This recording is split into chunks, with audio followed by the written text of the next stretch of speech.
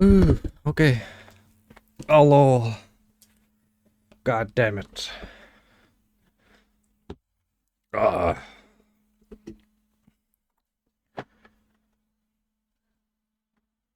Well, cheap ass ramen downstairs. I didn't want to eat this because it was like not really a good tasting kind, but yeah, I'll eat it. Hello, Jamie. You eating some? Well, not eating, drinking some hot cocoa. Not good tasting. Throw away. Hmm. Okay.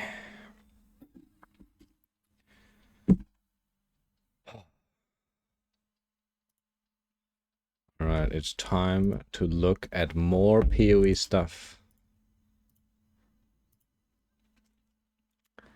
Let's see.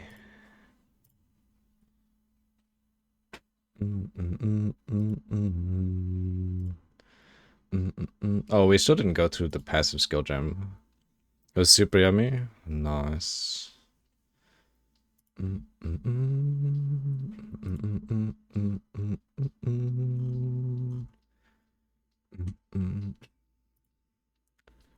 Why can't I find this? Hey. Oh.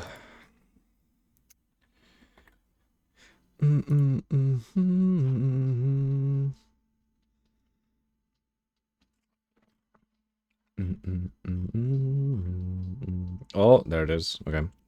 We found it. Alright, we need to open up Chrome. We got some stuff to watch. So, Good old Fextra Life drama. Then we got Ziggy D. Oh my god, is my cat trying to... Stop it.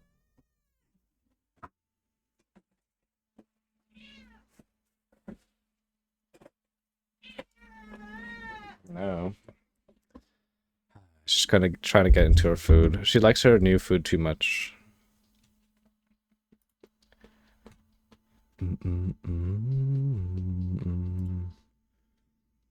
Okay, we need to stop the music. Okay. Definitely gonna watch this. Oh shit. Okay, we can watch this stuff too. Poor kitty's so hungry. She just ate.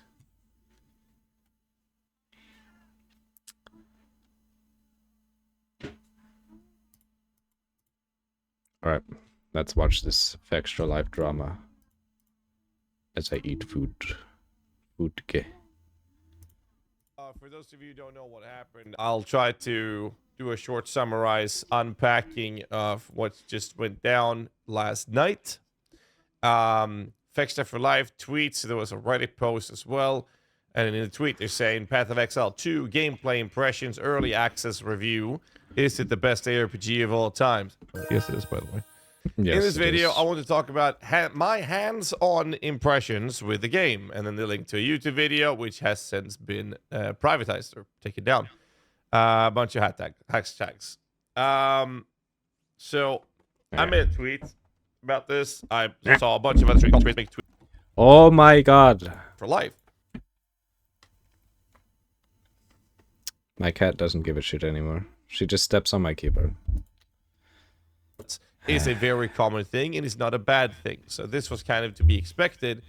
But you know, they chose Fextra Life about this. I'm about my hand for live tweets. There was a Reddit post as well. And in the tweet, they're saying Path of Exile 2 gameplay impressions, early access review. Is it the best ARPG of all time? Yes, it is, by the way. In this video, I want to talk about my hands-on impressions with the game, and then the link to a YouTube video, which has since been privatized or taken down. A bunch of hashtags. So I made a tweet about this. I saw a bunch of other content creators make tweets as well. I think I saw Empyrean as well.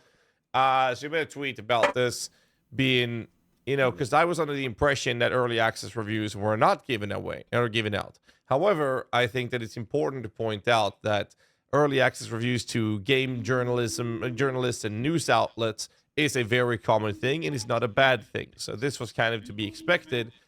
But you know, they chose Fextra Life, which I think most of us gamers can arguably say is not a good take whatsoever.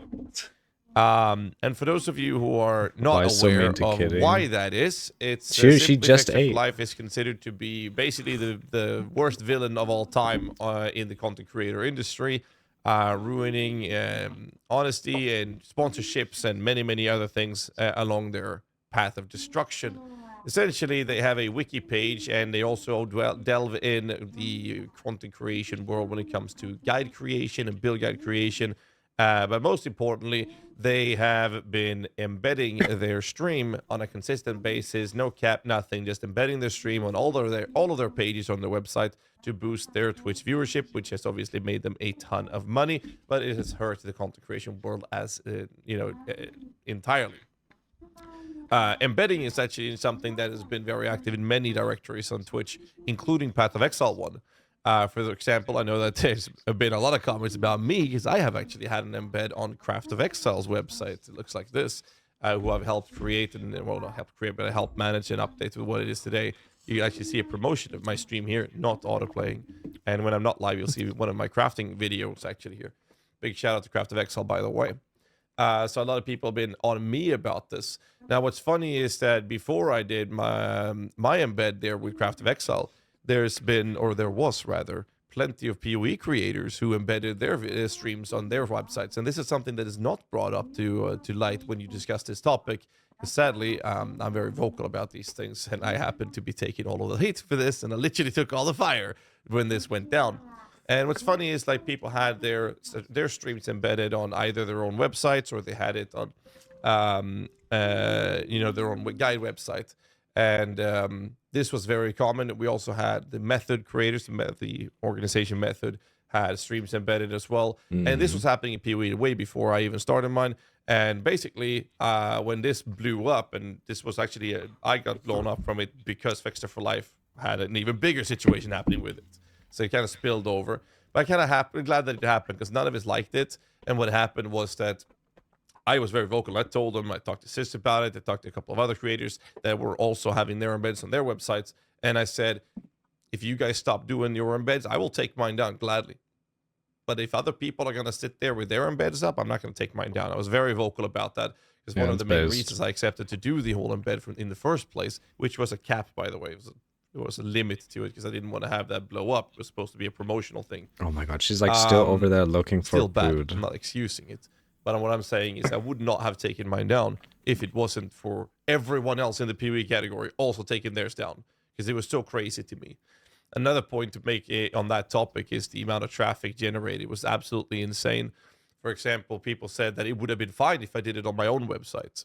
Now, you got to keep in mind that I have actual employees hired to help me with guide creations, with written guides, because I can't manage them all myself, because I manage so many guides these days with my company. So if I had them all on my own website, people don't actually know how many millions of people are watching those just over the first week of a launch. Thank you for the follow, but that bot behavior is not cool. 30,000 viewers on my stream if I'm embedded on that. That's not okay. It never was. It never will be okay. It's disgusting. So anyways, moving on. So I took mine down as a response to everyone else taking theirs down. And I think PoE Director has been very good on when it comes to this topic ever since. I'm pleased to see Later, Twitch actually made it harder to do this, or impossible, right? And my understanding is that Fextra was doing it for other stream services. I don't know about that. That's just what I've been told. Thanks for the prime sub. 10 why Fextra for Life has been considered one of the worst villains out there in the content creation space. But you got that bot behavior. And then fast forward to the situation we're in right now. You too. They made this tweet. I got a ban. There's a video. It was up for, I believe Empyrean told me it was up for 3 hours. 3 hours? Really? In those 3 hours, the last number I saw was 60,000, but someone told me that they had the video up and said 77,000 people had watched the video in those 3 hours. I didn't know it was up for that long. I'm going to show you my YouTube channel real quick, just to give you an idea of this. I'm going to go to videos, And I'm going to show you this one that was posted 17 hours ago. Clearly, this video this channel has 41,000 views, yeah? It says 41,000 views. In reality, it has 43,000. And the longer a video has been out, the closer the real number is to the number that people see in public. In the first 3 hours, Oh, really? I actually checked Holy this video. shit, so This they got video even had, more? 9,000 views. No, sorry, I'll take that back. It had 18 or 19,000 views after 6 hours or something, I think it was. Oh, But in reality, 3 it actually has hours. closer to 30,000 views, which means that if the video is showing within... That's the thing, though. Didn't GGG come out and, like, actually cover for Factual Life's ass?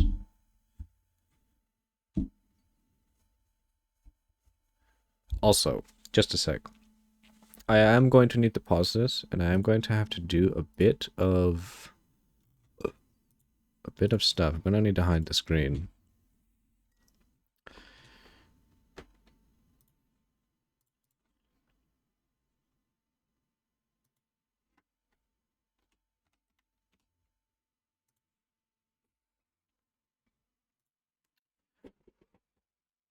Just a sec.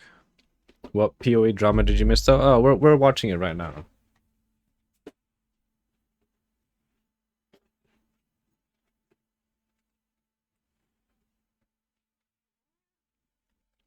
After I finish this this quick business that needs to be done.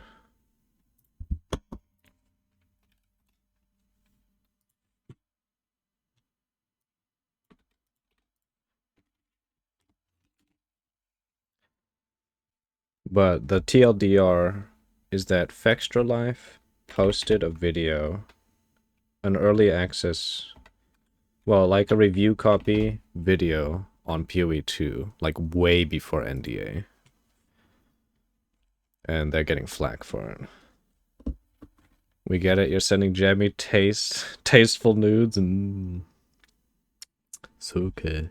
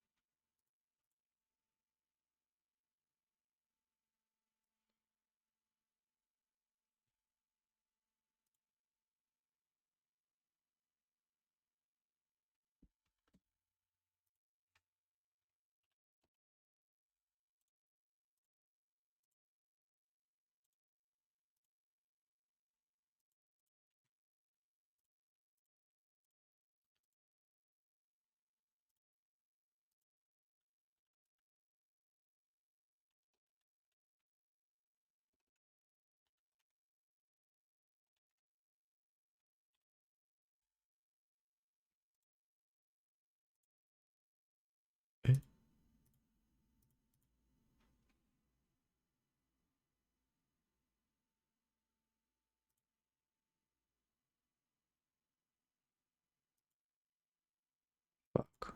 Wait, what the hell?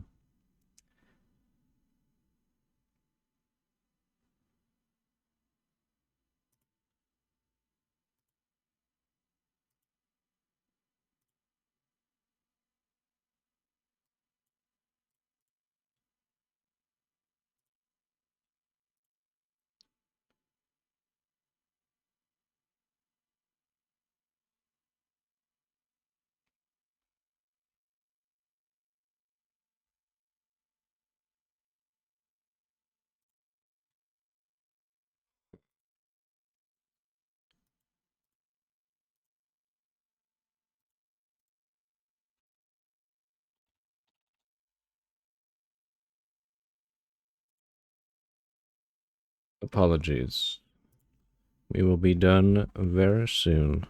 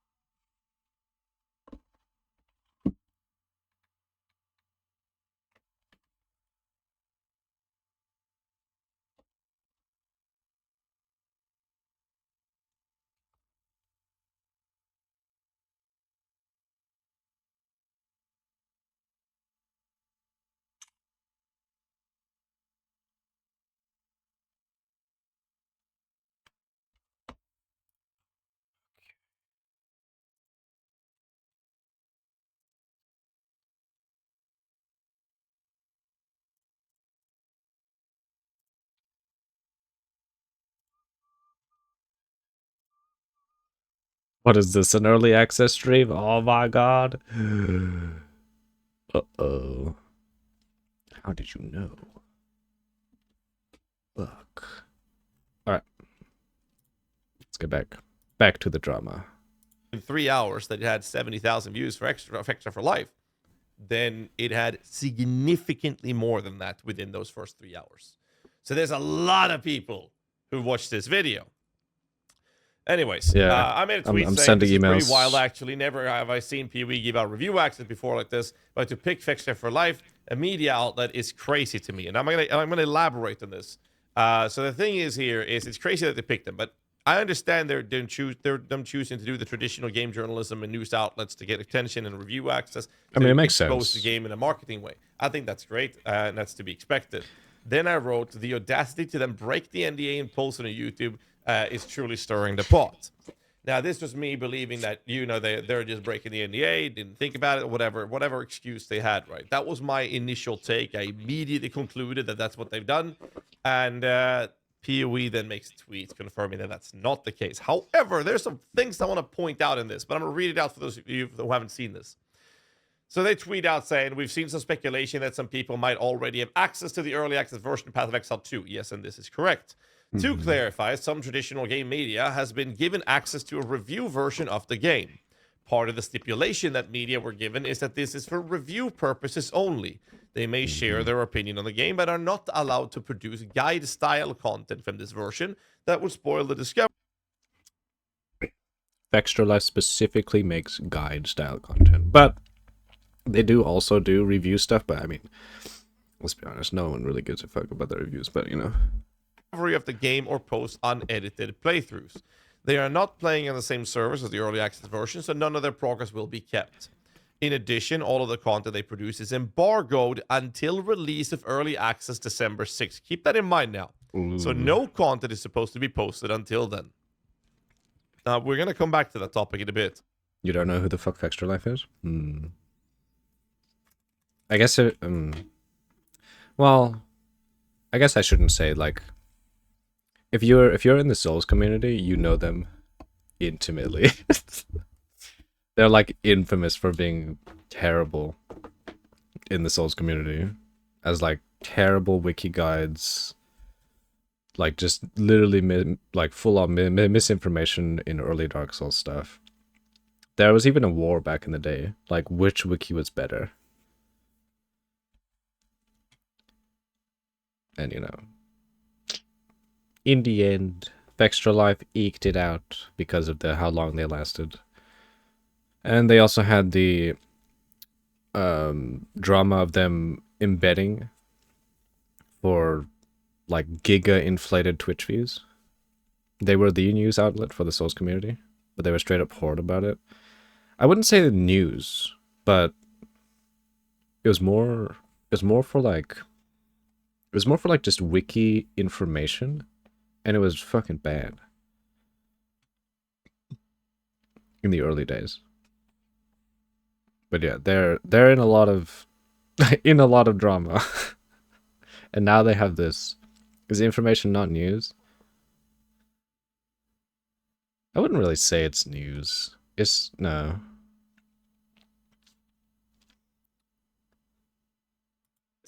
Unfortunately, there was a miscommunication with Fextech for Life that resulted in the video being posted early. So now GGG is going out of their way to essentially protect Fextech for Life, saying, no, there was but miscommunication with Fextech for Life specifically, and that's why the video was posted early.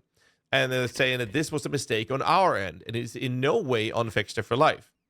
And then they went on to write, on release day, we want players to be able to make a more informed choice about if they would like to buy a key. We believe that allowing traditional game media access should be able to accomplish this without spoiling the game. Now, first off, I want to point out that in the gaming industry, especially in the ARPG world, because of the misinformation and the really poor managed wiki part and guide parts that Fextech for Life has been known for. Now, I'm not saying all of their stuff is bad, because I don't want to play at devil's advocate here and pretend, or I don't want to be like a bigot and pretend that they only do bad things. They have plenty of good stuff on their site as well, and most of us content creators don't want to mention that. But I will say that to have all cards on the table, They do have good some stuff. pretty decent stuff as well. I would even say that some stuff is good. The reason we don't talk about that is because they are the greatest villain of all time in content creator world. So This is very true. They do have good wikis. They are actually very useful when it comes to wiki stuff. I mean, it's just easy to vilify them because they're such assholes when it comes to, well, I wouldn't say assholes, but they've been doing a lot of bad shit. we But yeah, don't they give do them have any good credit. stuff. But I want to put all the cards on the table for you guys. When it comes to the ARPG side of things, it's been a horrific shit show from start to finish. That's the quality content they've delivered, and everyone who is an ARPG veteran knows this. I actually don't know about Fextra Life and POE stuff. Can you ask a question about the pre-buy for POE 2? No problem at all. Ask away. Also, hello, Ray. Ray, bro. You're doing well.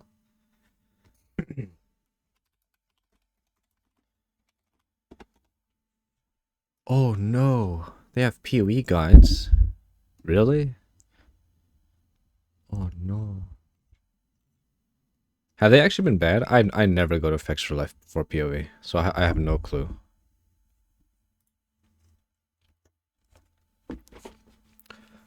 Just wondering how this will work. Alright. I assume... Oh, okay, no. I should just let you ask the question. You had no idea they did POE content? I didn't know either. Factual Life is somebody you have never heard of, and you generally know good builds. Dang. Ooh, so they only make bad builds. Oh my god, wait, what have they made? Doom Vortex. Chaos.Trickster. That's such a generic. Like you can have so many. So you need to buy certain money spent to get access, but you're off by 20 or 15. Oh.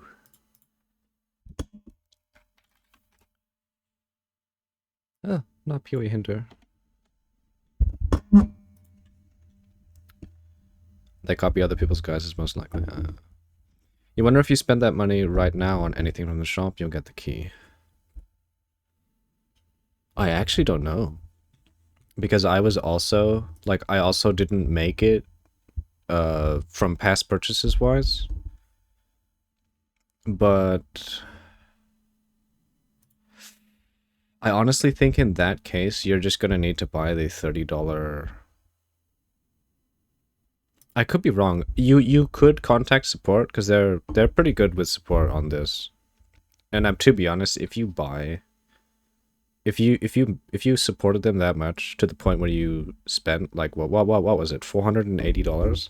If you're at $450 or something, or 460,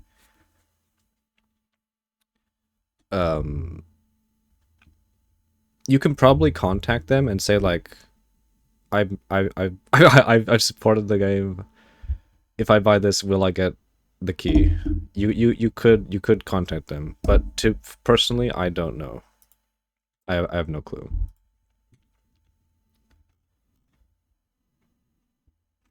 Because I was definitely under 480, so I was like, eh.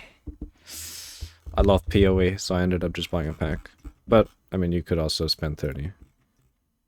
But if you don't want to spend 30, I'd say contact support. They could probably make exceptions. I'm not sure. I'm talking out of my ass right now, but I think it's a decent shot, I would say. Because GGG is pretty good. You should provide it is new money, so not points already on their account, as the calculation for lifetime purchases. Yeah, so your lifetime purchases,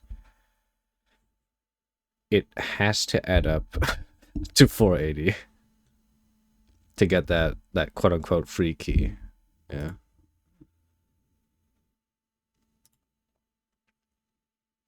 Oh, it's so beautiful. All right, back to drama. You'll give it a go. Good luck. Hope you get a good response. And we talk about it, and we're vocal about it. The most important problem here, and I'm going to talk about this very, very, Thank you so much. very No specifically. problem. First off, thank you for the follow, Rapra. It's very appreciated. Hope to see you on POE release, POE 2 release, early access. we're going to tackle the topic of the fact that POE said that there was a miscommunication. Now, I have playtested POE 2 a couple of times in the past. Last one was 5 months ago. And what happened here is that the embargoes is not specific per individual creator. There is a mass communication to everyone. They also, at every single event I've been to, after Cry 13,361, just subscribed and included the message, "Big up my guy Gassy." Thanks so much, Aftercry. I appreciate you. So every single event I've been to where we have played, they have been very careful in both email format, in the introduction of the actual event, in the middle of the event, after the event. We have been informed repeatedly of when the embargo is lifting. Why have this been something different when in every other situation GGG has ever done, they've been very adamant and clear about communicating? Oh. So it could be the case that GGG is just being nice. They're just being the nice guy in this situation.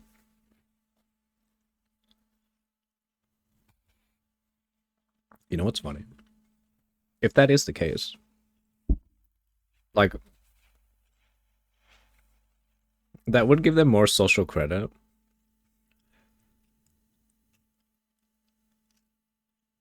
And it does save Extra Life's ass, like, hard. I wonder.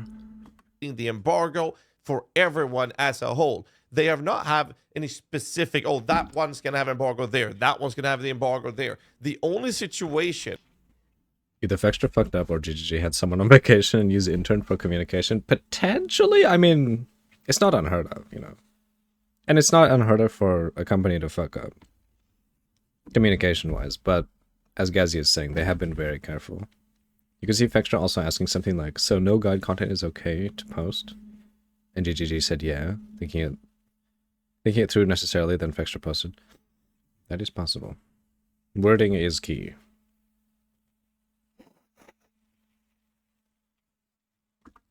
That they have had different embargoes was on the last playthrough test that I did in LA. And here's what they did. They went out of stage. All right, Jonathan went out of stage and was very, very clear in the communication. And he said, the embargo is this date. However, we will be reviewing that footage. Everyone, they review all of the footage. You can 100% see someone taking vacation before launch. Before a big launch, knowing their whole life is about to be damage control. Yeah, it's possible too. Though, to be honest, taking time off in this close, I don't think it's possible. Because typically in like these situations, everyone is going to be hands on deck. It's a huge situation. No one's going to... I mean, there'll probably be situations where it's like, you know, I must take days off because this shit's happening and I must be gone. But taking off during the holiday, it's gonna happen? I guess that's true. I guess holiday is true. But this big of a release, most of the time, companies would be like, you know, we need you guys here.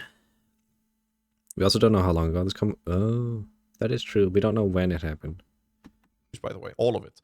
And they said the embargo for the witch summoner will be at a later date. So any footage that we were allowed to post was not allowed to be posted if it included a witch on the first embargo date. Then they gave us a second date for where the witch embargo was. That's why on the last place that I was in, a bunch of us POE creators, we got together and we pooled our gameplay recordings. I focused entirely on the witch. So most of the witch content you see out there is actually from my playtesting, because they played other classes to give us footage so we all could use each other's footage to make content to our audiences. So we went together and did that. So all of the footage I posted for the playtest that is not from a witch I didn't even play those because I was entirely focused, and my job was to fix the witch playtest for everyone that we pooled with. That was my job. So we just, teamwork makes the dream work. Exactly. So that's how we did it. But they were very clear, to get back on track here. They were very clear about the communication about the embargo. But now they're saying that they apparently had a miscommunication with Vextra. So that's why they're taking heat. Either way, I'm speculating. And if we're going to have to look at the things that we have facts on, Path of Exile GGG is saying, hey, we are the one to blame for them posting it early. We can't do anything but say, okay, we're going to have to trust that. And that's fine. And the reason we don't trust Vextra is same reason why we don't have confidence in Diablo 4. It's because they don't have any goodwill. They have burnt those bridges. They burnt the goodwill they've ever had, if they had any to begin with. Bro. So they're not to be trusted from the community ever. That's the starting point of when we look at whatever they say. GGG, on the other hand, has a ton of goodwill built up. So when they say that the miscommunication is on their end and is in no way on Vextra for Life, we believe it, obviously. And that's I'll still be kind of like, they're probably okay saving Vextra Life's Now, ass, why am I but, still upset? And why are people still angry about this? Well, it's because of the simple fact for two things. One thing most creators are mad about, and that is because they are basically portrayed as the greatest villain of all time in content creation. It's insane. Why give that outlet this opportunity and space in the industry? It's beyond me. The other part is more in depth, and I want to talk about. No, I'm pretty sure Gazzy knows this. Like, they do want traditional, quote unquote, traditional games media. Well, traditional games media to be given access. As a company, this makes absolute sense. There's no reason why they wouldn't. But for people like Gazzy, Ziz, any big content creator on POE, I guess that could come off as very put a sour taste in their mouth because they didn't get the review code. I mean, the review copy to play through. Yeah, I can see why, but still, it's not unheard of for, and like it's not out of the it's not out of the norm for a company to do this. Getting pissed, like, I can see why they get pissed, but it makes absolute sense for them to do it. About that very specifically. So, for those of you who don't know, I make written guides for PoE on a website called PoE Vault, which is owned by Ice Events. I make guides for Last Epoch and Diablo 4, which is on Ice Events' main website. There are other guide creation websites, such as Maxroll, for example. Most of you guys know Maxroll. You also don't know why Gazzy is overcomplicating this. Vextra just got to post regardless of how, the first major video regarding news. So they became the sole media outlet to have PoE 2 footage allowed there by giving them a view monopoly. No, that's not the problem. The problem is that I think what Gazzy is saying is that they, like, the OG PoE content creators didn't get a review copy. But traditional games media did, because they're reviewing the game in a traditional sense. Is what I think he's being mad at right now. When I say mad, problem is Vextra got the crush Robin live. No one else had that right. I mean, breaking NDA. PoE content creators didn't get copies. From what I can tell, from what he's saying, that's what it seems like. Like we can listen because to they are basically portrayed as the greatest, so that they're not to be trusted from the community ever. That was my job. So we just teamwork makes the dream. Okay, we'll listen to this part again. Teamwork, exactly. So that's how we did it. But they were very clear, to get back on track here. They were very clear about the communication about the embargo. But now they're saying that they apparently had a miscommunication with Vextra. So that's why they're taking heat. Either way, I'm speculating. And if we're going to have to look at the things that we have facts on, Path of Exile GGG is saying, hey, we are the one to blame for them posting it early. We can't that, and that's fine. And the reason we don't trust Vextra is same reason why we don't have confidence in Diablo 4. It's because they don't have any goodwill. They have burnt those bridges. They burnt the goodwill they've ever had, if they had any to begin with. So that they're not to be trusted from the community ever. That's the starting point of when we look at whatever they say. GGG, on the other hand, has a ton of goodwill built up. So when they say that the miscommunication is on their end and is in no way on Vextra for Life, we believe it, obviously. And that's okay. That's fine. I'm okay with that. Now, why am I still upset? And why are people still angry about this? Well, it's because of the simple fact for two things. One thing most creators are mad about, and that is because they are basically portrayed as the greatest villain of all time in content creation. I don't see this point. It's insane. Why give that outlet this opportunity and space in the industry? It's beyond me. The other part is more in-depth, and I want to talk about that very specifically. So, for those of you who don't know, I make written guides for POE on a website called POE Vault, which is owned by Ice Events. I make guides for Last Epoch. Ooh.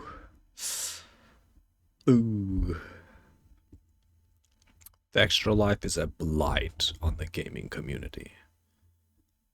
Damn. And Diablo 4, which is on Ice Events' main website. There are other guide creation websites, such as Maxroll, for example. Most of you guys know Maxroll. Most of you guys know Mobalytics. They actually started hiring a bunch of creators. I saw, what was it, Diaz Lily and... you fully agree with me. me. There was a bunch of other people. I might be wrong with the name, but I'm pretty sure there's a bunch of others on Mobalytics that started hiring for POE. And they've had Creparian for the longest of time as well, prepped as well. I believe they're doing something with the Bazaar as well. But people just hating on Vextra? Well, I mean, people can hate on Vextra, but they do have good stuff, as Gazzy said before. But yeah, I don't like Vextra either, but you can't. Well, it's kind of hard to defend them, but still, they have good shit on their wikis sometimes. And you can't really take away from that. But still, yeah, they are kind of shitty with their practices in the past and stuff, you know. But in the ARPG world, they are already making guides for Diablo 4. And there are plenty of other types of creators that have been hired and other websites that make guide-related content. Now, some, if not all of these websites, are doing news-related posts and are considered a game journalist news outlet in some degree as well. Which means that, you know, they are already operating in that industry. And the embedded Twitch so was low, yeah. I have people in my company and I have people in my moderator team that are working with Ice Events to help out with guide questions, guide moderations, and whatnot. Not just for me, actually, for other people on Ice Events as well. So I actually have quite a few things from my company that is working integrated with Ice Events these days. That's how my company is structured now.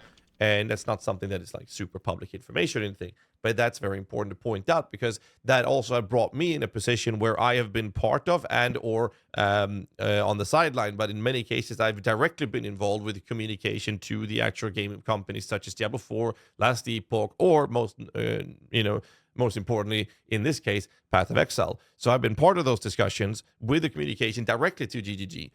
And one of the things I know that Ice Events have done, just like many other websites, is basically ask for support. Hey, what about an API? Do we have some sort of client we can get access to where we can't play, but we can data mine to, not for the sake of guides, but for wikis and creating tools. And that's very important to point out. So the way this works is that if there can be an NDA data mine client, which has happened in other games, by the way, it's very common, where websites get access to do so without being able to actually play the game. And what that means is that they will then have the information for wiki updates and tool creation so that those websites can create the necessary tools to create guides and create wikis on their website to be accurate information based on the current state of the game. This is a very common thing. And that is nothing that's going to be, oh, the game's already explored. It's basically pre-preparing so that those individuals or those websites can create websites What does this have to do with the drama, I'm going to though? give you a quick example of that. I'm going to take Diablo 4 because we had a recent update to a tool here. So, for example, here's a tool. This is a tool that's been created. This is from data mining. This tool is created. But what does this have to do with the drama? Like, I know where he's coming from, but, like, he doesn't need to go this far into what he's doing to get to the point. But, I mean, you know. You see this still coming back to Fextra Life God First Access. Maybe Gazzy will have some big reveal. But that's what all his builds are. That's what all this builds up to. Yeah. Like, he is advertising. Yeah, he is. With data mining. Let's just see what happens. This tool is also created based on data mining. This is a Paragon board. Shit like this would be required to make high quality guides. Prime and included the message. Thank you. Did someone say POE 2? So that's the kind of data mining that that allows to create these higher quality tools. You see these, Maxwell has a bunch of it, Mobility has a bunch of it. Like, this is a thing that happens, right? And that's what they use the data mining for. Anyways, so in these discussions, it's basically been a hard no. Okay. No, we're not going to be able to get this. It's not something they're going to give away. Fine, that's okay. Then we fast forward to this situation again. And they say, okay, but we're going to give news outlets access to the game. Fine, I'm okay with that. News outlets do not make guides. News outlets do not make wikis. What does that Fextra for Life do? News outlets, written guide content, written build guide content, and an entire fucking wiki. What does that then mean? It means that they are able to data mine the living fuck out of the client that they've been given access to create these tools way before anyone else can do. And this is a company that is... Okay. That's what he's getting at. Okay. Everything he's said up to this point makes sense now. Created, that's basically considered the greatest villain of all time. And they now... yeah, that's kind of a big problem. Now that he's explained this part.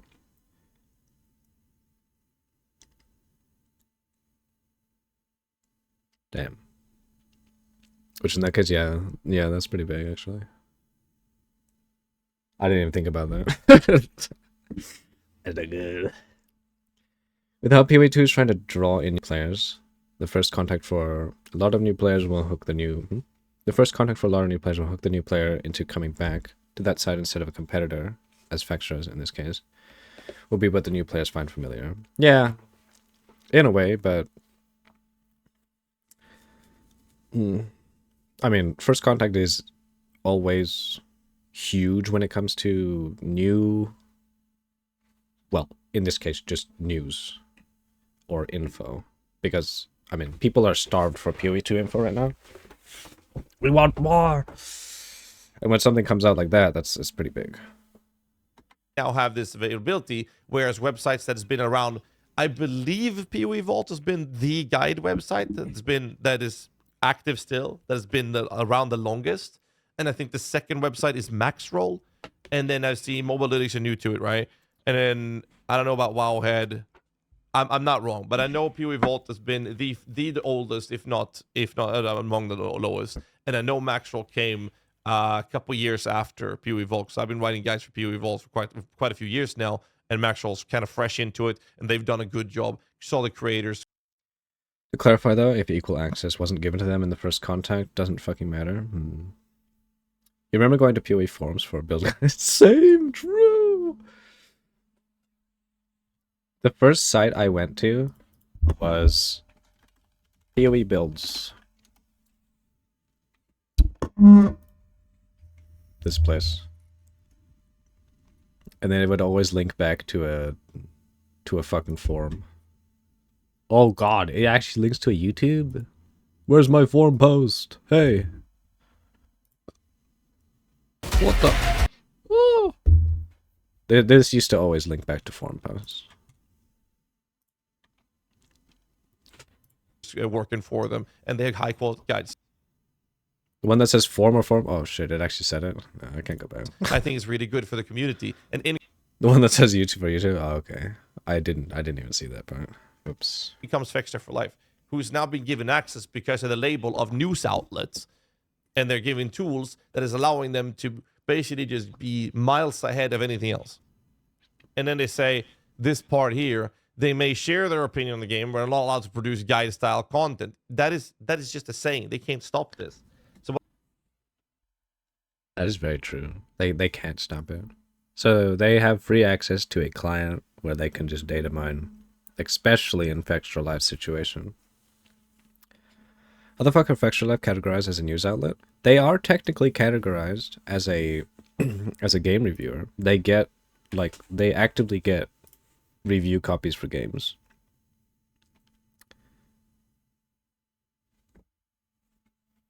Yeah, it is what it is.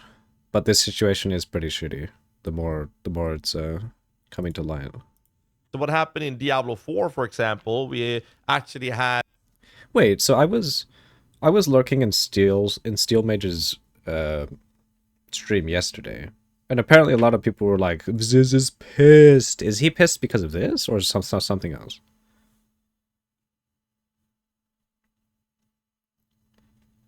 Or is that just a meme, and Ziz isn't actually pissed, and it's just the community having fun?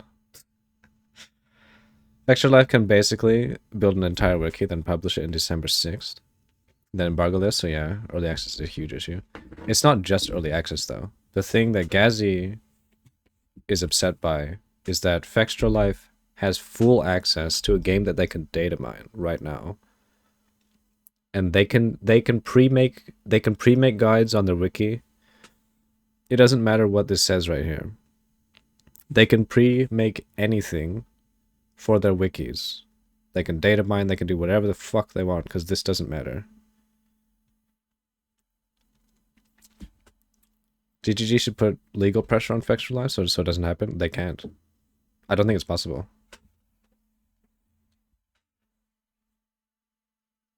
Well, actually, I don't know if they can. Yeah. I have no clue about the legal system and what they can do. But I want to say that they cannot. But who knows? Had not content creators, but guide writer websites had pre-access to before the game itself launched 2 years ago, or whatever it was. And guess what? All of those websites, Icy Veins, Wowhead, D4, Mobile Leagues, all of it, data mine the living fuck out of that client, of course. And what did we do with that information? We created tools to make guides with. Oh, the embargo is released on the launch day. Guess what happens? The tools are already there. If Extra Life was locked from publishing guide content for the first 2 to 4 weeks, that would be huge. But it depends on the contract for the access / NDA that Extra Life signed. So their NDA would likely be only for the review. They can't post guide content or anything before December 6th. Anything review related. So they can't do guide stuff. There's no way that the NDA covers that they can't data mine the client that they got access to. There's no way that they covered that. And if they did, what's stopping them from not doing it? Because they can just do it, and then after December 6th, NDA is lifted, they can just freely make guides. They can just post pre-made guides.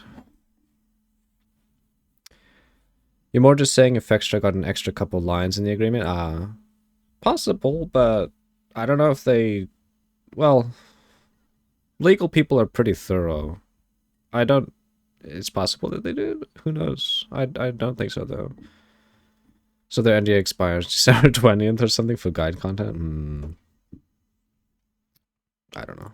There, the creators on the rights guides on these websites were then able to immediately get high quality guides out there. Now, these sites that have supported and helped build the guide parts or guide world of the POE, such as POE Vault Icy Veins, such as Maxroll. I don't know which other websites are actually commonly used, but I know POE Vault and Maxroll are very, very, very commonly used in the community. They are not going to be able to have any tools ready to make guides with. Not unless they had access to the review to a data mine. which was supposed to be for news outlets, not for guide rating pages. Now, I feel like I'm ranting on and on. That is basically what's going on. I'm gonna wrap this up for the guys watching on YouTube. I still don't get why he thinks that, like he said specifically that he feels like the OG POE content creators are villainized. I'm paraphrasing. Well, talking out of my ass. Like he said that they just felt like they're the villain in the situation, which I don't like. I get where he's coming from, but I don't feel like his wording of that was correct. But that is why people are upset, and it's, I don't know what to say. But GG saying that it's on them, but I mean that's fine. I can let this go because GG said that this was a miscommunication on their end. I'm fine with that. What I'm not fine with is how they're first off choosing Fexture for Life, and secondly, how they're giving any site that is not just known for news outlets, game journalism, but in fact is competing with guide creation website, guide creations, written build guides, as well as a wiki. That is so crazy to me.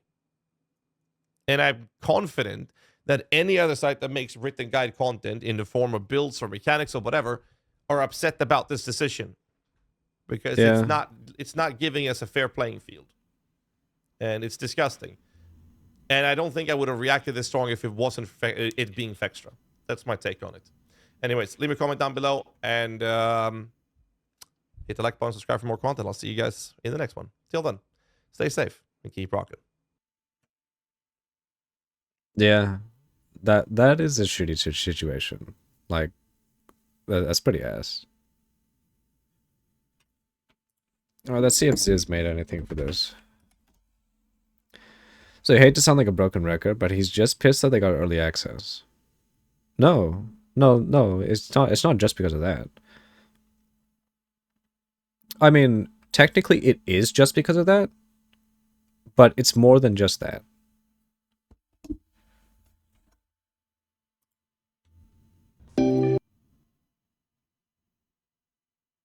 Nothing about it.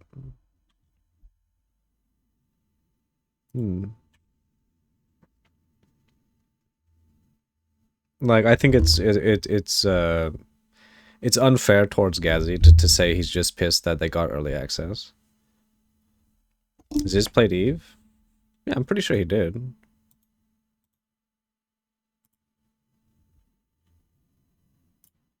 Whoops. Yeah.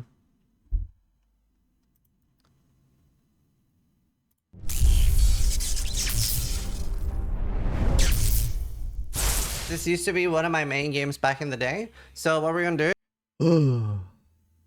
Spreadsheet online. I'm gonna show the video for the Revenant expansion, and then we can't afford to lose. Wait, do we have points? That's fair. That's. To be honest, EVE Online always looked really fucking cool. It's just obviously, you know, the meme of Spreadsheet Online. It's like, oh shit.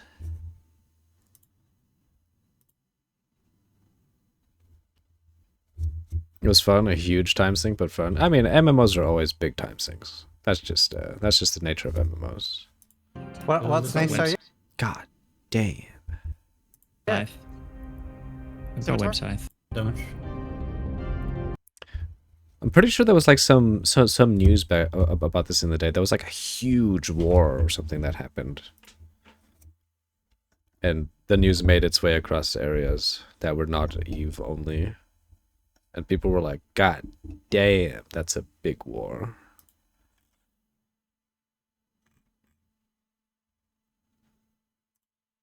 Okay, back to PoE 2 stuff.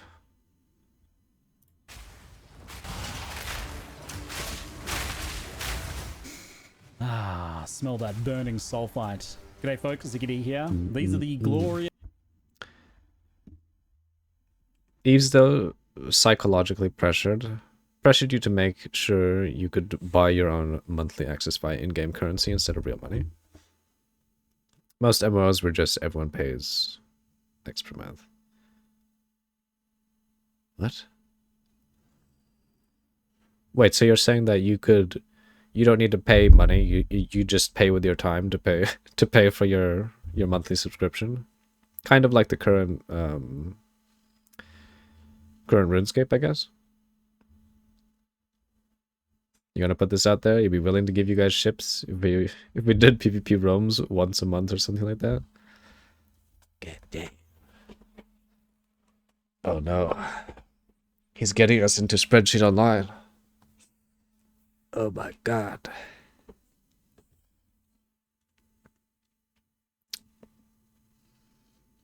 I wouldn't be opposed if I built up the interest to play EVE Online, but we'll have to see. Yes, by playing the game, you could earn in-game currency that allowed you to buy a Flex Pass. The Flex Pass was a monthly access, and if you couldn't buy it, then you have to pay the monthly fee. Interesting. Various sights and sounds of a mercenary grenadier in Path of Exile 2. Just one of the many playstyles possible on the very flexible mercenary class. Now, just a note before we continue, this He said footage flex, is from Act 1 and flexible. 2, filmed hands-on at the GGG studio when I travelled there to host the Q&A just last week. This isn't a build guide, it's way too early for that. Anyone giving you a build guide is kind of like yanking your chain a bit. I, like many of you, want us all to explore the beta and figure out builds together. Consider this instead just a primer, a showcase, just a taste of one playstyle of the mercenary that might inspire one of your builds or help you decide what to start as. This video will contain some minor spoilers like minor boss fights and locations, but no story elements. Also keep in mind that while this is some of the most fresh Path of Exile 2 footage you'll see until the beta is out. Isn't this just the Syrian egg chuck dudes? It's still subject to change. Also, I did want to note that there was a bug here that's likely already been fixed as I'm recording this, where the mercenary doesn't turn when reloading or winding up an attack. It's kind of just a visual thing. It didn't really affect the gameplay, but it doesn't quite look right, and Jonathan specifically pointed it out to me. It was working fine in earlier builds, but something broke, and they had to fix it after I left. Man, the mercenary pop effect Specifically looks so good. pointed it out to me. It was working fine in That pop.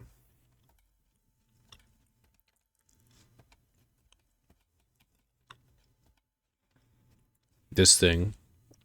It looks so good. This white circle that app. Just mercenary name's like Bleed Pop Gladiator. Bleed Pop Glad plus Slayer because they have call. It's basically just Duelist, but crossbow. in earlier builds, but something broke and they had to fix it after I left. And with that, I'm very excited to share some of my experiences with the Mercenary and Grenadier playstyle in Path of Exile 2. Always some sort of ritual going on. Most of the time in POE 2, you will choose your own skills through the Uncut Gem system. Duelist, but better. The first skill is pre-made for you on the beach, and for the Mercenary, that's fragmentation rounds. Effectively, a shotgun. This shoots many small projectiles in a spread that can indeed shotgun if you get closer. And the damage is substantially better if you do get up point blank, unless the target is huge, in which case you're probably going to hit them anyway. Fragmentation rounds has some fun interactions with frozen enemies that we'll talk about later, but it serves as a good intro to how the crossbow works. And fundamentally, this class plays very differently to any other. Crossbows are preloaded, but mostly fired nearly... You know what's funny?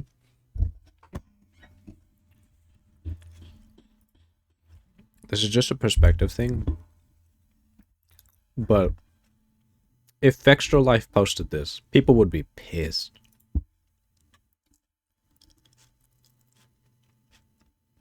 Mainly because Extra Life has 0 social credit. Because like the way Ziggy is talking about it is basically dumping wiki info. instantly. Every other weapon, whether it's a bow or a hammer, have some kind of wind up to them, right? But with crossbows, you're already loaded and ready to go, you just click the button. The downside is, of course, that you do need to reload, and each skill is effectively an ammo type that you can reload or swap to separately. Default attack is an ammo type, and so is fragmentation rounds. Pressing the load button will either reload that magazine or swap to it. A loaded magazine of a skill type, like fragmentation rounds, will persist even if you swap between multiple different ammo types as well. So you can preload everything and then swap between it quickly. This has a pretty few interesting effects. For example, you pay the mana cost when you reload, not when you fire. Again, very different to most skills. So you can spend mana reloading before you even begin combat. Okay. So reloading, you have to reload each specific one. You can't press a reload button and it reloads everything. That's actually interesting.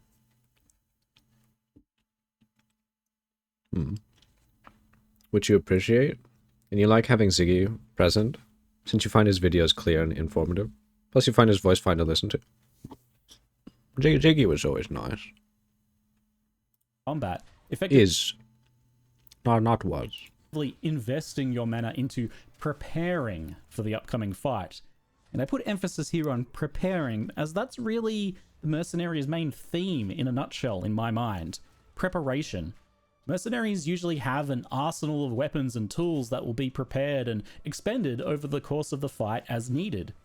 A well-prepared mercenary will do well, while one that is unprepared might find themselves overwhelmed. You load ammo types by pressing the load button for each skill, but to fire your crossbow, it is all the same skill, the same button, the fire button. It takes a moment to kind of adapt your mindset over to this unique playstyle, but I found it very natural over time, and in some ways, simpler. If I wanted to shoot, it was always the same button. I just use other hotkeys to change what my shoot did. Other skills like grenades do get their own separate hotkeys and don't use... Yeah, it's just something that you'll just need to get your muscle memory used to, which is interesting in a way. Use this like ammo loading system, so you do get a bit of a mix of playstyles down the line, but the fundamental crossbow experience is ammo swapping and blasting. Whenever you fire the final round, the character will automatically reload unless you do something that interrupts the reload, like for example a dodge roll. And I did find myself doing this a bit at first. Each skill has a different amount of shots before a reload too, so the shotgun style skills typically have just one shot and then they'll reload. They get that pump action kind of feeling, while the spammier skills can have many shots before they need to reload. Some crossbows and passive skills can give you Those character placement bumps that happen when the boss hits character are rather unpleasant, just you. This is not something that they haven't done before. Like other bosses like oh, what's his face? Oh my god. God damn it.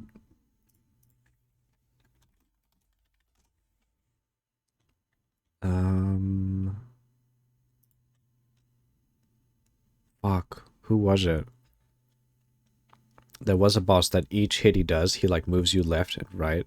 Like if you stay in one place, he will just bop you left and right constantly. Fuck, who was it?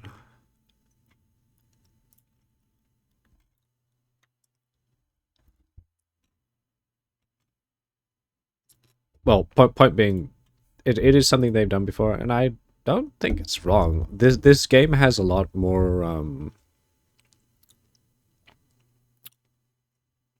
more heavy hit feeling to the game, so bosses like displacing you is fine, I think.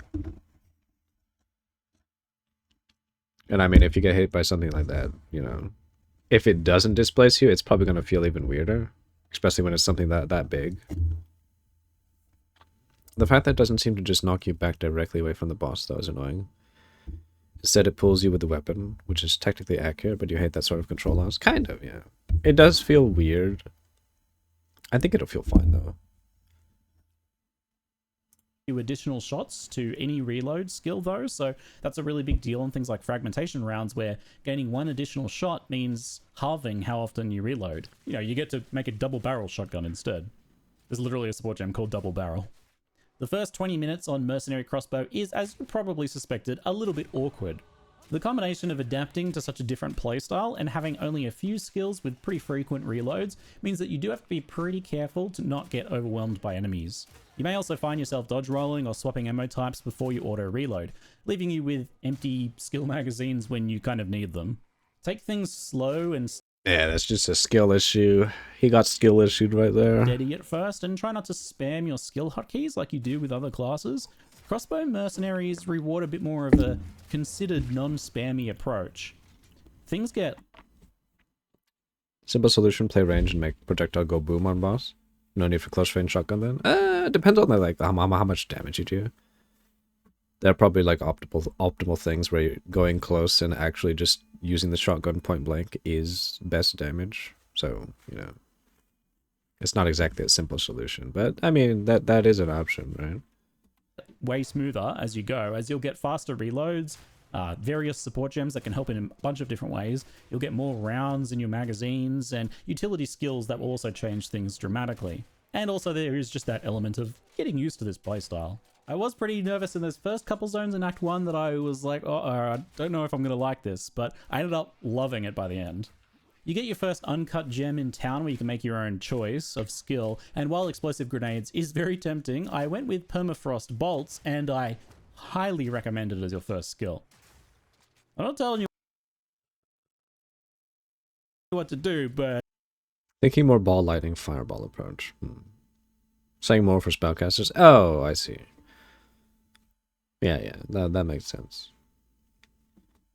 This is basically an ice... I mean, even in the spellcaster role, there might be skills where you do more damage if you're closer.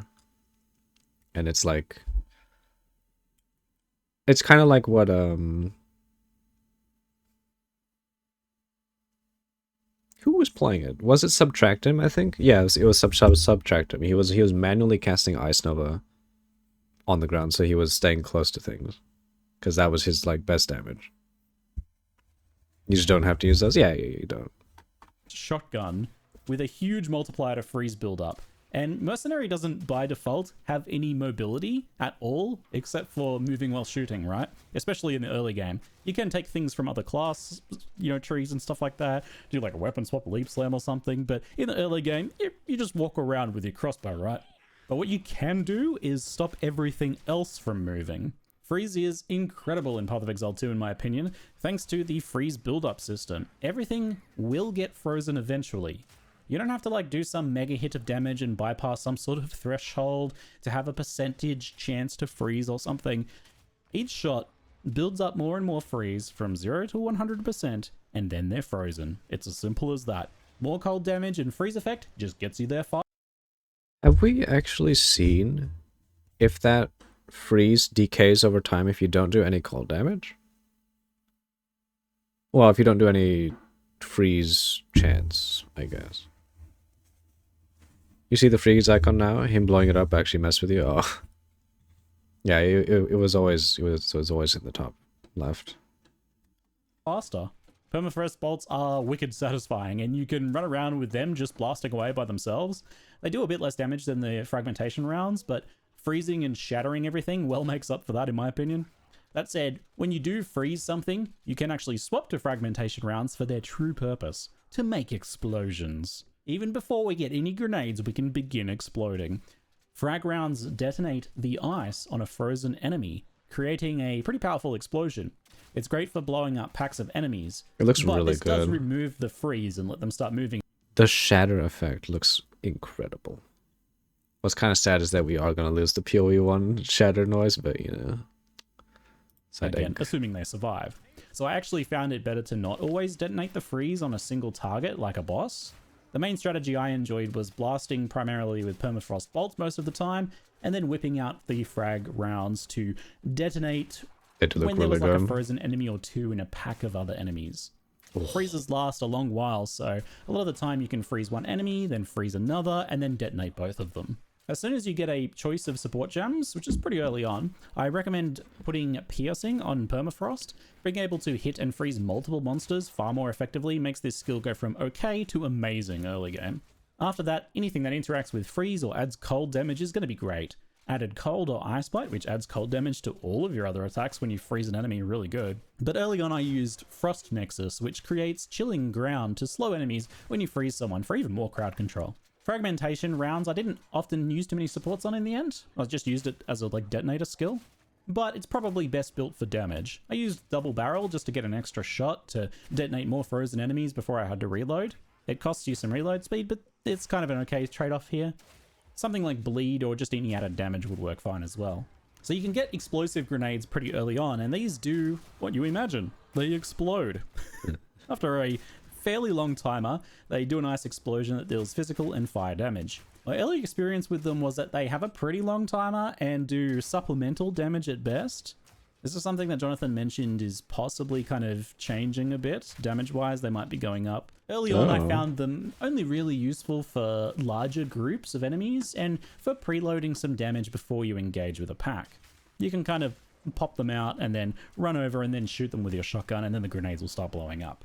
As soon as you can grab multiple projectiles support though, which lets you shoot out 3 of them at a time for substantially better overall damage and area of effect, they do start to shine a bit more. Added fire is also good, but you can use the less duration support too to lower the timer and make them detonate faster with no downside. Explosive grenades get better later on when you get poison grenades to combo them with too as well, so we'll see more of that later. Now, far better early game, and when a grenader started to feel like a thing for me, was when I got the flash grenades. As soon as you can get these, do get them. They deal physical damage in a large area, they have a short timer, a massive increase in stun effect, and they blind enemies. Blind him! With multiple projectile support, they are incredible at stunning huge groups of enemies and even bosses in 1 or 2 throws. Holy shit! Look at that stun buildup. Groups of enemies. Ooh. That's like all his bar. That's like what, 60% stun when it overlapped all of them, I guess? And even bosses in 1 or 2 throws. So you can get a lot of those heavy stuns on bosses to get some nice damage cycles off. They do only have 1 charge to begin with, but later on you can get an extra cooldown with the Grenader passive, which is just incredible. The skill has a small downside though. You blind yourself with them too. Oh, you can flash yourself, yo. That's actually kind of interesting. I wonder if you turn away, will it not blind you? Kind of funny. With multiple projectiles and increases to area of effect, you will blind yourself all the time. I certainly did. But I did actually just find it to be not too major of an issue. It's like, you do lose some evasion, and accuracy didn't really seem to matter. I was still hitting things just fine. Trench coat and flash everyone? Hell yeah. Certainly, it's not ideal, and you're trying to avoid it when you can, but I did Going to those public bathrooms, yep. find it a worthwhile trade-off for how strong the skill is. Flash grenades with multiple projectiles quickly became a main skill for me, and we used off cooldown as much as possible. The stun, the damage, the area, the speediness of their detonation, all amazing. I did use some stun supports with it too, but because they're already pretty high stun effect, it's probably better to use things that increase damage or area or cooldown instead. It's just the area of effect support, for example. Ooh, cool. Do you see that? He picked up the spell. The firewall. Now, here I am teaching you how to blow things up in the Path of Exile 2 beta, but I know many of you are already planning on blowing up your job, your career, your future livelihood, etc. as you sink deep into the loot grind, you know. Missing call after call from co-workers, bosses, family members, and emergency services. As you try each of the 36 ascendancy classes. He's going the Captain Lance route. Testing every skill in the 7 different endgame content like pillars that they're adding, not to mention more of them later, over 100 different bosses. And then there's like off-classing hipster builds and weapon swapping builds, and emerging from this beta as a functioning human it's gonna be tough. But I do know a solution. I'm gonna be emerging as a functioning... Actually, I don't know. Because I'm gonna be traveling the whole time. God, that sucks. I'm only gonna be able to stream 1 day of the fucking early access. You could learn back-end web dev with my sponsor, boot.dev. Learning programming languages like Python and Go, and getting started on a career in back-end web dev might seem pretty daunting, but boot.dev turns it into an RPG. Yeah. So it tickles those same reward centers, just like getting a level up or a Chaos Orb drop. Bloody beautiful! You could, for example, do a zone in Path of Exile, Bloody get a level in beautiful, gear, mate. and get some feel-good feelings, and then Emerge as a butterfly. Before that, you was an unwashed bug that wove a second skin of waste material. Waste material. Speaking of Captain Lance, you might follow his first class pick. The sorceress he's planning on seems similar to what you want to play. It looks OP. I mean, just anything ES just looks busted. Do a couple steps on a boot.dev course and level up there too. You'll get that sense of progression. Did you see that Australia passed a law that is intended to block kids under 16 to use social media? Really? Interesting. I'm not sure that's going to stop anyone, but... both in-game and out of it. I had no background in code, and I found the practical just kind of write this code and see, look, here's how it works approach that they take with this to be super easy to jump into. And I'm a sucker for some good gamification. You can try it for free and learn some things, and then sign up if you think it's got some potential. Go from knowing nothing about this to getting a job in back-end development at your own pace. It's even got a course on actually applying for jobs in the field, so you can come out of the beta and survey the devastation of your life and smile upon the carnage, knowing that it's okay, you've got a plan. If you do end up liking the look of boot.dev, you can use my code ZiggyDGaming for 25% of your first month or year, whichever. Grab a month to learn a specific skill like coding in Python, or grab a year for a career, and get yourself a solid beta backup plan for your life. Back to the video. I did not see that Australia did that.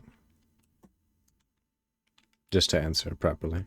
Once you get flashbang and explosive grenades going, you can almost fully go grenader mode at that point, especially just kind of supplement explosive grenades. What is this? What is this effect that he's standing in? Is that... Well, what was it? Is that,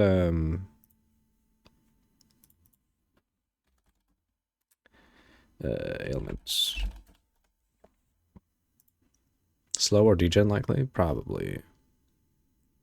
Maybe brittle? Nope. Oh, not brittle.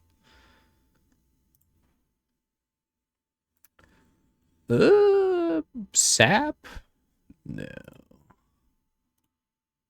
What the...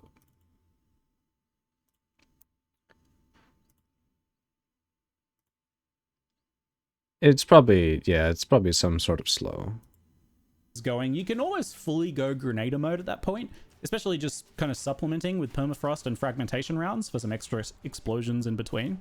I did, however, end up experimenting with armor piercing and high velocity rounds. The armor piercing rounds is a machine gun fire skill that chips away at enemy armor. At first it's a very small amount, like 1 or 2 armor for the lowest level, but each level of the gem makes it destroy more and more armor per shot. This of course makes its damage ramp up itself, and enemies also will take more physical damage from any other hit. It's just going to be nice in parties for sure. When an enemy loses all of its armor, it becomes armor broken, and that's where high velocity rounds comes in.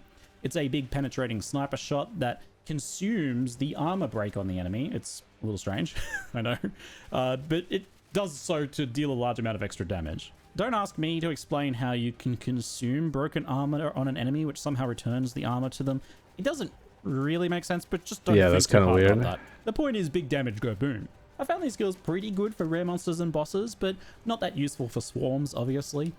The faster attack support on armor piercing is obviously great for reaching armor break faster, and high velocity is all just about big physical damage, so anything that just scales up the damage is going to be great. While these skills were pretty good, they're probably for other playstyles. I think for the Grenader playstyle they didn't really make too much sense, as they were more focused on physical damage combinations. Lowering their armor doesn't really help you much if you're doing a mixture of damage types, like you're probably typically going to be doing with most Grenadier setups. So 2/3 of the way through Act 1, a side boss can give you your first uncut spirit gem, and they drop every so often after that point too. There are a few good choices here, but I wanted explosions, so I went for Herald of Ice. This reservation buff makes it so that whenever you He had perfectly enough dirty spirit to do it.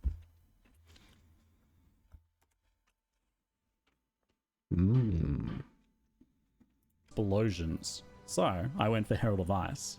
This reservation buff makes it so that whenever you shatter and kill a frozen enemy, they explode, dealing cold damage to enemies. This does nothing for most bosses, of course, but it's amazing for clearing groups and super fun, especially early game when you're using lots of that permafrost bolt. It can be supported with added cold damage for free too. It doesn't cost any extra spirit, and that just makes the explosions deal more damage. Great. Other support gems like accuracy support, for example, can work to boost your global accuracy, like adding an effect to the aura. It's quite neat, but those sorts of supports do increase the spirit cost. so that'll require some investment or getting extra spirit to use. Interesting. So that's a way to get accuracy. I guess that makes sense, because they did have the clarity support. Long term, I could see having Herald of Ice on most of the time, and then having a defensive spirit skill like Arctic Armor, Grace, or Wind Dancer to swap on for bosses. And then having a defensive... You see what happened there? I think he either got frozen or ignited. Probably ignited. And his charm went off. Spirit skill like Arctic Armor, Grace, or Wind Dancer to swap on for bosses. An interesting utility skill that popped up Could also be around the end Bleed. of Act 1 was Rapid Shot. This channeled skill has a bit of a wind up to it, and then it rapid fires out a huge amount of bolts that also build up heat. Each stack of heat gives 10% extra fire damage to the skill. More importantly, however, heat also adds 6% of damage as added fire to any grenades fired. Heat does rapidly drop off when it's not in use. Ooh. 2 grenades. Oh, yeah, it literally says grenades gain. So you kind of get this unique combination of trying to fire a lot of these shots and build up the heat, and then very quickly put out as many grenades as you can with those empowered grenades. You can literally see the grenades like catch on fire from being empowered. That's a lot of stacks, actually. He got like, what, 6 stacks before? Of trying to fire a lot of these shots and build up the heat. He gets 10 stacks. 17's cap.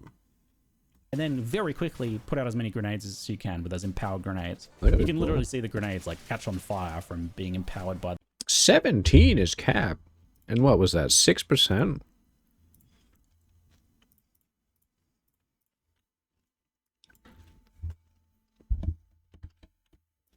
Damn. 120% extra fire damage. That's kind of a lot of damage. the added fire damage. Pretty spicy combo, but the wind up and channeled nature of this does make it kind of difficult to pull off in dangerous boss fights, except when you get a stun or freeze, which thankfully we're quite good at here. So it certainly does work, and is a good way to punish the bosses when you get those moments. I used this for quite a while before dropping it in favor of the easier to use explosive shot combo I'll show you soon. But supports for rapid shot would likely be things like faster attacks and then anything to add damage or debuff the enemy. Gas grenade is where you start getting some more grenade combos, and it's a pretty fun piece of the puzzle. As a baseline, it's a grenade with 3 charges that releases a poison explosion and then a lingering poison cloud that grows. I'm sure there will be some poison-based setups that focus on those parts of the skill, but I'm excited about its other application. That poison cloud is highly explosive. Any burning ground effect, or including enemies burning ground effects by the way, or any of your skills or allies' skills tagged as a detonator, or that apply burning ground, can cause the gas cloud to explode, dealing a large chunk of damage. Explosive grenades work well for this, and it gives you more explosions per explosion. What a deal. Another fun bit of tech here is the bursting plague support gem per explosion. Wow, the shock effect on you looks really cool. It's almost like an aura. God damn. What a deal. Another fun bit of tech here is the bursting plague support gem that I kind of stumbled on here. Linked to the gas grenade, this causes enemies poisoned to also build up plague. Initially I was like, okay, it's poison stuff, not relevant. And then I saw explosion. When the plagued enemies die, they explode. So good.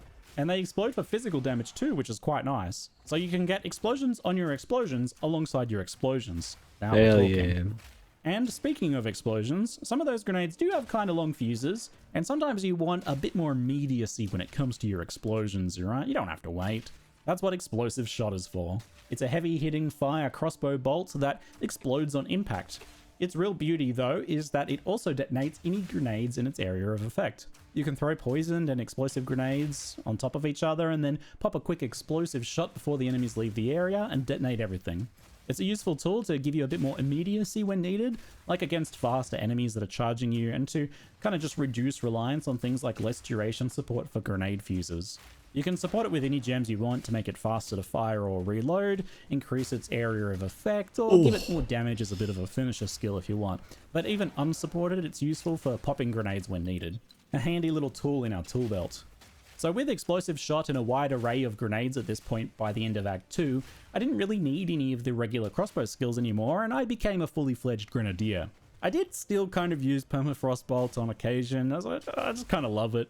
Once again, this isn't a build guide, but I'll show you what my build was looking like towards this end of Act 2 period. In the end, I ended up linking explosive grenade to added fire damage and area of effect.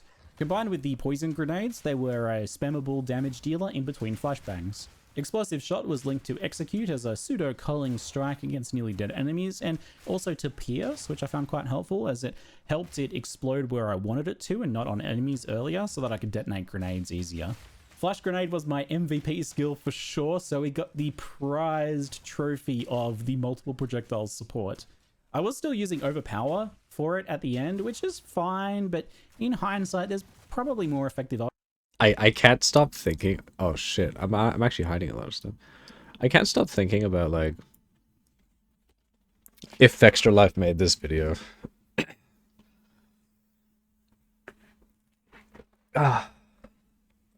Personal bias is a really big thing. Goddamn. Options, given that it's only 50% more stun build up on a skill that already has 400% more. I mean, that's still a 12.5% increase in stun, but I imagine something just like area, cooldown, or damage related might be better in the end. I guess I could still see overpower making it into a setup with more support slots. I still had rapid shot with faster attacks and ruthless, but I mostly stopped using it because I always had grenades to throw. Gas grenades were linked to bursting plague and inspiration, as they're actually pretty mana hungry. And finally, Herald of Ice was linked to added cold and frozen vortex. Although Vortex could only proc if I froze an enemy with another skill that then got shattered by Herald of Ice, so it wasn't super effective, just kind of like a free slot that I was testing. Later I'd probably try and work in the accuracy support once I've got some more spirit, especially since I'm blinding myself half the time. For the past... He barely uses any mana. In whatever he's doing, like, I don't think he ever even touched his mana pot. He uses like nothing. Tree, I tinkered back and forth a few times, and I definitely changed things a lot more as once I had more chance to explore. I traveled through Remorseless for a nice extra stun build up and damage. Grenades do count as projectiles, and I think they scale with projectile damage, but I'd need to double check that in game, which we'll have to wait until the beta. So take that with a grain of salt. Ooh. I'd actually consider double check that in game. Which... He got his armor broken. Wait, is this his armor value? We'll have to wait until the beta. So scale with projectile damage, but I'd need to double check that in game, which we'll have to wait until the beta. So take that with a grain of salt. I'd actually consider going through attribute nodes at the beginning of the tree. I wonder if that's actually how much armor he had. And the monsters just broke the armor? Too, I always kind of wanted more dexterity and strength for gems in gear. And the health from strength is legit too. But I definitely still get volatile crystals because area and cooldown is just immense on grenades. You want as much of that as you can get.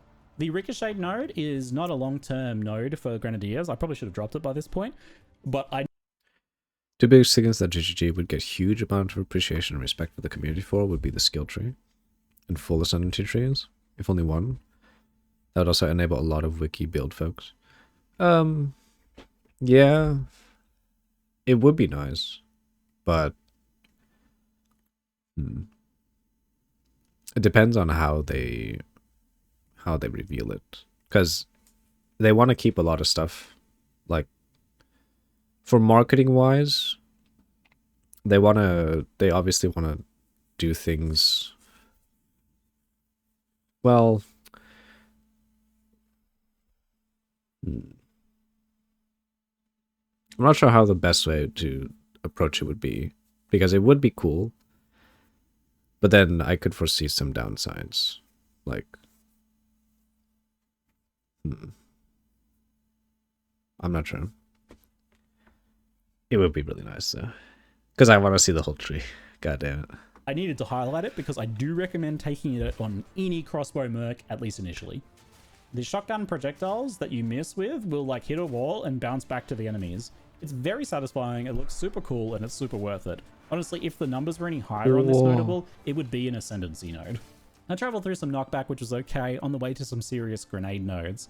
This grenade cluster gives a bunch of nice small nodes and two amazing notables, so it's probably a must take. Cluster bombs gives you an extra grenade straight up like...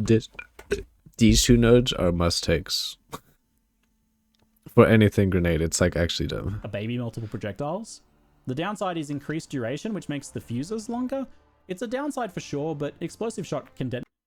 Even just ascendancy would be amazing, since then folks will get a better idea of what to aim for at start and not give them a bad feeling in the mouth. Yes, I think that's good too, because they were talking about not being able to reset ascendancy, which is a terrible idea in my opinion.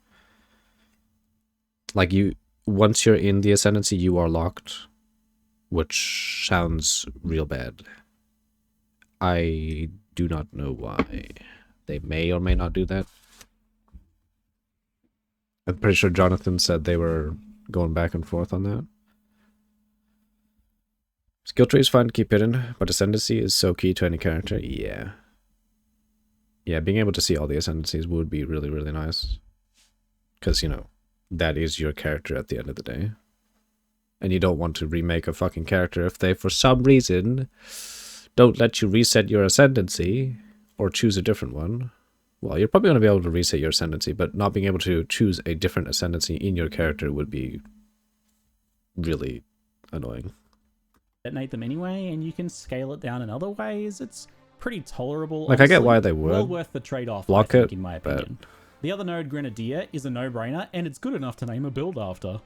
An extra cooldown is pretty nice on things like explosive or gas grenades, but it's insanely good on single charge one like the flashbangs. Throwing 2 sets of 4 flashbangs when you've got multiple projectiles and that extra grenade projectile is often enough to just outright stun a boss or delete whatever monsters happen to have you surrounded. Preparation is the name of the game for mercenary grenadiers, and this lets you be twice as prepared with twice Look as how much many damage it's doing. explosions. Holy fuck. The Adrenaline Rush node down here is some nice in-combat move speed, a big fan of that.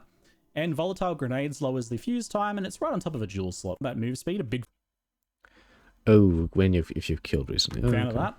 And Volatile Grenades lowers the fuse time, and it's right on top of a dual slot, which is very nice to get. On the left-hand side, I was headed towards Perfect Opportunity. This node looks very good. A lot of stun and lucky damage against heavy stun enemies, which if you don't know how that works, it rolls your damage twice and picks the higher number, so it averages you up. I think this is definitely something that we'd want to get if the flash grenades Just that continue character's to dead if it should say overperform as don't they like have the been. ascendancy. Yeah. There's a ton more stuff to explore here, obviously, that I didn't have time to look at. Though I did spy the Authority node, which has some big AoE and cooldowns, so I'd likely end up heading there. At some points, we'll have to consider defenses more, but not worrying about life nodes on the passive tree was really nice and refreshing. Definitely enjoyed that. And I mean, explosions are a nice layer of defense anyway, right? For the Ascendancy choice, honestly, Gemling Legionnaire and Witch Hunter both seemed very valid as a Grenadier. Gemling just gives a ton of value across a lot of skill gems, which is kind of perfect for a cooldown grenade combo build, so if you want to use as many different grenades as possible, it's definitely worth considering. But the Witch Hunter is so freaking cool. The moment I saw it added another explosion to the build, I knew I was sold, right? Zealous Inquisition gives 10% chance to explode an enemy, dealing their full life as damage in a very large area. Yeah, it's those full big life. white X circles that you may have seen in my gameplay. It's very satisfying and effective. Whenever that triggers on God, an enemy, it right, looks so there's a good good. chance that it has similar friends around it, which means that 100% of its life is often enough to kill the other ones around it. If I had to say what I'd get later on from this Ascendancy, definitely have to test Sorcery Ward, which it lets you turn evasion and armor into a shield to protect against elemental damage. Probably a pretty big deal. You can likely push it to some pretty high numbers too, from what I've seen. It's good to feel near immune to elemental damage, but we'll have to test that out at endgame. Witchbane might be my favorite node, behind explosions, of course. We have some really nice crowd control between freeze, stun, and later electrocute on Grenadiers, and adding concentration breaks to that mix. You could see support characters being crazy for certain builds. Just someone who perma-stuns freezes enemies, thereby giving damage scaling and safety. Autobots converted into utility spammers. I mean, there will still be like Autobots, I assume. Actually, I guess it depends on how the auras function. Shit. I'd have to look at the clarity support gem now. Huh. But yeah, there will definitely like there'll be curse bots. There'll be like at this point stun bots. Hell yeah, freeze bots. Sounds amazing in boss fights. The node behind it lets you scale damage pretty nicely too. Concentration just effectively lets your damage lower enemy cooldowns, which can be amazing in boss fights. Nearly all of the scary boss moves are generally cooldown based. Culling Strike and Decimating Strike are nodes that let you kill things faster. Pretty hard to go wrong with that one. They're just flavored in a pretty fun way. And that last node, Choice Weapon Master, is 20 weapon passives, which lets you split your passive tree more between 2 different trees for weapon swapping. It's an unusual one, but grenades do seem like a potentially good candidate for weapon swapping. You might have one crossbow for crowd control effects to amplify those dramatically, and then another crossbow oriented around damage, for example. Or maybe even like a spellcaster weapon to Possibly. have some support spells. I don't know. I think it will be possible because of the weapon swap passive ability. Like you can have you can weapon set 1 and 2, so you can have a crowd control based weapon passive tree with your weapon, and then your curse spot weapon setup. It's possible, I would say. No, it's really hard to say how good this will be until we like know all of the skills at our disposal and see how that all feels. But overall, I'm definitely a fan of the Witch Hunter for the Grenadier. After all, it's got explosions, and just about every node seems to be worth taking. In terms of gearing, I tried to get myself added cold damage wherever I could, even just a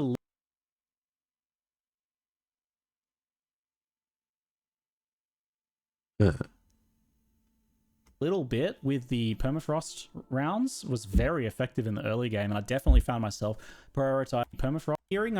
After all, That's what I was thinking too. Did he show us literally every single one? He did, didn't he?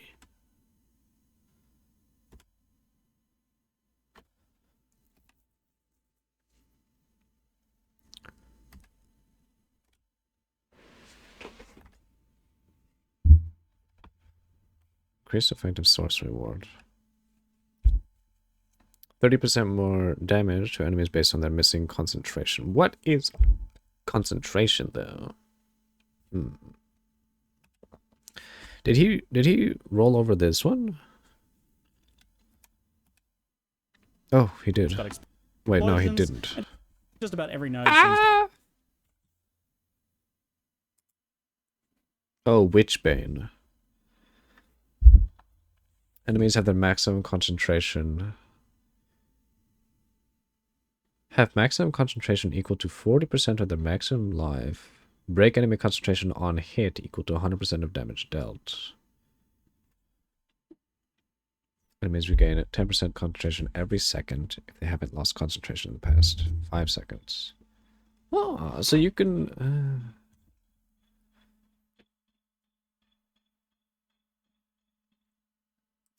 There must be something behind concentration. Because you have to spend 4 points to get that extra 30% damage if they don't have concentration. It seems similar to stun buildup. I think it's just a bar that you have to like deplete to gain whatever 30% damage you have on this one. Concentration is cooldown increase. Oh, cooldown increase of enemies. Oh. stun and later electric. No. Huh. Behind explosions, of course. We have some really nice crowd control between freeze, stun, and later electrocute on Grenadiers, and adding constant. Oh, there it is. Yeah, you're right. He showed us. Less cooldown recovery rate, the lower the concentration, scaling down to 50% less cooldown recovery when concentration is 0. Okay, so you can effectively keep their concentration to 0, making their cooldown way less, and you gain 30% damage if you take that node up there. 30% more damage. So wait. Oh. Damn. You know what? That's not bad. You can go for Culling Strike. 30% more damage. And then explosions. For a clear. Witch Hunter might be the single best boss support in the game. Potentially. It's kind of good. God damn. That's actually very interesting. I wonder if you have this, does that mean only the Witch Hunter can affect their concentration? I assume that's what it means, yeah.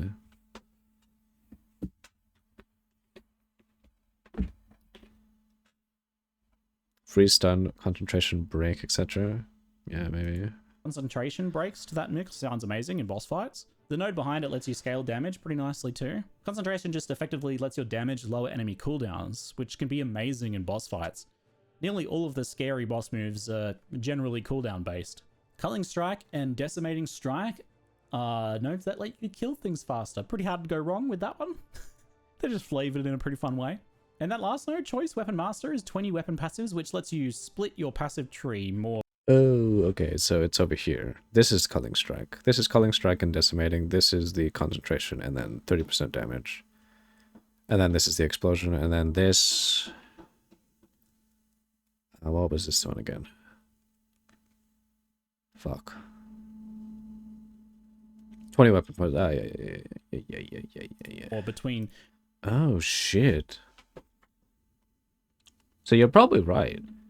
For a weapon swap build, this may actually be the best support. for a CC support and potentially even curse bot, maybe. Interesting. Two different trees for weapon swapping. It's an unusual one, but grenades do seem like a potentially good candidate for weapon swapping. You might have one crossbow for crowd control effects to amplify those dramatically, and then another crossbow oriented around damage, for example, or maybe even like a spellcaster weapon.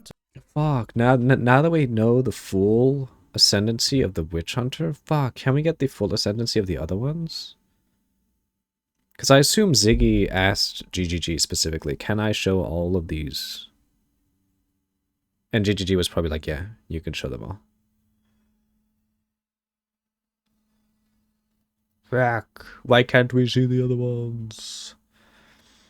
Anything that uses a weapon to apply something to an enemy, Witch Hunter feels like it takes the cake. Maybe. To have some support spells. I don't know, it's really hard to say how good this will be until we like know all of the skills at our disposal and see how that all feels, but they're all, yeah. So, oh yeah. So you take this, so you basically become a call support, CC support, and potentially curse bot support if you do this. That's a very cool, that's a very interesting idea. You'll do 0 damage, but you know. Something non-damaging to an enemy. Well, no, you don't even, you can do up to, if you're giga unlucky, you could do up to 10% of the boss's damage yourself as a support, which is kind of big. And you can raise the call effect support, so you'll probably get like 12% if you're the most unlucky, maybe.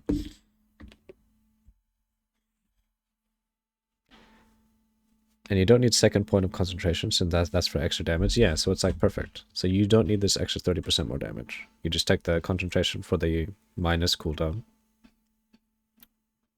Pretty good. overall, I'm definitely a fan of the Witch Hunter for the Grenadier. After all, it's got explosions, and just about every node seems to be worth taking.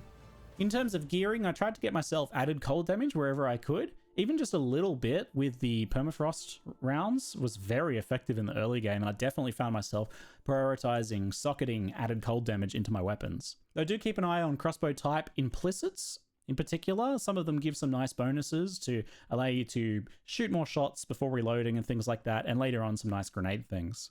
Move speed boots are huge on the mercenary, so you definitely want to get yourself some of those. And I did find myself always in need of more dexterity and strength for gear and skill gem. Curse on hit doesn't exist as far as we know. I think Curse of self-cast only. I could be wrong, but maybe. Ooh, look at that. He has... What level is he? Level 17? No. He's level 29 with these resistances. 40% armor. What? Wait. Is his armor value not like a flat armor value? What is this percent?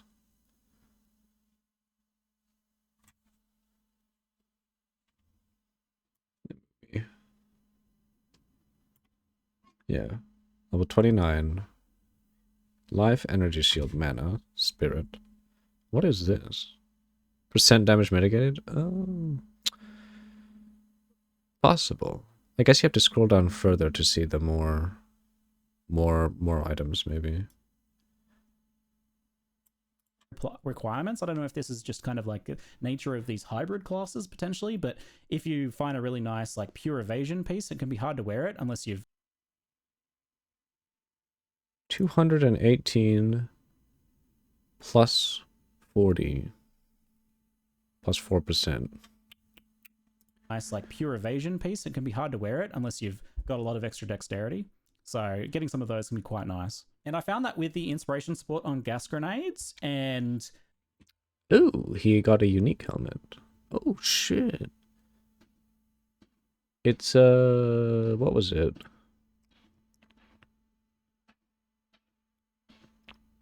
That helmet.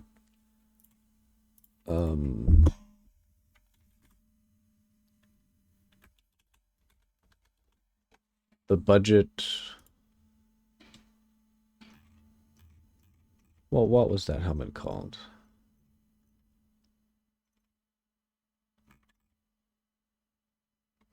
Transfiguration of the mind? No. The other one. What was it called?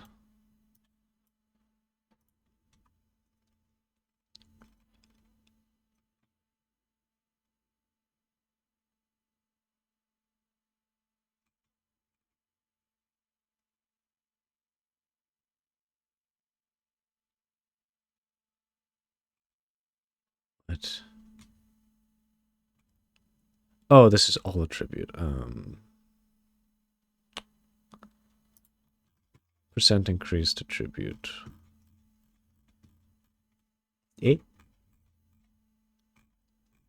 Hello? That's requirement mods. What was that helmet? It's like a...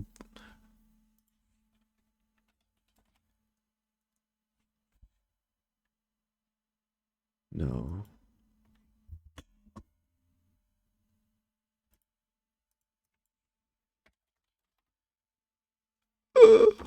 I got time.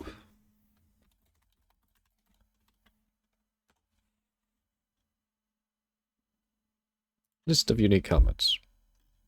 Look at that. God damn it.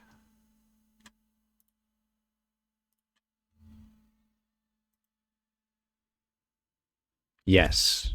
Yes, that's the one. The Black Sun Crest. It's literally this. The one it shares its name with? Oh, is it literally called the Black Sun? God damn it.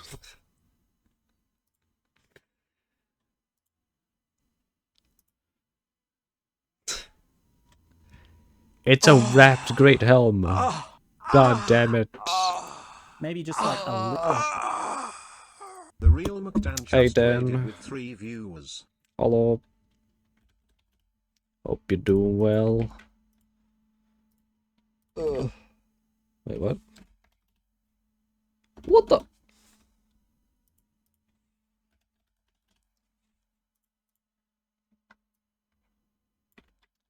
What were you playing?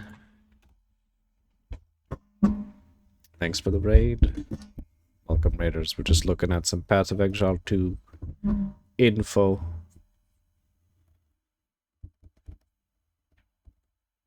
little bit of mana stuff on gear, just kind of picked up incidentally on jewelry. I didn't really have any mana problems on this build. I barely had to use my mana flask, and You I can give always had shoutouts charges now? if I did Oh, need shit. to. So it definitely seemed very manageable, but it might have also just been down to kind of Oh. Fallout 4, but it's Terminator 2. What the fuck? Oh.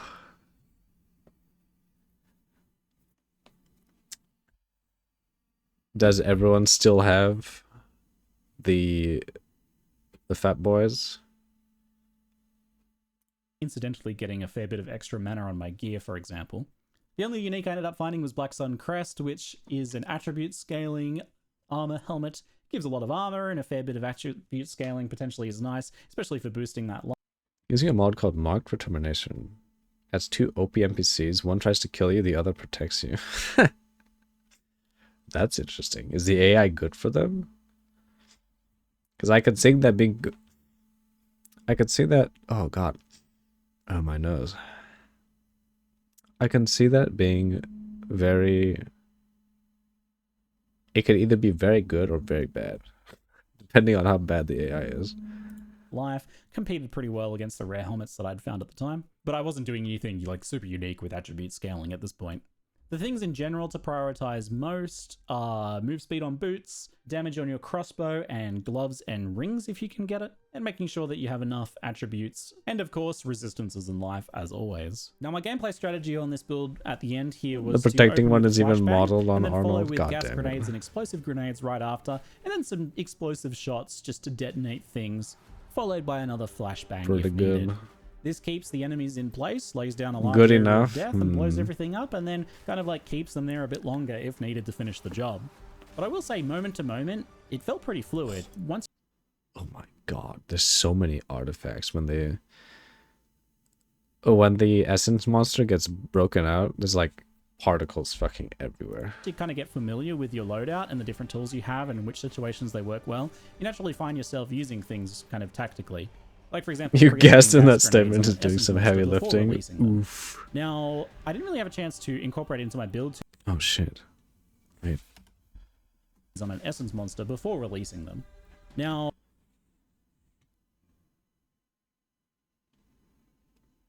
Oh my. well, I didn't really have a chance to incorporate it into my build too much, but right before I logged out, I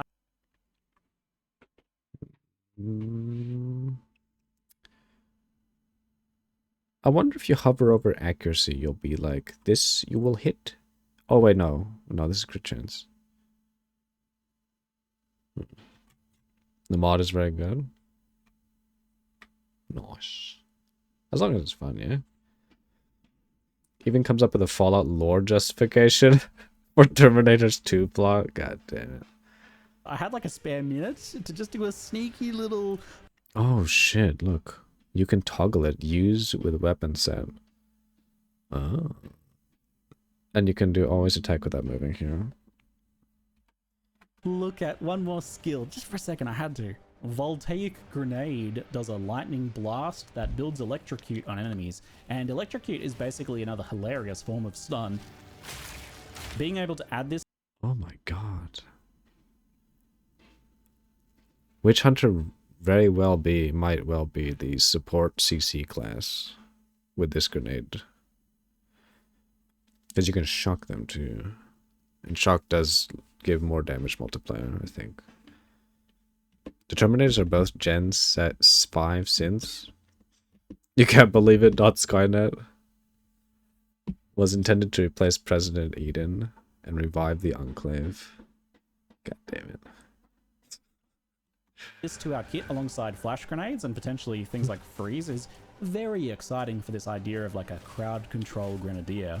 You could also use it to build up shock to amplify enemy damage taken, and you can use things like the innovate support to add lightning damage to the rest of your grenades. There's a lot of potential here for sure. I can see it working its way into the kit. Anyway, folks, I hope you enjoyed this early look at the mercenary and grenadier playstyle, and maybe have figured out if it's a playstyle that you want to try, or I don't know, maybe it smoothed out your early game for you a bit. I'm very tempted to kick off beta with this build and see if there's like a lot of potential here for it to be a real banger beginner build like I suspect. Maybe something that I could make a guide for. It'd be really good, for example, to put up a beginner guide to a build that's just really fun for blowing up monsters for some of the new exiles joining us.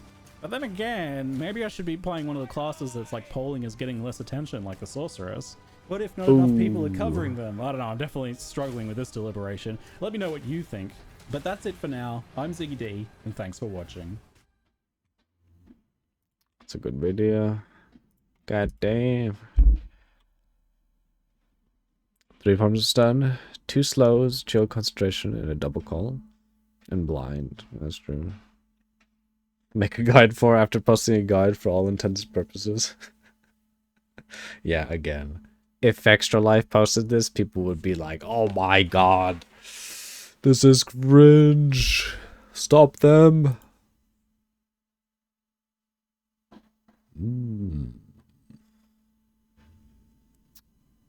All right. Whoops. Let's see. What can we get? Yeah, let's talk. Oh shit, that's right. What was the other guy? Ah, Dreamcore. Yes, yes.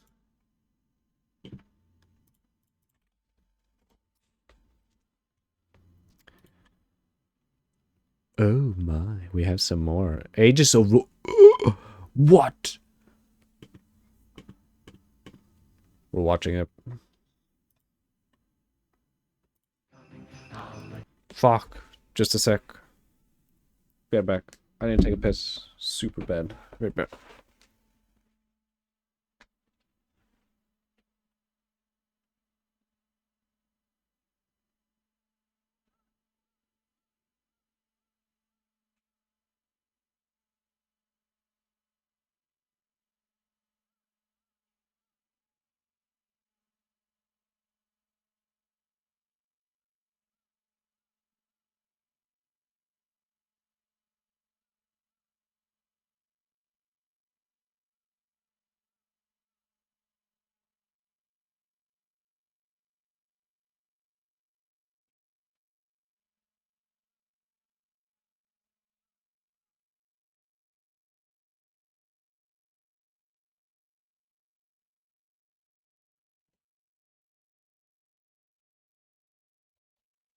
Ugh.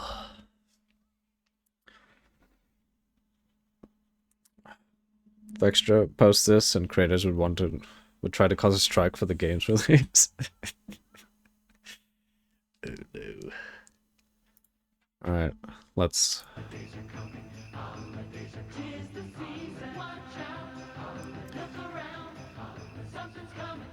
Did I just see Coca-Cola? God damn it. 8 days to go, and we continue on with the POE2 passive tree videos. I went to a POE2 event in LA a few weeks back and was able to capture some of the passive skill tree, and I'm covering some of the most interesting nodes for each section of the tree. Today it's the strength and intelligence area of the tree, and this is the only class start location where no classes will be starting at the launch of early access, as both the Druid and Templar won't be playable just yet. We're starting with Bolstering Presence, which is right outside the class start location. Oh my god. 20% increased effective auras? Where's that in PoE 1? That's insane. 20% increased effect of auras from your skills. Now we know that auras in PoE 2 are going to be a lot more support focused compared to PoE 1. Yeah. Okay, yeah. So you can do an aura bot. Emits an aura that grants allies in your presence energy shield. The aura does not affect you. Wait, what? No. Wait, it doesn't affect you? So discipline is shit. Good example of this is the Discipline aura, which at level 19 adds 38% of your maximum mana as maximum energy shield to nearby allies, but has Ah, okay, for aura bots it's pretty good, but you gotta scale your ES. no effect on your character. Importantly, the increased effects from Bolstering Presence wouldn't improve the aura-like effects on scepters, such as those ones listed here. Oh shit, really? Why? It's an aura though. As this notable only increases the effect of auras from skills specifically.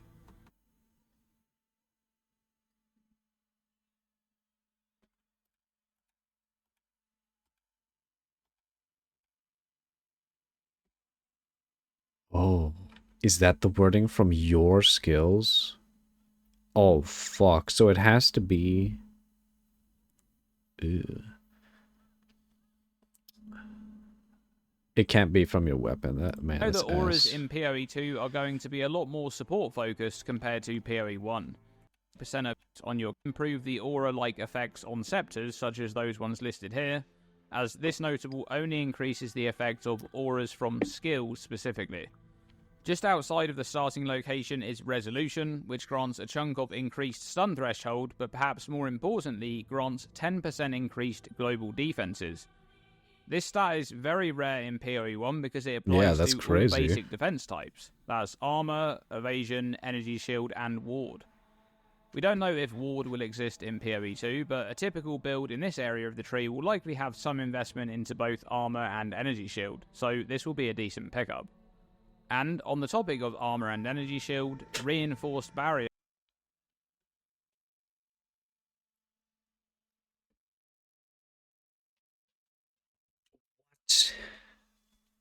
Oh my god. Imagine if this was in PoE 1. Armor stackers would take this 112% of the time.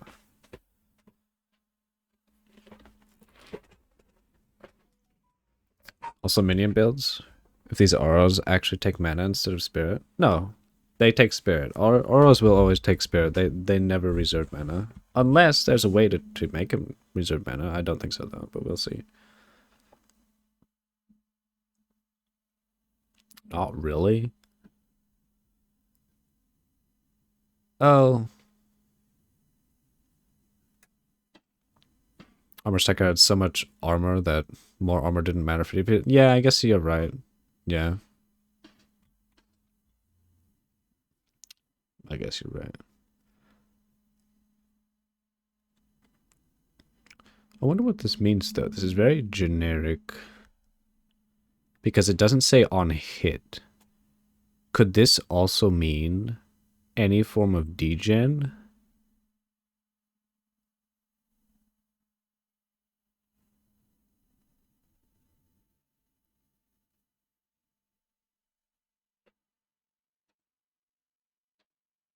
No. No. Is close by. This one grants 20% increased maximum ES, and also makes it so that you defend with 120% of your armor while you're not on low energy. Was it confirmed that armor in PoE 2 also defends against element? No, right? So maybe this is actually insane.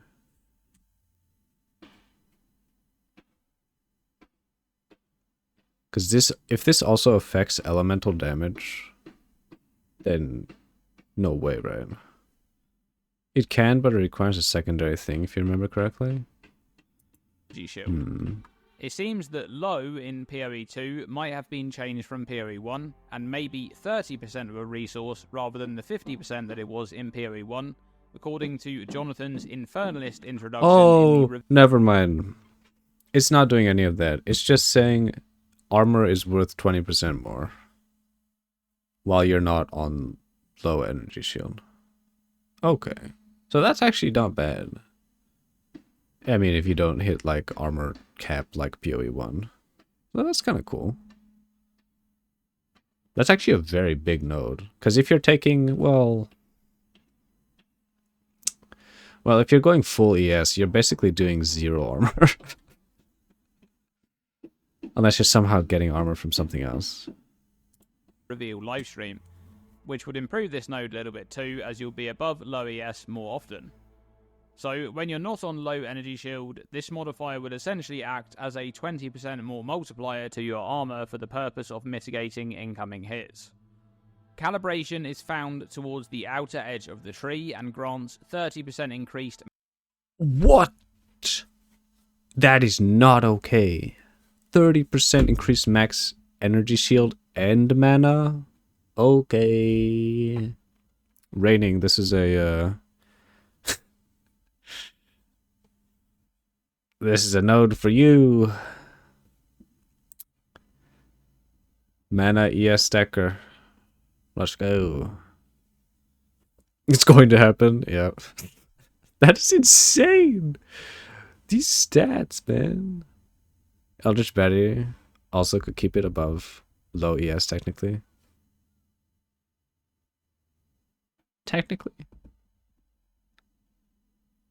God, it's like...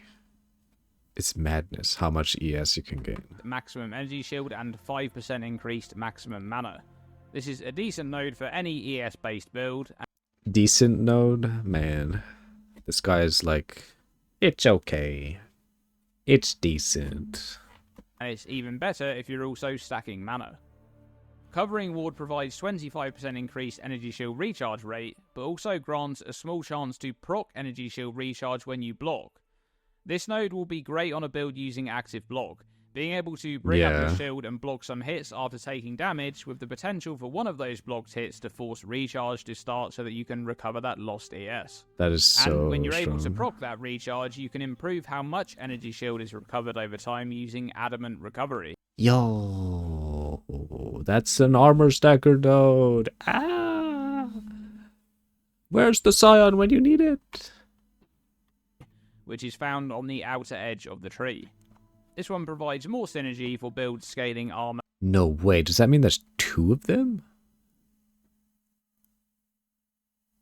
No way, Ren. and energy shield together, making increases and reductions to armor also apply to energy shield recharge rate at 40% of their value, essentially boosting the value of any increased armor modifiers you can obtain.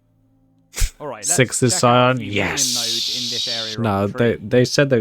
they said they're gonna remove Scion. Like Scion is not coming back. Pretty sure they said that.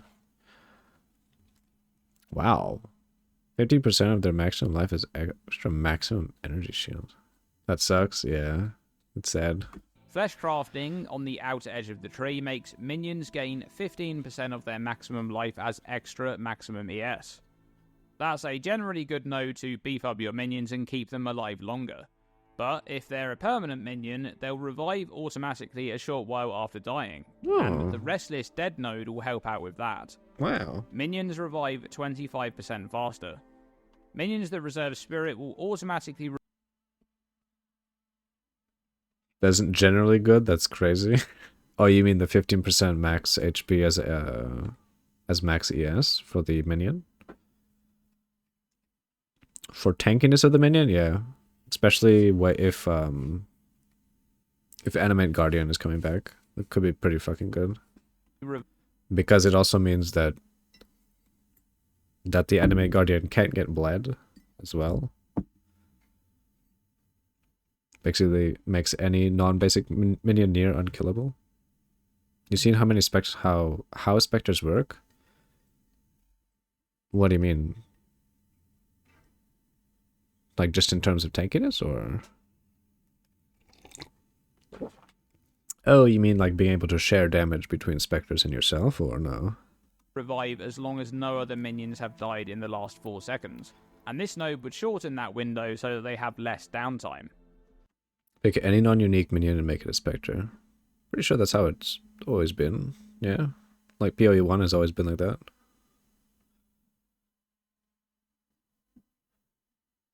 Now, look at this crazy cluster here. This Oh my god.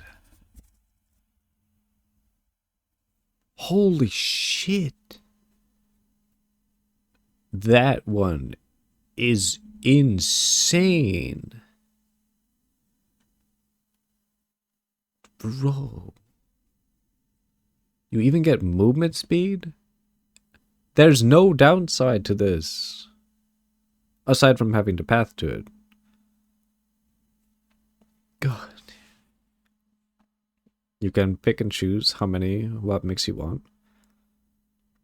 They are 100% nerfing all the ES nodes before launch. It's madness. Minion video? Oh shit. Okay. Oh shit. Wait. 5 months ago.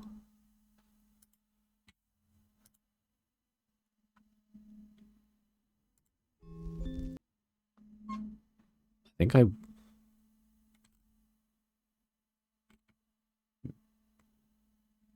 Yes.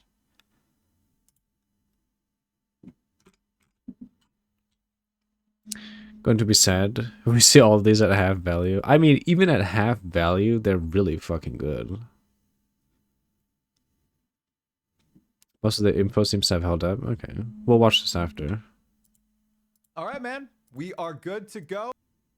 Okay. Wait. Oh, we're watching this one. Because, like, even if you have this, that's still better than a fat node in PoE 1. Well,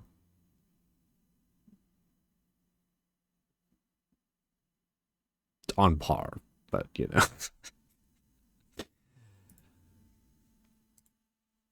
Because that's just insane. This spiral-themed cluster. There's 3 notables here, and each of them require 4 points to path into the notable. Spiral into Insanity is going to be great for most Chaos damage builds, whilst Spiral into Depression should be useful for a decent amount of builds in this area of the tree, Depression. providing a boost to armor and ES, and a small boost to movement speed as well. Spiral into Mania does seem like the odd one out here, as it appears to be a bit weak, but do keep in mind that cast speed is generally more difficult to obtain than it was in PoE 1. Oh. However, the awkward access to this cluster may make these nodes a bit unfavourable with how many points you're required to spend to reach them. I guess. Okay, let's take a look at a few totem nodes, beginning with Supportive Ancestors, which provides 25% increased damage while you have a totem summon. Yeah.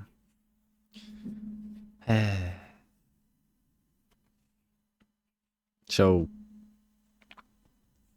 I just feel like we're regressing for the melee people. Like, they're gonna want to take this, right? Attack speed per totem. They're just gonna be summoning totems for attack speed and damage. I don't know how I feel about that. If anything, I feel like it's just going backwards. Summoned, and grants totems 2% increased cast speed and 2% increased attack speed per summoned totem that you have. As of right now, the passive tree only really has support for attack Also for totems, spells, as they're the yeah. only ones we can really use at the moment. The spell totem support is likely to come whenever the Templar makes its way into the game, but there are a few notables in the strength area of the tree that grant +1 to the maximum limit for attack totems, allowing you to summon more totems, which would improve the effectiveness of this node. But you could instead make use of Ancestral Bond, a returning keystone from PoE 1 that has been changed quite significantly. This one's interesting. You'd have to have so much spirit. 100 each. That's kind of costly. It now removes the limit on the amount of totems you can summon, but makes it so that each active totem reserves 100 spirit. This keystone will open up a different way to scale totem builds via investment into spirit. Interestingly, when this one was first leaked, it was 50 spirit per summoned totem, and it's now 100, so 50 was likely a bit too low after their internal testing, but the number... And they didn't touch any ES nodes? They seem to obviously be doing some internal nerfage, but I guess ES is in a fine spot? Kopke? If scepters work the way people suppose, you can probably get 400 to 500 spirit at endgame. Maybe enemies just hit that hard. I don't know, but... number on this keystone needs to be just right, because all of these builds using this keystone will be foregoing the use of powerful, persistent buffs to be able to use more totems. Yeah. And I think this will be fairly difficult for them to balance. Zealot's Oath is another returning keystone from PoE 1, and this one is also significant. Oh, excess life recovery from regeneration is applied to energy shield. Energy shield does not recharge. Eh?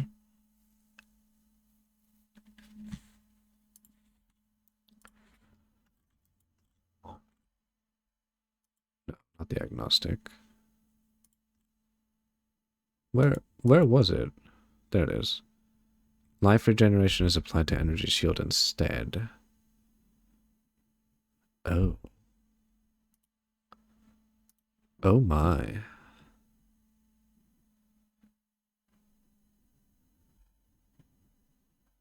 Energy shield does not recharge. This line significantly changed. This keystone makes excess life recovery from regeneration be applied to energy shield whilst preventing energy shield from recharging. Excess refers to any recovery that exists while life is full. So, when life is full, that recovery goes to work on your energy shield instead. However, this node doesn't apply regeneration modifiers directly to energy shield like it did in POE 1. Instead, the actual recovery amount is applied, and that's important because it means that percentage-based life regeneration modifiers still scale from your life, making this node considerably weaker with Chaos Inoculation outside the use of flat regen modifiers. Ooh. Another important note here is that Zealous Oath specifically stops your energy shield from recharging, so it has some synergy with Eternal Youth, which makes life recharge instead of ES. Okay, the best is saved till last, of course, and is Ancient Aegis, found on the outside edge of the tree. Recover energy shield equal to 1% of armor when you block. Oh. That's cool. That's actually insanely strong. Wait, what? Because you can get 100% block with the active block. So this is the modifier on Aegis Aurora from POE 1 at half Yeah. of its value, but even at half of the value, this is still extremely strong. Not to mention the fact that active block exists in POE 2, allowing you to pretty much guarantee some block pre-washed. hits to be able to recover energy shield quickly. We don't really know just yet how much armor an average character will be able to obtain in the endgame, but if it's half or even a third of what we have in POE 1, this node is going to be quite useful indeed. Yeah. And there you have it, some of the more interesting nodes in the Strength Intelligence aligned portion of the POE 2 passive skill tree. Thanks for watching this video, and as always, stay tuned and stay safe. Intriguing. God damn. Okay. Next. There are all sorts of things to discover. You may even find a lonely man who will give you a unique item for free. Each in-game mechanic needs to have a pinnacle in-game encounter. I love this meme. It's so dumb. The most difficult content in Path of Exile 2.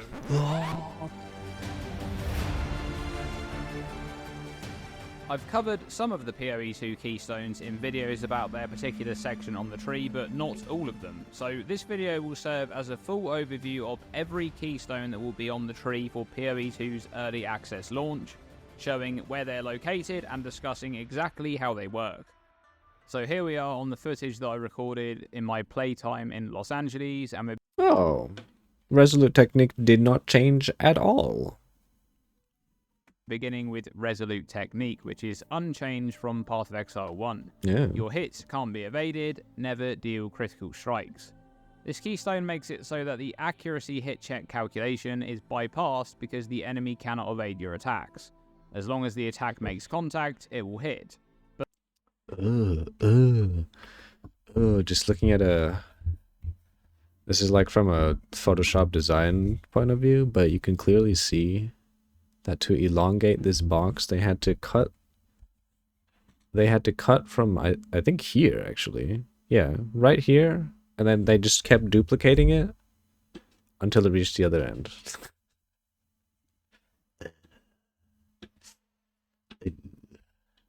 Yeah, it's cut from right there, and then they just copy paste. But at the cost of preventing you from dealing any critical strikes. Strength stacking is alive. I mean, strength stacking was never dead though. Magic has changed a little bit, and it's also moved quite significantly on the tree, now finding itself at an equal distance from the strength and strength int starting locations.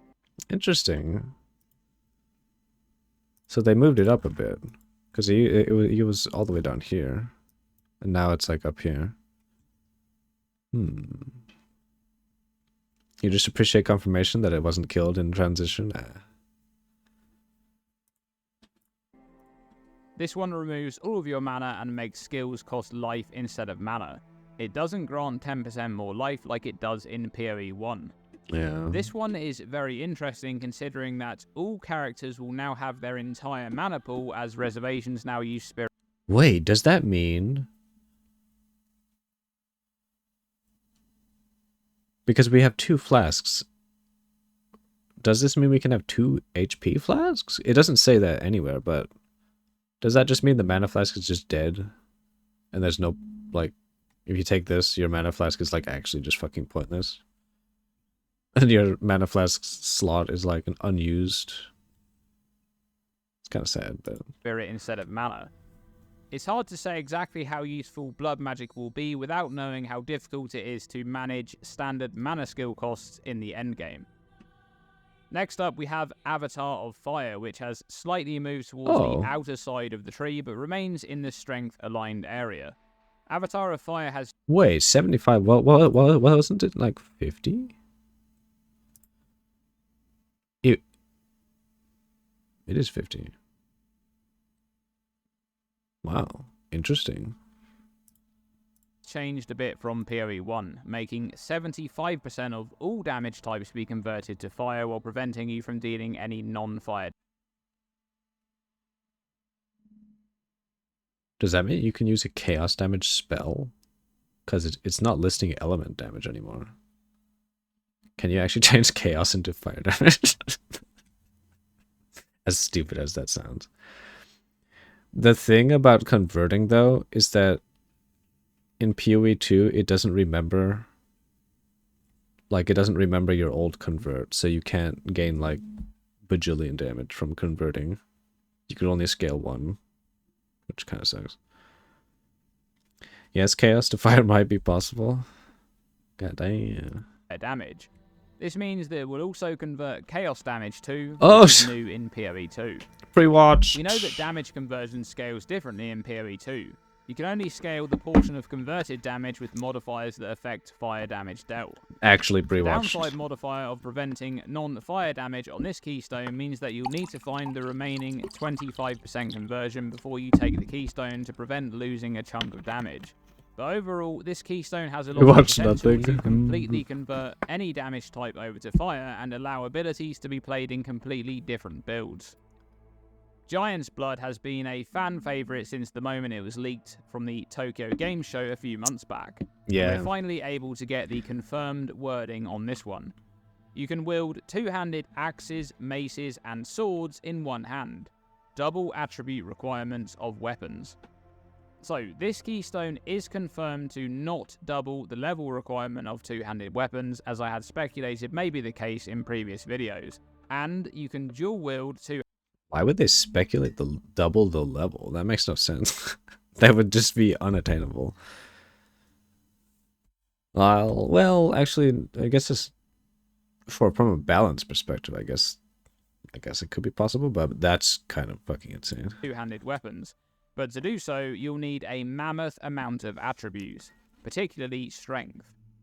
This keystone is such a fun one, and it's hard to say how strong this is without knowing how accessible attributes will be, or how high the standard attribute requirements are on the top tier two-handed weapons. Yeah. But if PoE 1 is anything to go by, you may need somewhere in the region of 850 strength if you want to dual wield the highest level two-hand maces. That's a lot of strength, but there is a very big difference in what is gained from attributes going into PoE 2. Yeah, you get a lot of life. You not only life. gain a lot more life from strength, but you also have extremely limited life scaling on the passive skill tree, making this investment into strength a lot more useful than just satisfying the Giant's Blood requirements. I expect to see some fun builds using this one. Next up, we have Unwavering Stance, which has moved a little bit closer to the edge of the tree. This is a really interesting keystone with a massive trade-off. You can no longer make use of the dodge roll, but your stun threshold is doubled. Now, from everything we know about PoE 2's endgame bosses, the dodge roll is going to be an extremely important factor in staying alive. But this keystone seems to suggest that it may be possible to tank some of those very dangerous abilities given the correct setup. Stun threshold is based on a character's maximum life, so this keystone naturally pairs well with a character that is investing a lot into life scaling, such as one using the aforementioned Giant's Blood keystone. We're also not sure just yet how difficult it will be to invest into defense. Oh shit, look. That's an endurance charge right there. I assume this is like a +1 endurance charge. Ooh. Against stuns. We don't know if stun immunity will even exist.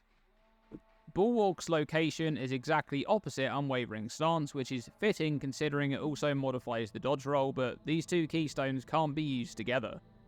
Instead of disabling the dodge roll, Bulwark makes it so that you lose your avoidance frames at the beginning of the dodge roll and you'll no longer avoid those incoming projectiles or strikes. In return, you'll take 30% less damage while dodge rolling. Okay, this one actually seems to be very good for a few reasons. One is the location on the tree. Many builds here will have good life scaling and decent recovery, which pairs well with consistent mitigation. But something really important to mention about Bulwark is that the 30% less damage from hits should be present for the full duration of the dodge roll, not just the avoidance part of the roll towards the... In a way, this is actually insane amounts of DR. Because if you time it right, that's just 30% DR.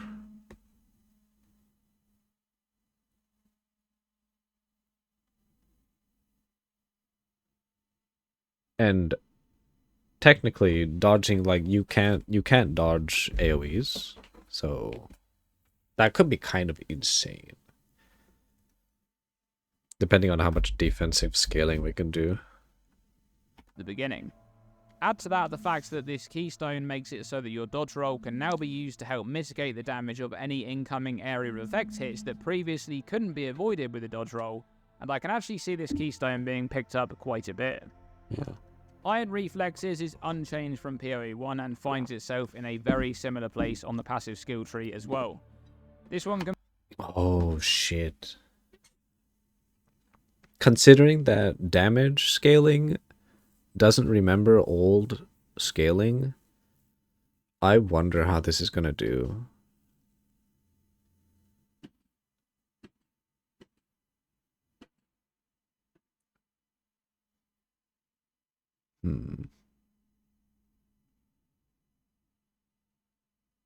Because coming from like an armor stacker perspective,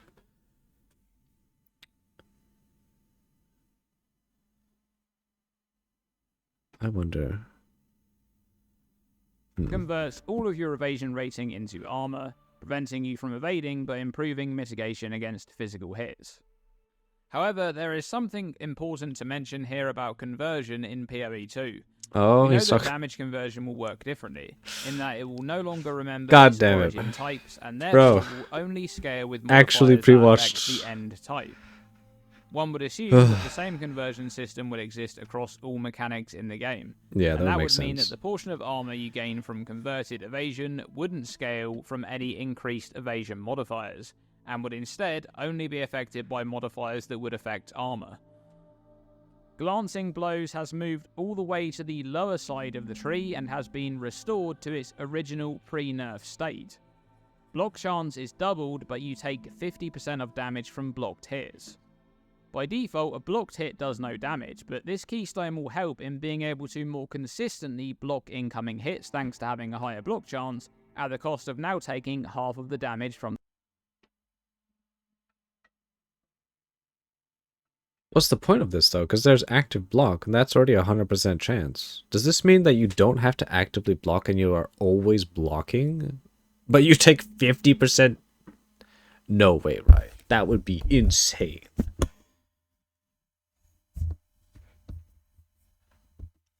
%65 taken is the nerf state. So they're reverting it to 50%.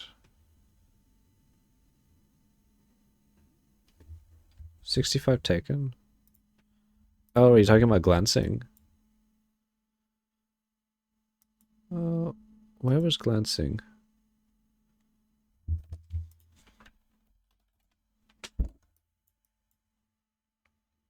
Oh.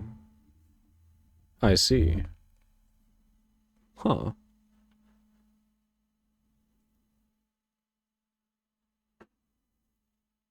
What does this mean? Because you can actively block.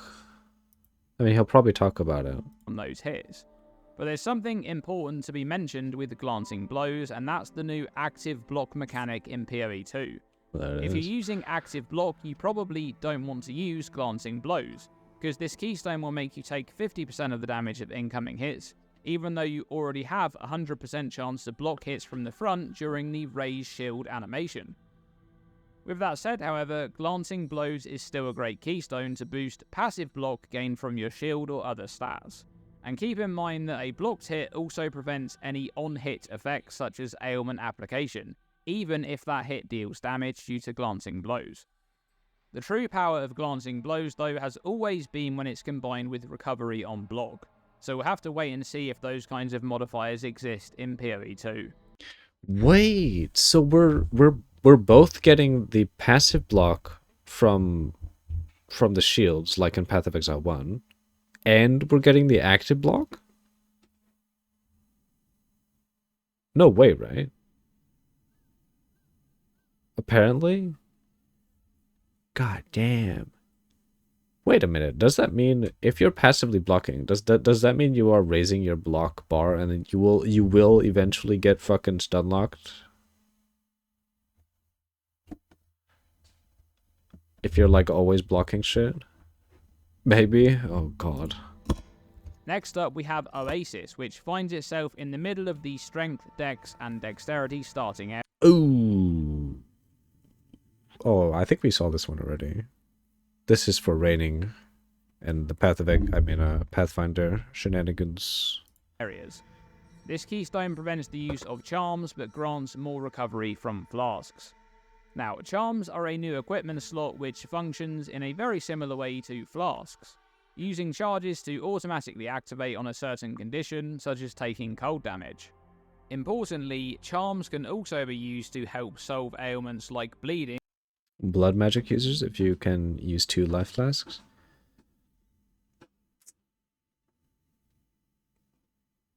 If they do make that possible, maybe. Because 30% more would be, like, insane. Or freeze, activating upon receiving the ailment to immediately remove that ailment. This keystone prevents their use entirely, and I'm not convinced that the upside is strong enough to justify it. One consideration here may be mana flasks, as we know that Mind Over Matter has a lot of potential, but the location on the tree for Oasis doesn't lend itself well in a Mind Over Matter build. Yeah. Vile Pact finds itself well towards the left side of the bottom of the tree, and it now makes all Life Leech instant, but prevents the use of Life Flasks. We know that Leech is being simplified in PoE 2 to always leech a percentage of damage dealt, whilst the limiting factor will now be how much leech resistance a monster has. Maintain which demons Instant form Life Long Leech Order. will still be a very strong modifier to have, but the trade-off here is that you need to kind of always be dealing damage in order to recover that life, as you won't be able to use your Life Flask in situations where you're required to stop attacking and move out of the way.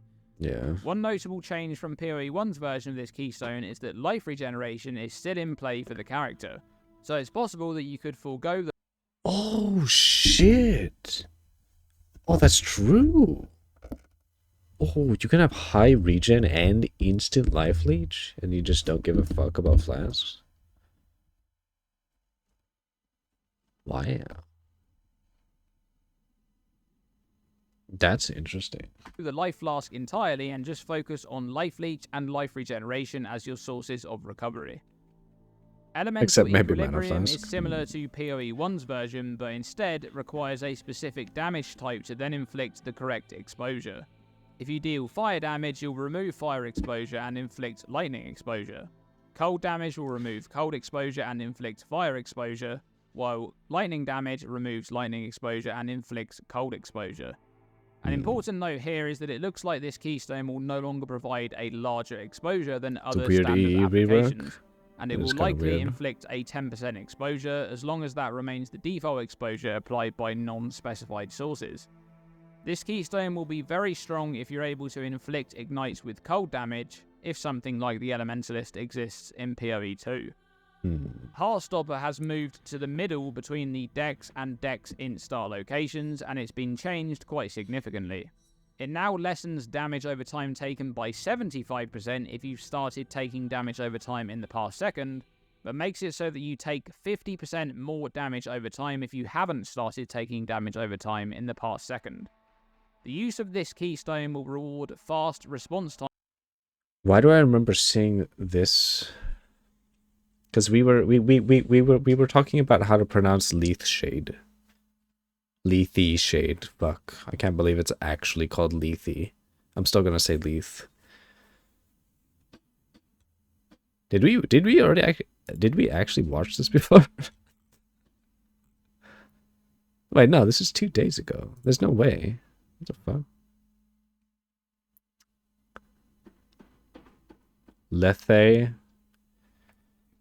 Nah, I'll pass. It's cringe. times to moving out of damaging areas or cleansing damaging ailment. Does initial hit apply weakness if there are no existing weaknesses? I assume so, right?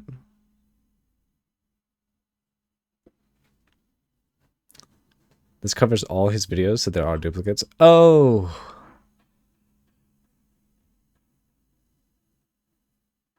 No, this is keystones. Well, I guess all keystones.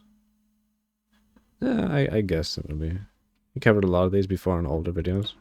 To ensure that you're never taking damage over time for longer than a second, preventing the downside modifier from proccing. Fine. Remember that this keystone doesn't track each damage over time instant separately, and instead just checks if you're taking any sources of damage over time. For example, let's say you get inflicted by a bleed which barely deals any damage to you but lingers on you for a long while.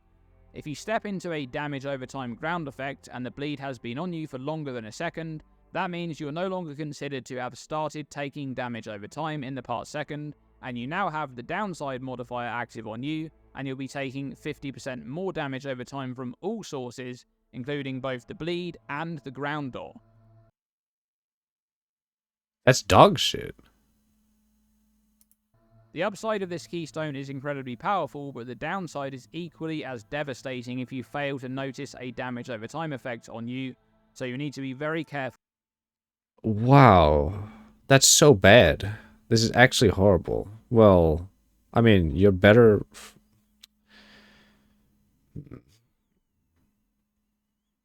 Self-ignite bleed is how we mentioned it might be good. No, that's terrible. Because if you are self-ignite and bleeded for over a second, you will take 50% more damage. Oh wait, haven't. Haven't started taking back. What? If you start taking damage in the past second. God, it's so confusing.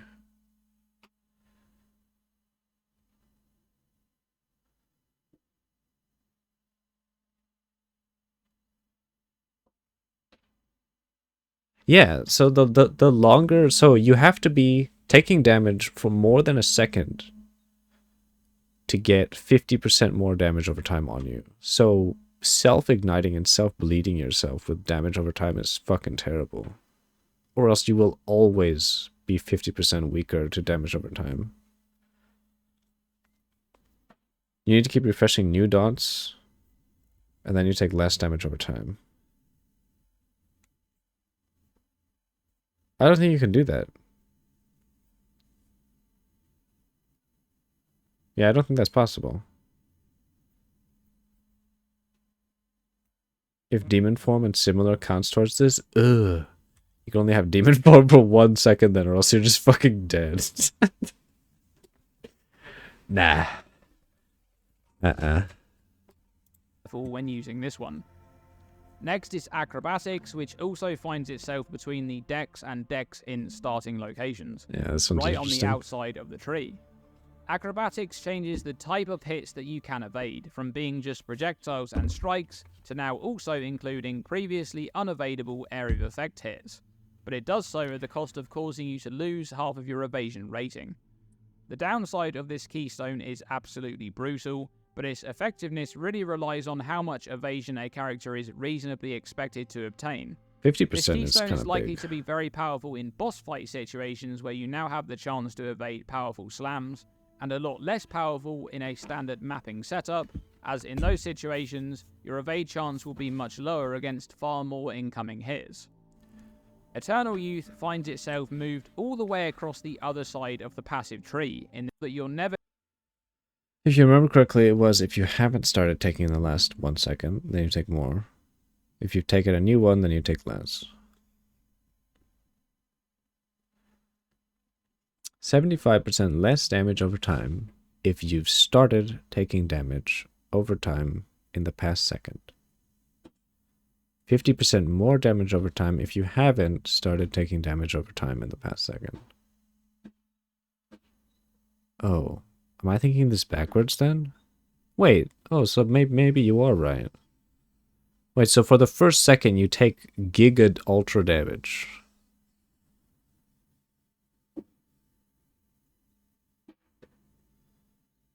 It gives you a window to clear. So wait, so I am thinking about it correctly. So for 1 second, you are taking 75% damage. Way less for this first, and then after that you take giga damage.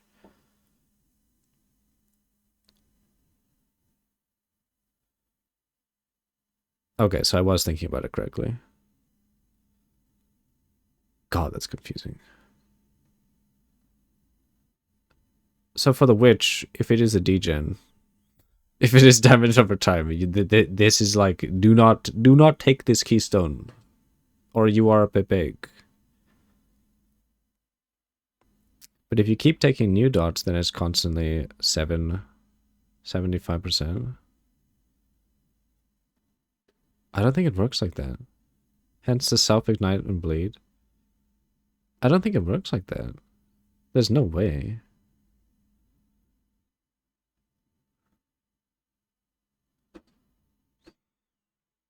It should. I don't think it should. I think this just gives you that 1 second window to be like, oh shit, I'm taking dot damage.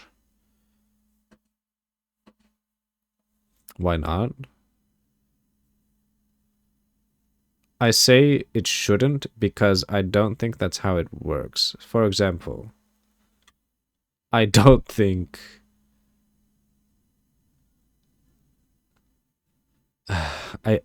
because you would have to... The only way for your thing to work is that you would have to have a bleed or a poison only last sub 1 second on you. If you're self-igniting and self-bleeding. It cannot be longer than 1 second. Because if it is, you are going to be in that window where you take 50% more dot damage.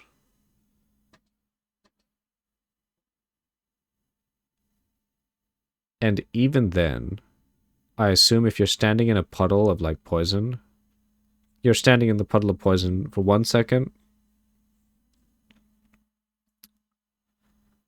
and you are taking dot damage for 1 second. Even if you're applying bleed and poison on yourself, in the puddle, you are taking dot damage for more than 1 second, so you will fall over into taking 50% more damage.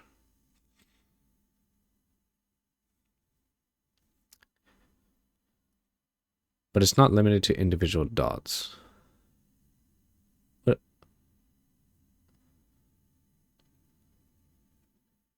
that's the problem. It's all dots.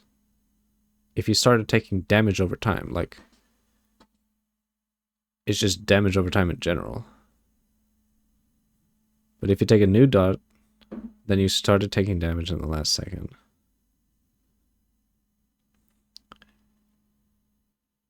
That's the thing, you need to have the cutoff. You don't know how to explain this, so it makes sense.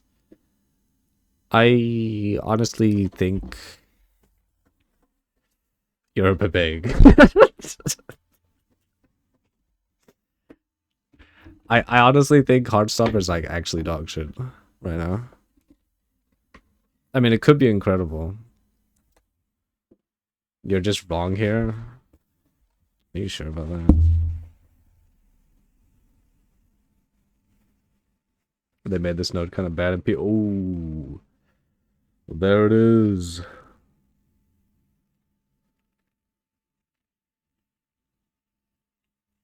If you aren't, see, that's the thing. I think I think it's terrible if you're constantly taking new dots. Because constantly taking new dots, if the dot isn't ending, it still means you are taking that dot for, you know, longer than 1 second. Started means that if you already have a dot, you can't start a new one. It's already been stated. Oh shit.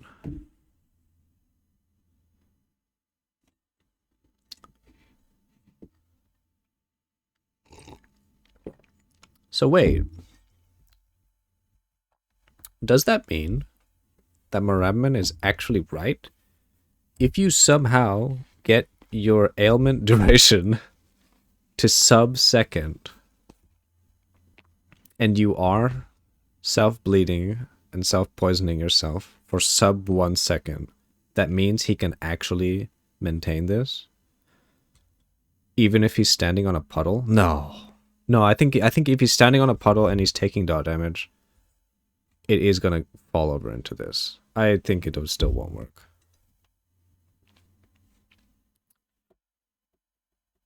Nah, you're big brain, nah. Nah. If in puddle, won't work. Okay. So if he's not in a puddle, his idea technically does work, but for anything else sustained longer than 1 second. How long are you realistically standing in a puddle? Well, think about it from like a Shaper's fight perspective. There are times, or like a Maven puddle, especially the Maven puddle that slows you down. You need to stand in the puddle to bring the other puddles that are like flying towards you, you know? And you're standing in that thing for more than 1 second. This thing's dog shit.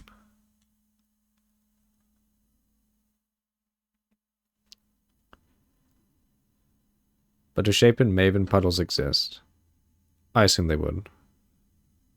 In some form, they will have similar stuff. Heartstopper might not be bad in PoE 2. I still think it's dog. We'll have to see how much they force the boss mechanics. Yeah, that's true. Yeah, that's true. We don't know if they will have Shaper Maven puddles. But, you know. Again, not arguing it isn't dog shit, but just saying it may have its uses. Yeah. For very fast reacting people and movements, Heartstopper is probably incredible. Because, you know, they can just get out of the puddle and react to it within that second. So for those people, it's probably pretty good. But, you know, for old get people like me, fuck that. You have to do such a specific setup for this that it honestly wouldn't likely be good. I honestly think that you're overthinking for your setup. It's just, you just have a 1 second window to have 75% less damage. Is all I see.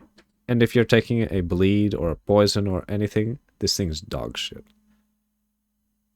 Anything that lasts over 1 second is like, you're just dead.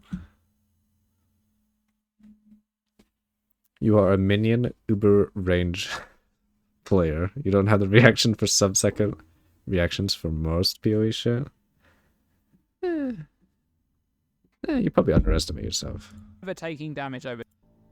Eternal Youth finds itself moved all the way across the other side of the passive tree, in the middle of the Dex int aligned portion of the tree. This one makes cool. recharge from the energy shield mechanic apply to life instead, while making life flasks recover energy shield instead. Now this can be quite a powerful keystone if the mechanics of life recharge function as they do in PoE 1. Yeah. Taking damage to energy shield while Eternal Youth is allocated in PoE 1 will not stop or prevent life recharge from starting.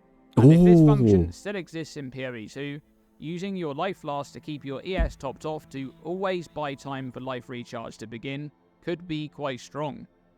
However, do keep in mind that Energy Shield's base delay before recharge begins is 4 seconds in PoE 2, up from 2 seconds in PoE 1.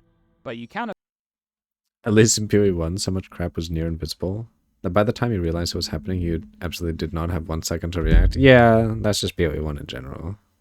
Hence your mid-shield's range saved you. Yeah. I mean, stuff that is within, like, reactable, you know, reactable speeds. and of course still invest into modifiers to speed this up. Chaos Inoculation finds itself in the same location in PoE 2 as it was in PoE 1, It's and it OP. also does exactly the same thing. Your maximum life becomes 1, and you're immune to chaos damage. In PoE 2, a hit that would cause bleeding must deal damage to life to inflict that ailment, which means a character using Chaos Inoculation is effectively immune to bleeding. Chaos damage also removes twice as much energy shield by default instead of bypassing it in PoE 2, but CI makes you immune to this damage type, completely negating that downside. It's so At good. the same time, Poison bypasses energy shield by default in PoE 2, but since Poison deals chaos damage, that also won't be an issue for a character using CI. Depending on what gear is accessible and if there's any powerful ascendancies that lend themselves well to making use of CI, such as the PoE 1's Trickster, this keystone has a lot of potential to be really strong. Resonance is it's located busted. close by and changes the types of charges you gain by changing one out for another. Power charges are gained instead of frenzy charges, frenzies instead of endurance charges, and endurance charges instead of power charges. This one will be one of those keystones which immediately enables a build or two in allowing you to gain a type of charge and spend that charge in a build that previously had a hard time in doing so. Yeah. Keep in mind that Tree-wise. charges in PoE 2 do not grant any inherent stats, and are used exclusively to empower ability usage.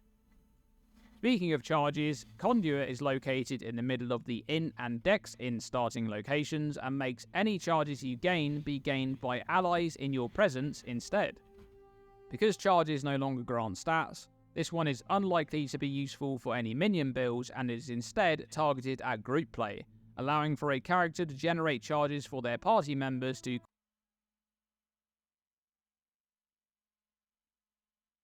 A charge bot?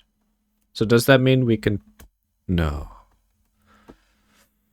Oh, how would they be able to... Because I'm thinking... I'm still thinking unlimited Flicker Strike. But then, if the Flicker Strike dude is killing everything, you won't be able to gain charges, which is kind of... Spectres, it might be useful, to be honest. Since some may have abilities that cost charges, augment with charges. That may be a possibility. That could be kind of cool. Depending on what they do with minions. Like, that could be very cool, actually. I like that spend idea. on powerful abilities. Eldritch Battery is in a very similar place to its location in PoE 1, but its modifiers are massively changed. This Oh, God.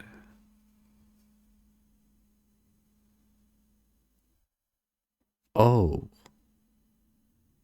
Oh, my goodness. What? You could have the fattest mana pool ever. Your mana bar could be like 30k. Especially with all these HP nodes. I mean, not HP nodes, ES. Oh! God, you're right. Yeah, stats to remember. Fuck. Okay, yeah, it's not that good. Never mind. This keystone will now convert all of your energy shield into mana. That is wild. We know that in PoE 2, mana is going to be much more of an interesting mechanic on the average build, as all characters will have access to their full mana pool to make use of unless they're using blood magic. Eldritch What the Battery fuck? is going to be a way for characters to gain Mod incredible abuse. amounts of mana, which will be particularly useful with Mind Over Matter, which now makes 100% of damage be taken from mana before life. There's potential here for a character to use this keystone together with Chaos Inoculation and Mind Over Matter and completely focus on building a giant Jesus mana pool and Christ. having a large amount of mana sustain, as mana then becomes their only hit pool. However, just like with Iron Reflexes, it's important to mention the change to conversion. If non-damage conversion follows the same formula as damage conversion, the portion of energy shield converted to mana will not scale with any modifiers to energy shield, and will instead only scale with modifiers that would affect mana. Yeah. Fuck. Whispers of Doom now moves more towards the top middle of the tree and is now a keystone, providing the additional curse but doubling the standard curse activation delay. We know that curses in PoE 2 will have an activation delay after they've been cast before they take effect. This keystone just is want very nothing from strong if minions. you're able to apply curses using another method, such as with Blasphemy or Damn. Hand of Chayula to fully bypass the downside.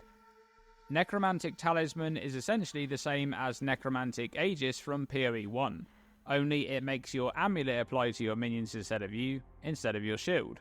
This one is an We don't know interesting too one. much about amulet modifiers in PoE 2 or whether there are any interesting unique amulets to pair with this keystone, but the loss of the amulet slot in the context of PoE 1 is quite significant in terms of scaling minion damage, Yeah. so we'll need to wait and see what's available for this keystone. Ancestral Bond will completely remove the totem limit and make the only restricting factor for placing totems the amount of spirit you're able to acquire. Yeah, we saw Each this one. totem place will reserve 100 spirit while it's active, which is around the same amount of base spirit that an automated meta gem will reserve. We don't really know much about totems other than the few attack totems we've seen. The interesting thing about the attack totems we've seen so far, both Shockwave Totem and Ancestral Warrior Totem, is that they both have their own base damage rather than using your weapon, which means you could theoretically use a one-handed mace and a scepter in your offhand for spirit gain to help enable this keystone. Mind over Matter is pretty much located exactly where it was in PoE 1, but it now makes all damage be taken from mana before life, essentially making your mana pool your primary focus for scaling EHP. It's so Downside good. of 50% less mana recovery.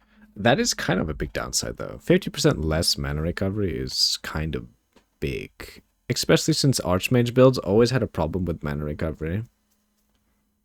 You gotta have one fat mana flask. Recovery is very significant, however, as this affects all forms of recovery over time, including regeneration. Basically, minions are 3 categories. Permanent with refresh, permanent without refresh, and temporary. What? With refresh costs spirit to reserve, upkeep. Without takes special conditions. Zombie needs corp usually. And temper things like enemies that die. From with turn into minion A.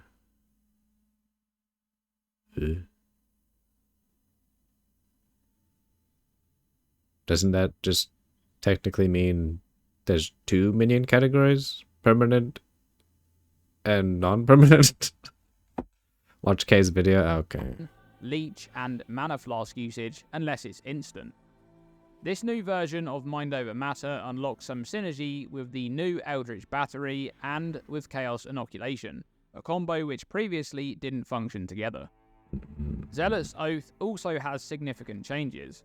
This keystone now makes excess life recovery from regeneration applied to Energy Shield whilst preventing Energy Shield from recharging. What exactly is excess life recovery from regeneration? Well, this is likely to mean any time your life is full, your life regeneration is instead put to work to recover your Energy Shield. This is quite a powerful keystone for builds which have some Energy Shield but are also consistently in the thick of battle, such as a melee warrior who's unlikely to be buying enough time for their Energy Shield recharge to begin naturally.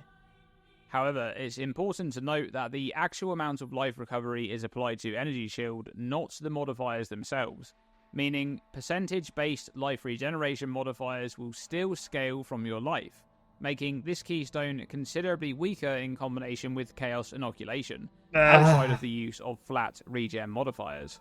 Fuck. It also has significant synergy with the new Eternal Youth, as the downside of Zealot's Oath. If potions can apply to ES, as Zealot's Oath won't be needed for your build, yeah. You just use flasks. And it'll just be OP. If you can maintain your flask charges. That's the main like scary thing about Pathfinder. Because we still don't know all of the ascendancy. Specifically prevents Energy Shield from recharging, but Eternal Youth makes life recharge instead, bypassing this downside. Lastly, Pain Attunement has moved far from the top right area to the outside of the Strength Int aligned area. Its modifiers are also massively changed. It now makes characters have 30% more critical damage bonus while on low life, but a 30% less critical damage bonus while on full life.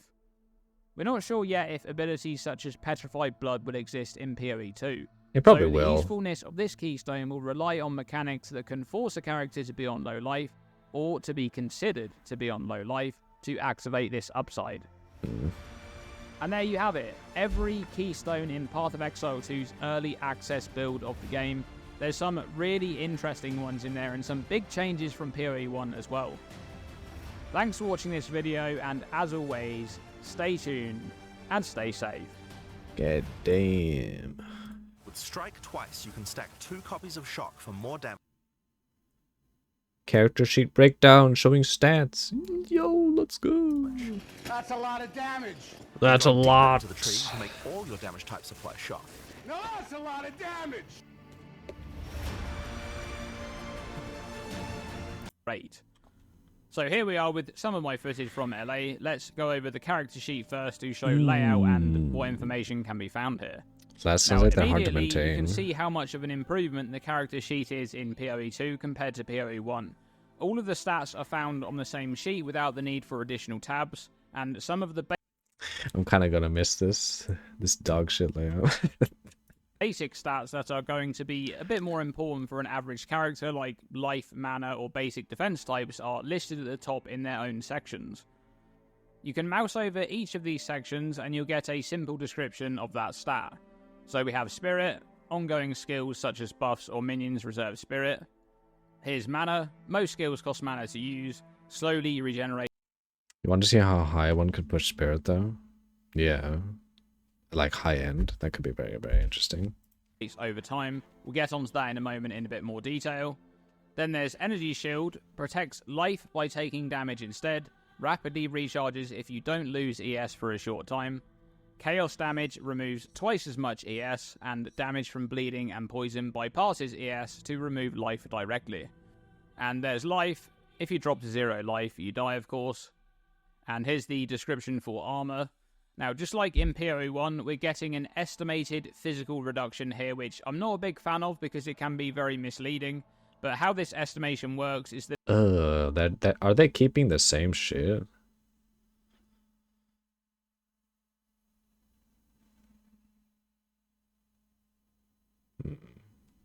Man, people are still gonna have that stupid argument of like, oh my god, I have 90% DR, but I got fucking one shot. No. And people don't even know how armor works. And it's like based on the fizz hit. God damn that it. it takes your total armor and puts it against a basic physical hit of a normal monster at your character level to calculate how much mitigation you'd get against. So armor equals trash. For big hits, kind of. It depends on how much damage you take. Against that hit. It depends. This is the result of that calculation right here, 33% PDR. The issue with this type of estimation is that armor doesn't provide a fixed amount of mitigation, as it's stronger against smaller hits and much weaker against bigger hits. Yes. Moving on to evasion now, and we have essentially the same type of thing going on here with the estimated evade chance. It's putting your evasion rating against an average monster's accuracy rating at your character level to determine evade chance.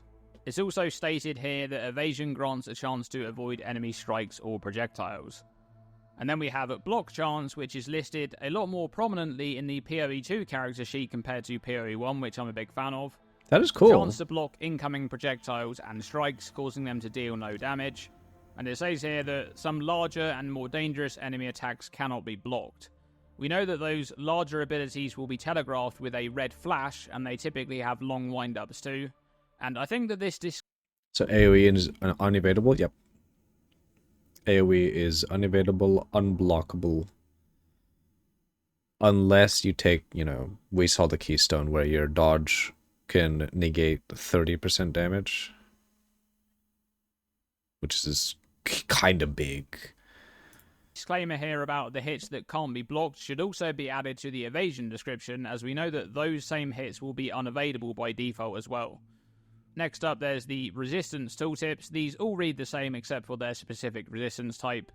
You take this much less damage. Negative values cause you to take more damage instead. and maximum resistance is capped at 75% by default and cannot be higher than 90%. So no changes there mechanically Same, from yeah. PoE 1. The percentage on the left is your capped resistance, and the percentage in brackets is uncapped resistance. Now, scrolling down, there's a more detailed breakdown for each of the stats shown at the top, and some extra information here like regeneration. At the bottom of the character sheet here, there's some new sections which we don't have in PoE 1. Stun, ailments, damage avoidance, damage taken, damage redirection, and reflected damage. I think both stun and ailments will list specific defenses that you have for those types, such as increased stun threshold or reduced duration of ignite on you, for example. Damage avoidance will list any specific modifiers that grant you a chance to avoid a damage type from hits. Damage taken will list all of the modifiers you have which impact the damage that you take, such as Fortify for less hit damage taken, or Shock for increased damage taken. Damage redirection will list modifiers for damage taken as, which makes you take the damage of one type as another type, such as the modifier on Cloak of Flame. That's actually very Lastly, nice. we have reflected damage, which should be listing any modifiers that you have to reduce reflected damage taken. Okay, so that's the character sheet in PoE 2, but what information can we decipher from this sheet? Character sheet in PoE... Flask life amount modifier 20%. What the fuck? What the fuck is that wording? Sub-second dots are possible. I mean, have to reduce reflected damage taken. Maybe. Okay, so that's the character sheet in PoE 2, but You're what coping, information though. can we decipher from this sheet? I went through all of my footage to collect information about all of the stats that I was gaining from gear and from the passive skill tree at the time of this character sheet screenshot. And with that information, I was able to calculate a bunch of stats. Let's look at attributes first. We know that in PoE 1, each class has their own allocation of starting attributes, and it looks like it's going to be the same in PoE 2. From both gear and the passive tree, I had no intelligence modifiers, but I had plus 15 to dexterity and plus 45. Imagine 99 decreased duration, but 100% increased damage taken. Totally worth to take that case down. Well, remember in PoE 1, you can get, like, you can get jewels that give you essentially immunity to ailments, but it reduced the duration of them, I think. Was it duration? Or was it something else? Well, oh wait, maybe it was chance to be poisoned. Or both? Two different types, chance and duration? Yes, it was effect and duration. Oh. Okay, it might be possible. To strength. So the warrior's starting attributes therefore must be 15 strength, 7 dexterity, and 7 intelligence. Next, let's look at life. On this screenshot I have 440 life on a level 20 character. I also have 60 strength, and we know that in PoE 2, each point of strength grants 2 maximum life. My gear had a total of plus 44 to maximum life, and I had no life modifiers on the passive skill tree. 60 strength is 120 maximum life, so by removing the added life from gear and strength, we end up with 276 life. Now, we know that in PoE 1, each character has the same amount of starting base life and mana, which is then added to any of those stats that they gain from their attributes, and they also gain an amount of flat life and mana per level up. So a level 20...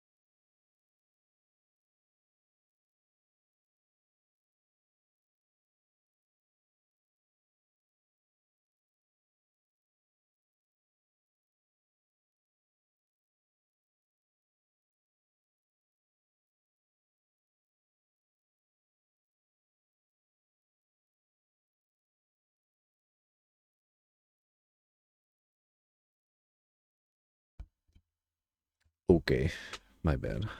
Character would have 19 instances of life gained from leveling up. And with that information, from 276 life, we can arrive at the base starting life of 48 with 12 life gained per level for every class. Wait, 48 life? Was it that bad?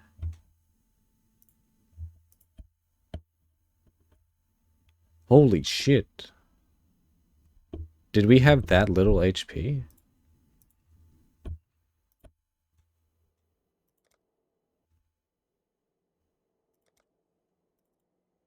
A scion of perfection in mind, body, and grace. The crowning glory of our civilization.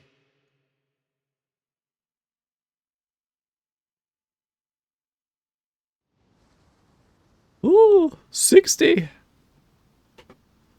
Okay, our life was actually kind of low. But 48 though. Which would mean that with a warrior's 15 starting strength factored in, they'd start with 78 life in total. Oh. Okay, what about mana? I had 167 mana on a level 20 character. I also had 7 intelligence, and we know that each intelligence point grants I mean, he said he got what, 70 level 20. Okay, what 78 starting life. Fuck, just a sec. Let's see. I started as a scion there.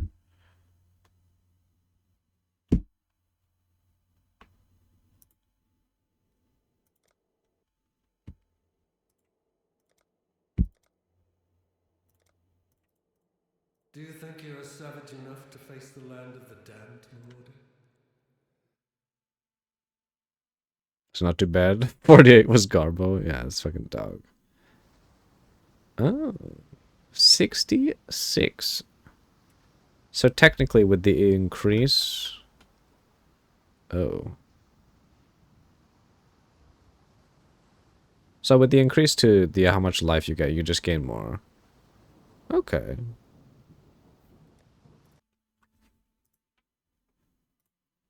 No! Yeah, fuck.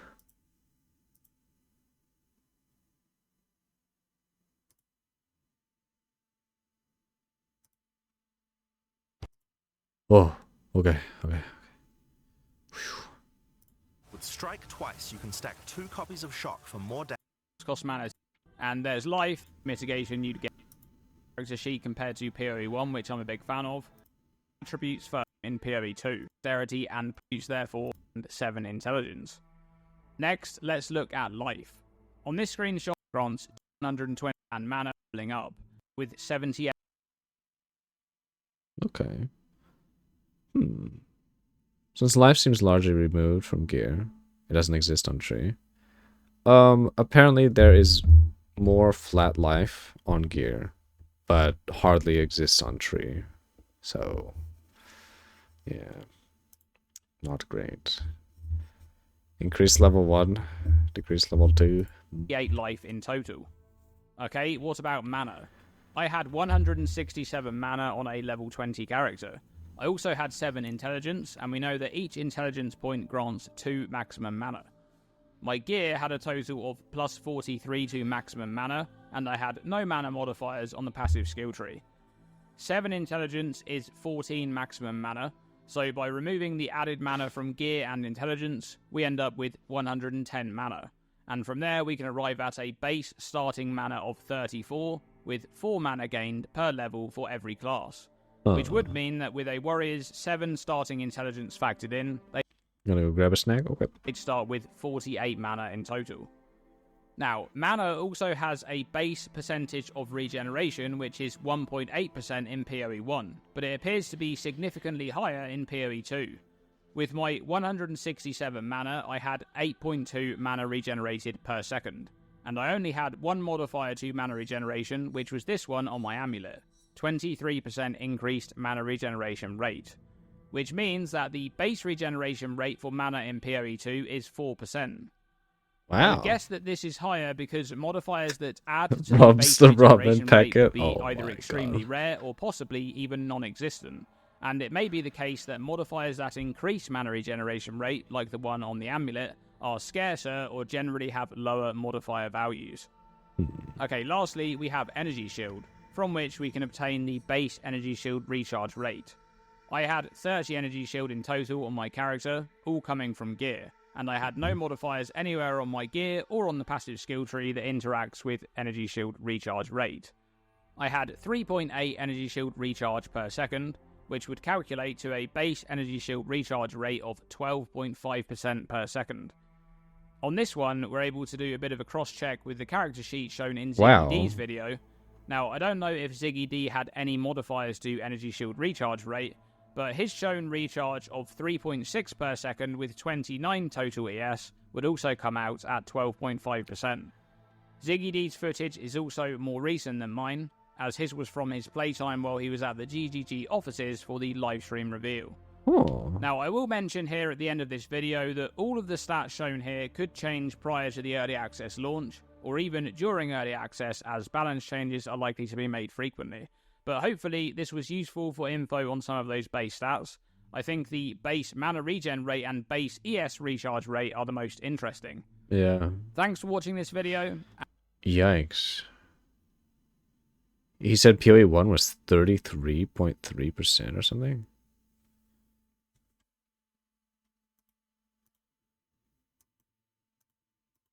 Shown in Ziggy. Yeah, 33.3% to 12.5. Interesting. D's video. Okay. Welcome Thorns. to another video, and we're just 5 days out from POE 2's early access launch. We're keeping the daily uploads alive today with a short video about something that just isn't really a thing in POE 1, and that's Thorns. Thorns is a classic RPG mechanic that allows characters to reflect damage to enemies that are attacking them. But historically, Thorns, or damage reflection, hasn't really been handled all too well in the majority of RPGs. The issue therein is that a mechanic which rewards a player for being hit by dealing damage to monsters without any active interaction from the player can't be too strong compared to other options. And so, what happens usually is that those mechanics aren't strong enough, and as a result, they don't feel worthwhile to invest into. Yeah. When the opposite is true, and they're stronger than active playstyles, they naturally become a go-to build. It's the path of least resistance. But in POE 1, the issue with Thorns, or damage reflection, is that the game simply is not designed for such a system to work well. An average character cannot afford to stand still and just let monsters hit them. If they do, they'll usually end up dying very quickly. Sure, you can heavily invest into defenses if you wish to, and these days we certainly have the options available to do just that. But even then, the reflect modifiers that you can use simply aren't that good. And worse still, most of them exist on mediocre unique items. But it looks like POE 2 is going to attempt to make damage reflection a mechanic that you can invest into to make use of in your build. Really? And not just by using specialized unique items, because there are actually reflect modifiers on the passive skill tree in the strength area of the tree, where the warrior starts. 60%? Vengeance is found in the middle between the strength and strength dexterity areas of the tree. Well, and has the stat 60% of damage taken reflected to melee. Ooh, I wonder if that damage taken is the mitigated portion of damage. So you gain like a shit ton of DR. And if you take like garbage damage, does that garbage amount of damage get reflected, or does the non-mitigated portion of damage get reflected? Melee attackers. Meanwhile, retaliation is on the outer edge of the tree and has the same stat, only with a bit higher of a percentage of reflected damage. Now, there's a couple of things to notice here. Firstly, this is percentage-based damage, not flat damage like most of the modifiers that exist in POE 1, which means that it will scale naturally no matter what level of content you're doing. Secondly, the wording of the modifier itself. A percentage of damage taken reflected to melee attackers. This modifier may do one of two things. Scenario A, which I think is the most likely, is that incoming melee hits from monsters will reflect a percentage of damage taken from those hits back to those monsters. Scenario B is that a percentage of all of the damage that you take from all sources is reflected around you in melee range, which I think is much less likely. Regardless, it's interesting to see that such a stat is appearing on the passive skill tree and makes you wonder if more support will be available for a Thorns type setup, perhaps on future ascendancies or on unique items. We also know that PoE 2 is limiting the amount of recovery a character may be able to achieve compared to PoE 1, and by doing this they can design dangerous monsters without the need for them to be able to one-shot characters. Whether that will actually end up being the case is anyone's guess, but the idea is that taking a big hit should leave you in a vulnerable position for a short time thereafter, as you're not able to immediately recover to full like you can in PoE 1. Having this type of approach as a baseline concept may open the way for builds using mechanics such as damage reflection, as they can then choose to invest heavily into defense and recovery mechanics if they wish to. What do you think of the idea of Thorns in PoE 2? Let me know by commenting below. Thanks for watching this video, and as always, stay tuned and stay safe. Monsters won't one shot. It depends on how much. It depends on how the damage is reflected. Like, is the damage going to be reflected after the damage mitigation happens, or is it going to get just reflected raw? Ed wriggling. I mean, it could be cool, but I mean, it's still gonna probably not be so good. Well, we'll have to see, especially with like the extra uniques that we're gonna see. Maybe it could be cool. Could definitely be an option. Oh fuck! Did I like the? Did I like it? I did not. Welcome to another video. Alright. We will watch this 5-month-old video. Just woke up on the couch. Classic. Go back to bed.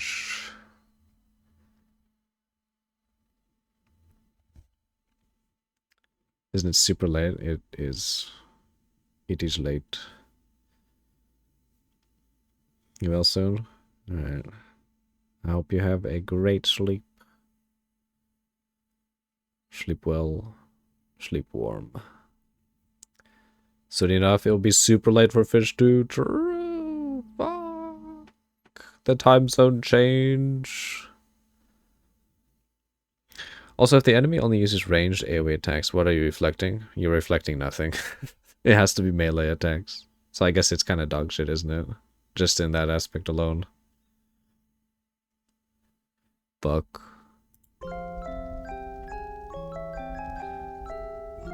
Hi everyone, it's Kay. I'm back. GGG has finally showcased the Witch, and it looks so good. In this video, I'm going to share some of my thoughts and ideas. How exciting!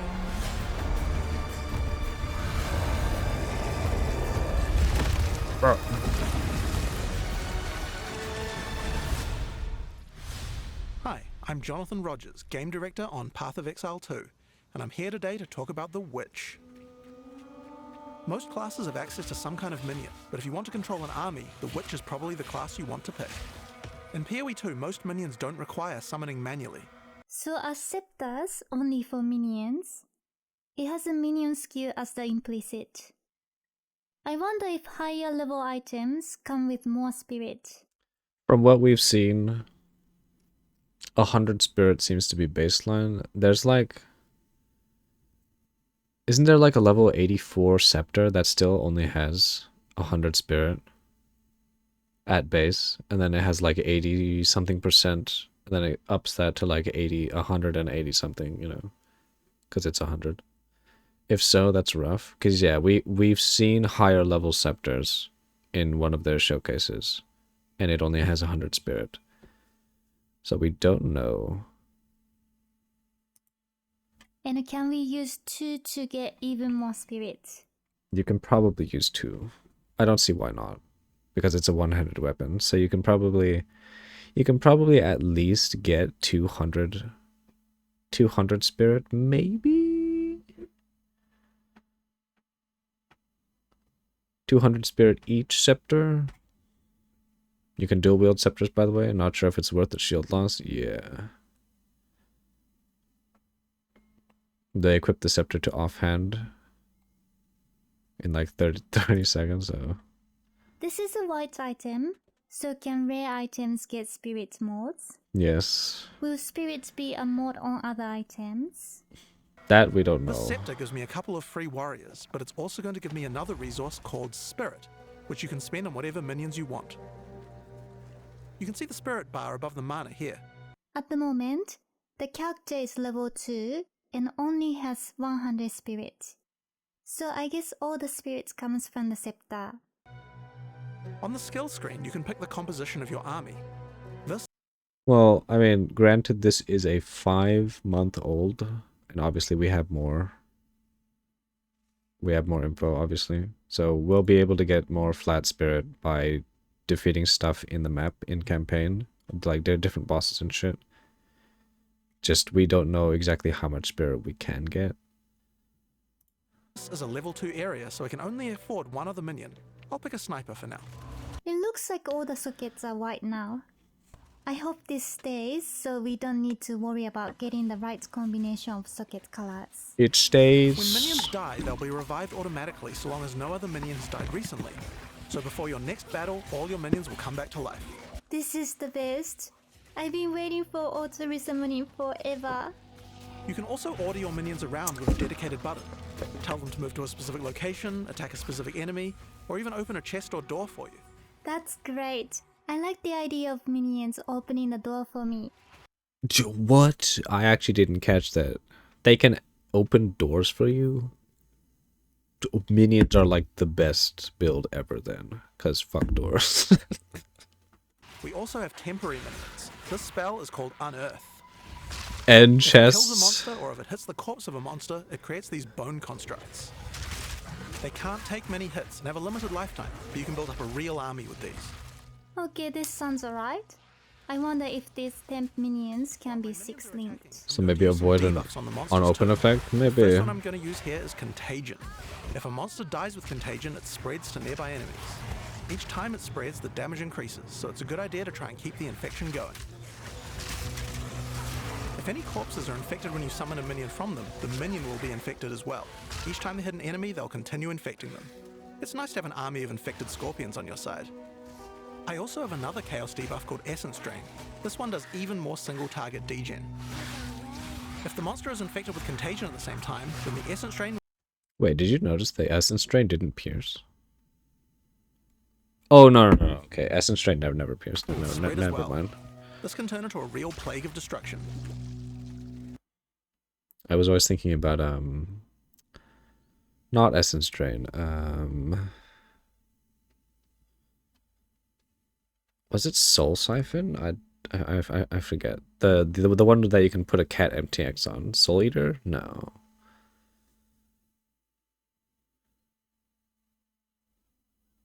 Fuck, I forget the name. Another minion type I can summon are zombies, but they require a corpse. They don't come back to life if they die, but they're fairly tough and can bolster your minion numbers. I really hope the zombies have better AI in POE too. Many minions also have command True. skills. I can order my sniper to deploy a gas arrow on the battlefield to get some damage over time. I like how the special skeleton has its own special ability.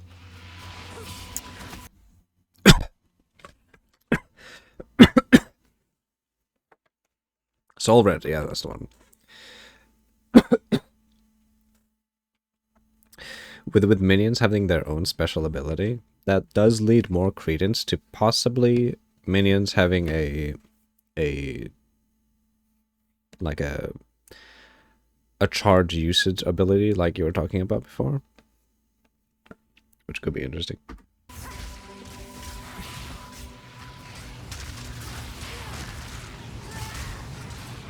Now I'm going to summon a skeletal arsonist. They can throw little fire grenades, but they also have a command skill that can detonate. This video is why you thought of minions that? low on life. This sounds like the arsonist is replacing minion instability. Kind of. When you see the red indicator, use the skill and the minion will go boom. But I think I like it better in POE 1, where they detonate by themselves. Quickly anyway. So, let's take all these tools we found and fight the boss of this area, the Carrion Crone.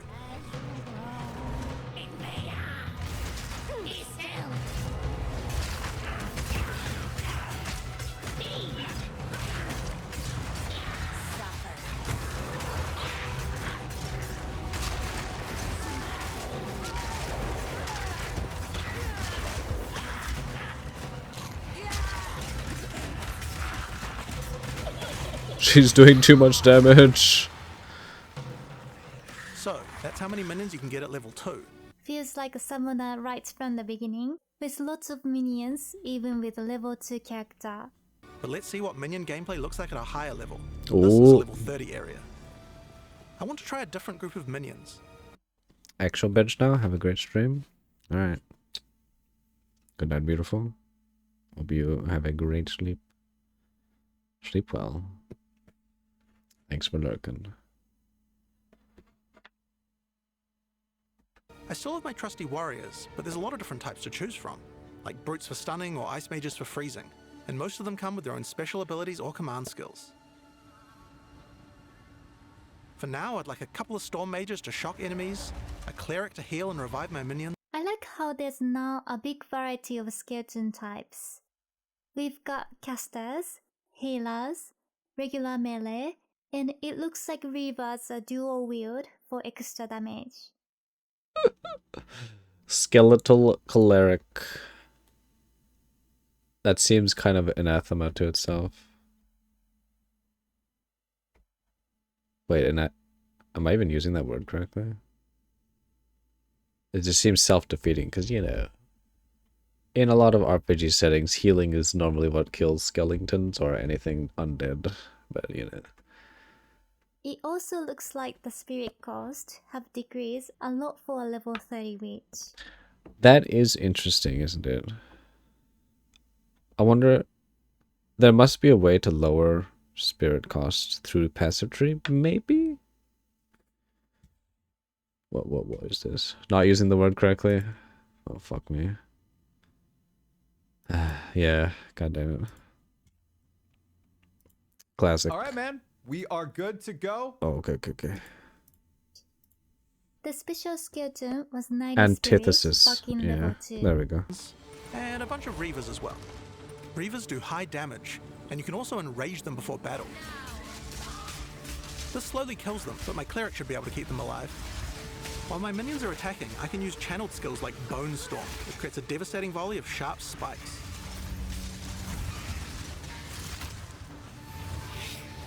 The Storm Mage has a useful ability if lots of your minions die.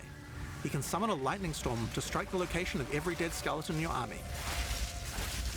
Just like that. We also have a type of skill called Offerings. These let you impale one of your skeletons on a big spike of bone in order to buff all of your other minions. Okay, this is a big change to the old offerings. Instead of targeting corpses, we now target one of our own skellies. I'm not sure if I like this, because it means I will always need skellies. Go to waste. Yeah. Profane Ritual consumes a corpse to create a power charge, which can power up some of my other spells. If I use them to summon I assume they did this to balance offerings so other, like, non-summoners wouldn't use it. I'm not sure. zombies, I can create super zombies, which are more powerful. You also don't need a corpse to summon them. So we can use power charges to get super zombies. Can power charges summon other super minions? Maybe. I can also use power charges to channel Bone Storm. If I do that, it adds a devastating AoE.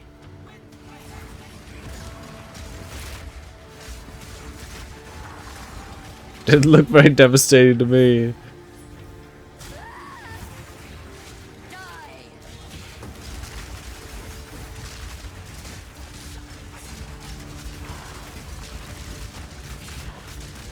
In POE 2, even non-boss monsters can be pretty devastating, like this Faradin Impaler.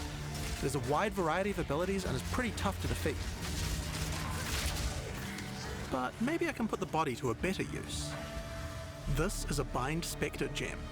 Okay, the gem's called Bind Spectre now. I read something from ExileCon that specters are now saved to the gem, so we don't need to use something like a specter bank anymore. But we'll need to have lots of bind specter gems, I guess. Ooh. Ooh. Ooh, that doesn't sound very good.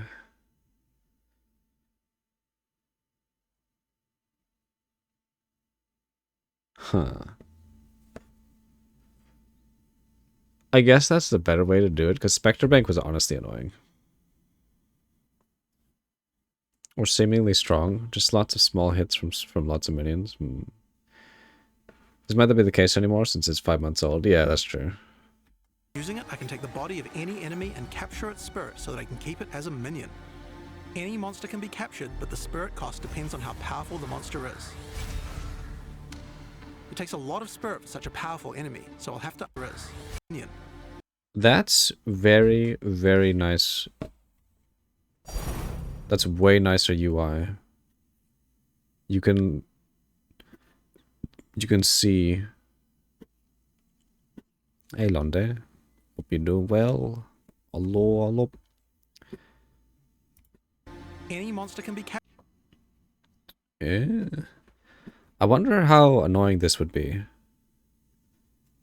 I wonder how annoying this UI would be. Like if you have the...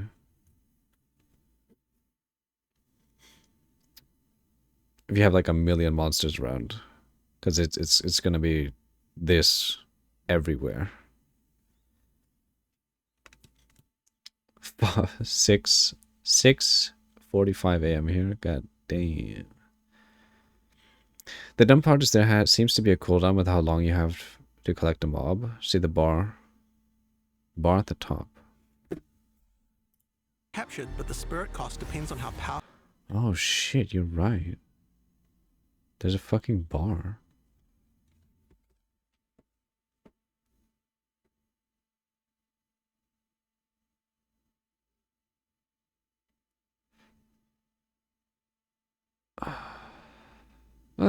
Maybe.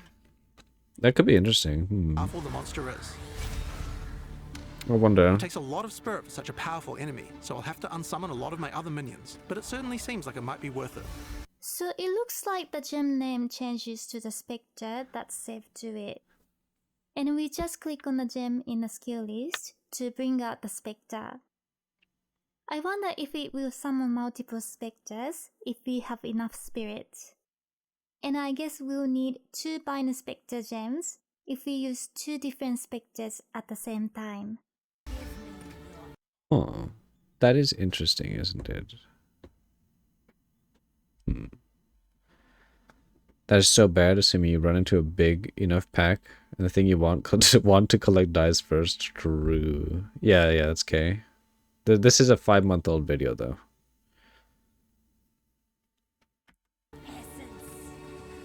If the specter dies, just like any other minion, it will respawn after a short time. This is so good. This is the QOL we've wanted for such a long time. True. We needed that. This makes me so happy.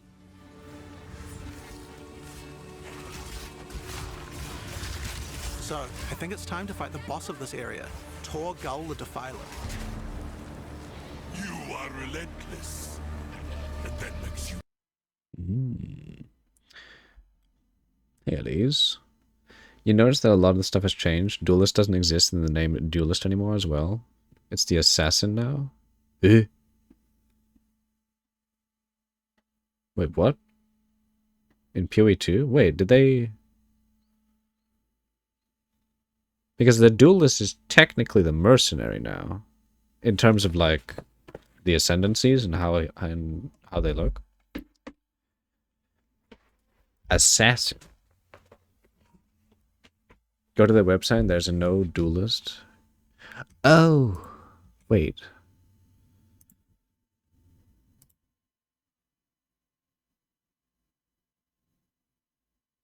Is there no more Shadow? Duelist is base class, by the way, not the Ascendancy? Yeah. Huh. Intriguing. Wait, let's see.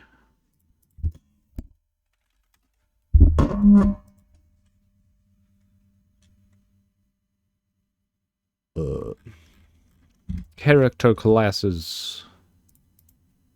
Oh my god. The witch. The mercenary. The monk. The ranger. The sork. The warrior. Oh.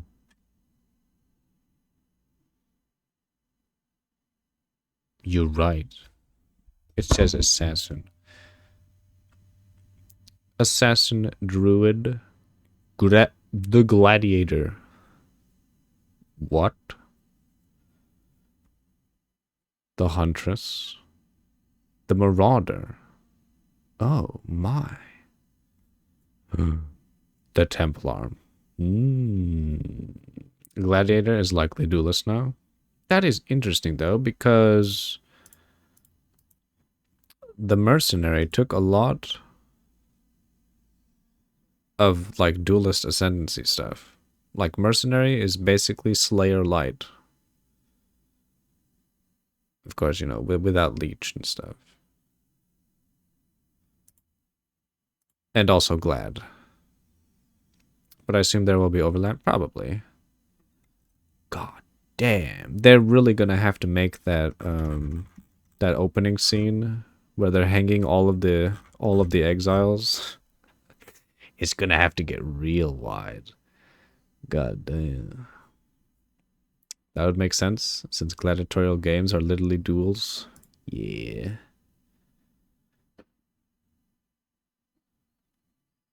Yeah, because in POE 1, the gladiator ascendancy was the duelist class in POE 1. They gotta make them unique enough? Yeah. Alright. The end of Marraketh's tyranny is nearly at hand.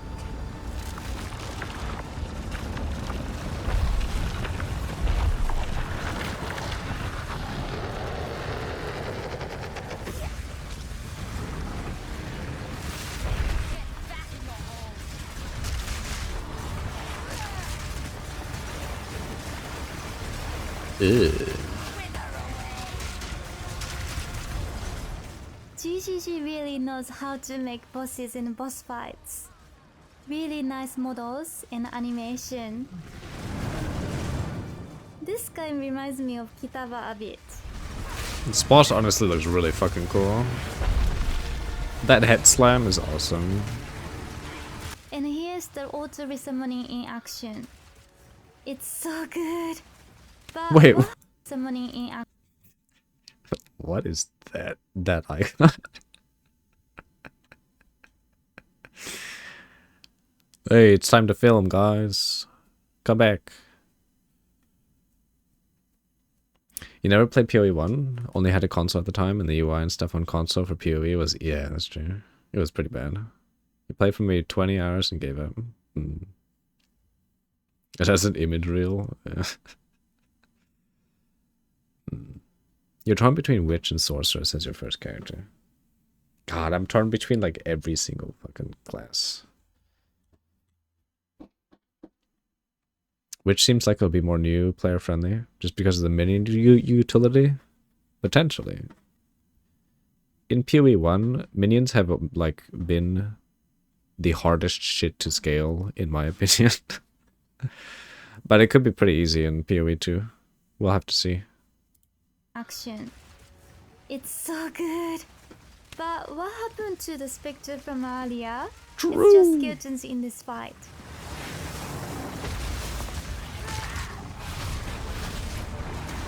That's a good point. Where the hell's the Spectre?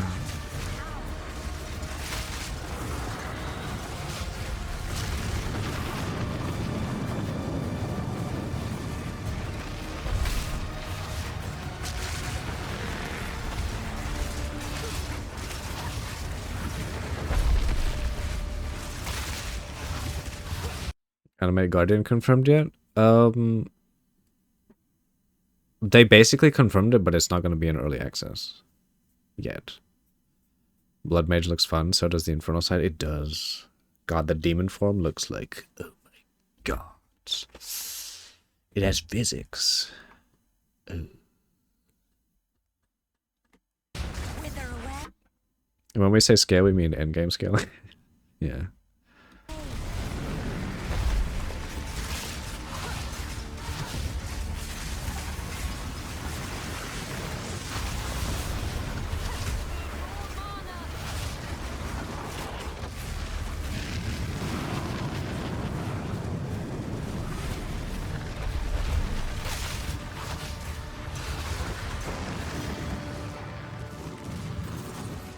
So Oh.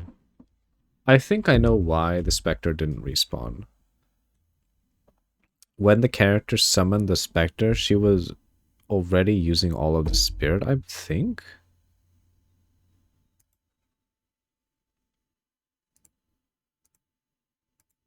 Oh, wait, no. There's a wide variety of abilities and is pretty tough to defeat. This is a Bind Spectre gem. okay, the gem's called Bind Spectre now. I read something from it. Using it, I can take the body of any enemy and capture its spirit so that I can keep it as a minion. Any monster can be captured, but the spirit cost depends on how powerful the monster is. Oh, shit. There's no Spectre for the fight, they turned it off. I think it died. Or maybe they turned it off. Oh, but yeah, I think you're right. I think they just turned it off. Wait. It takes So it looks like this.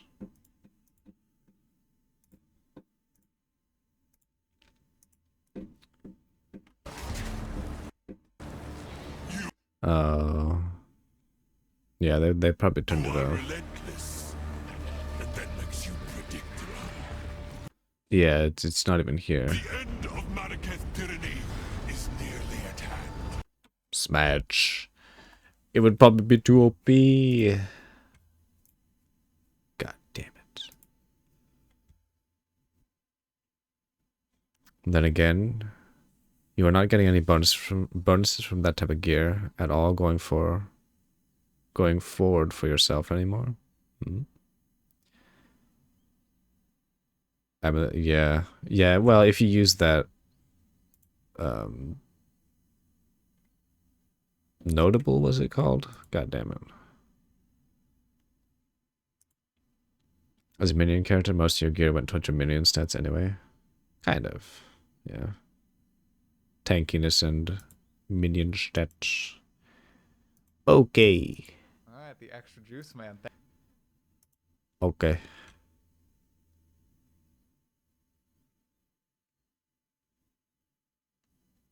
Let's see.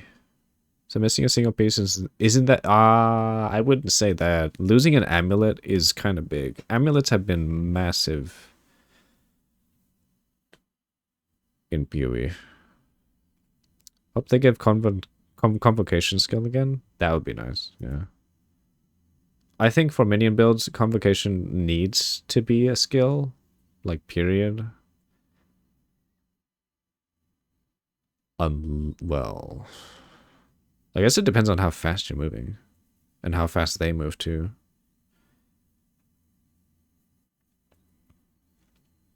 They give us a built-in direction skill.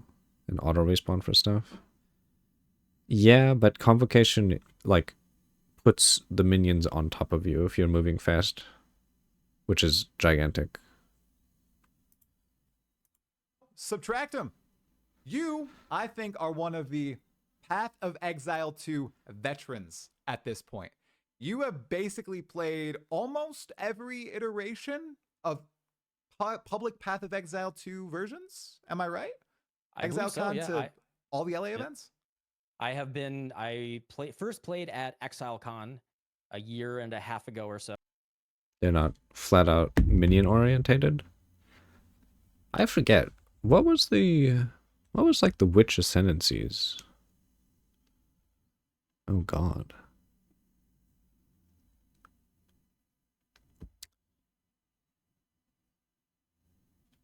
Oh, you know what? You're right, aren't you?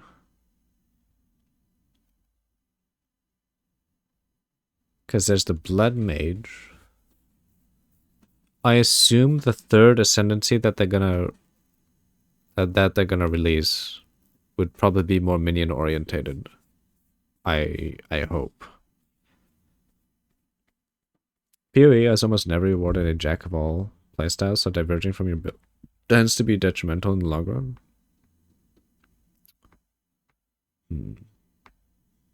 Blood Mage is post minion ascendancy. There'll probably be a more.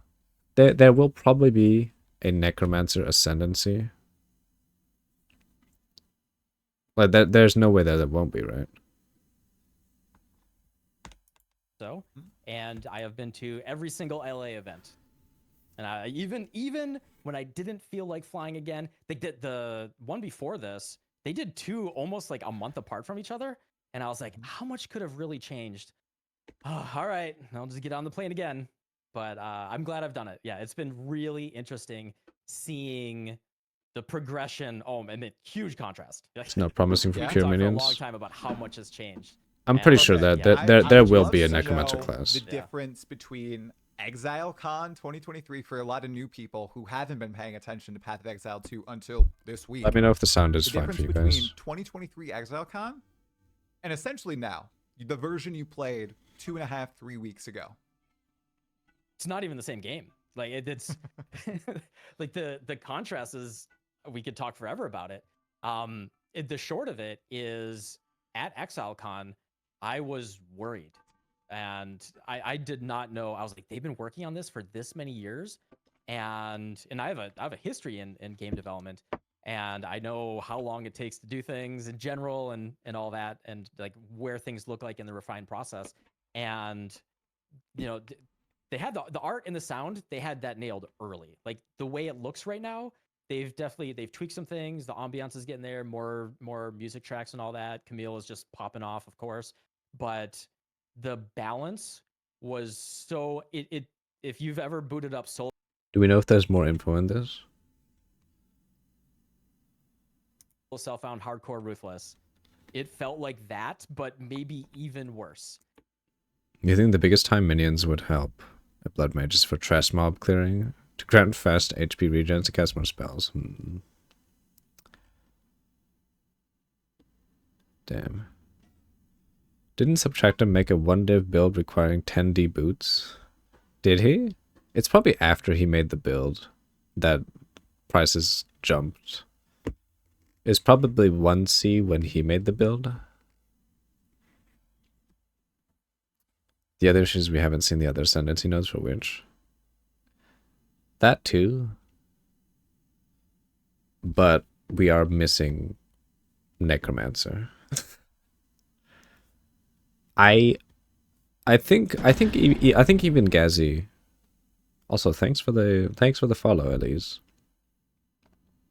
It's very appreciated. Yep. Okay. 8 Denreal. I'm pretty sure Gazi also asked Jonathan that for Necromancer, and I'm pretty sure he said, if I'm remembering correctly, that there will be something like that. Or I could be remembering wrong. But I'm pretty sure Gazi asked for it.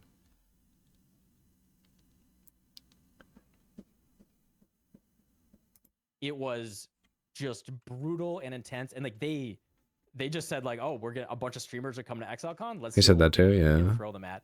And most people couldn't beat, like they had it set up so you could play like 4 different characters, I think, and it was like a preset zone with preset gear and everything. Unless some of the nodes we haven't seen are just pure minion. Character is an Act 6 potentially. with like 2 white items and 2 blue items. Good luck. And it was brutal. Up until and then it was actually almost a downgrade when they first added WASD, which a couple playtests later, they added WASD, but they still, you guys are so lucky. Your wrists are so lucky you did not try to play Path of Exile 2 with WASD and 5 flasks. That is one of the most miserable. If you ever played old school Vault. That does sound like a pain in the ass. 5 flask with WASD. Oh my god. Also, why does he say WASD, not WASD? I mean, I guess. Minions good? I mean, yeah, it looks pretty good. We're just saying that we don't have a minion dedicated ascendancy yet. You seen a lot how Witch won't be good versus bosses? From what you see, they addressed a lot of those issues because a lot of the minions now auto respawn without the need for corpses if you can't stay alive. Yeah, that is a big one. Thinking about the Bludge Mage though, you are kind of right that you won't really be able to generate much like life globules or whatever those things that drop on the ground in bossing, unless the boss like spawns trash mobs. Well, we'll have to see. Valdo's, or Old School Valdo's Rest, where you would drop a Nemesis, where you would just drop hundreds and hundreds and hundreds of chaos every single map. It was like that RSI. Like imagine controlling with WASD and pressing 5 flasks every 5 seconds. So you're like trying to walk around, you're like, oh, I gotta press my life flask. And like like each flask was, there's an anti-bleed flask, an anti-freeze flask, and an anti-chill flask, not just freeze and chill, a freeze flask, a chill flask, a bleed flask, a poison flask. You had to do all of them. And it's just like, oh, this monster looks like he might do chaos damage. Press my poison flask. It was, yeah, we're talking, you're playing old school Flash and Brood War. Just like, you watch those Koreans just like popping off at high APM. You had to play like that.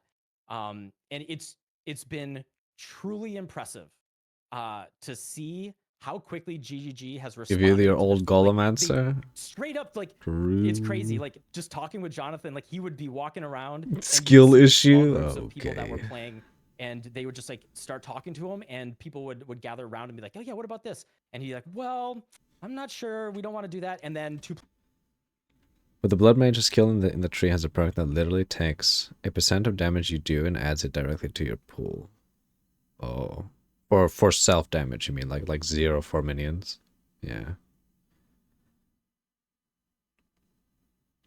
Yeah, I think we're likely getting the third ascendancy for the witch is probably going to be Necromancer, or like it's probably going to be Necromancer. Higher learning curve to play than the Infernalist. Probably. Especially since you need to pick up those HP globules. It'll probably be pretty strong though. Two play tests later, they would have implemented it. And it's really, really impressive how they truly took feedback. And I think that momentum is a thing that we should go into EA with, and that mindset going into early access. And like just going into EA, Electronic Arts. Don't get me wrong, it's gonna be real fun.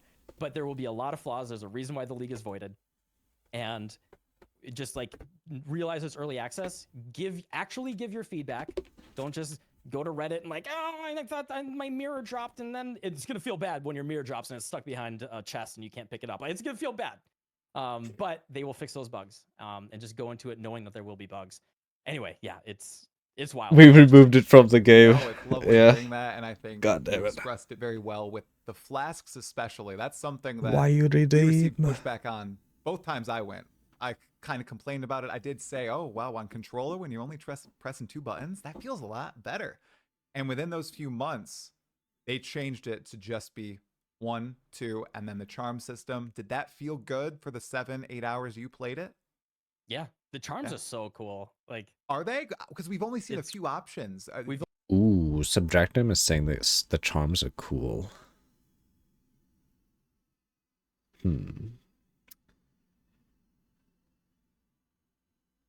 Imagine POE 1 without move only.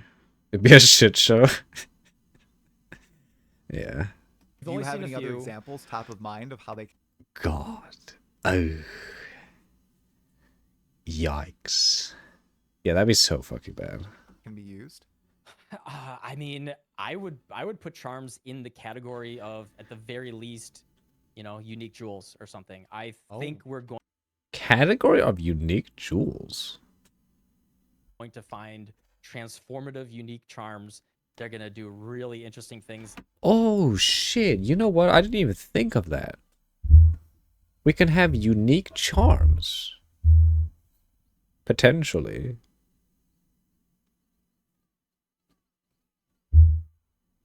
That could be interesting, actually. If unique charms could be a thing. You dropped the cash for the big supporter bundle? You already thinking about getting it? Then the drama unfolded last week with the whole Diablo-like situation. You're just like, yeah, give them some extra support. Diablo-like. Oof. Kind of interested in seeing what's going to happen with the PoE 1 links, though. Yeah, I wonder. Because this is going to... It is going to fracture the community. You know, between Path of Exile 1, Path of Exile 2. People will probably go back to Path of Exile 1.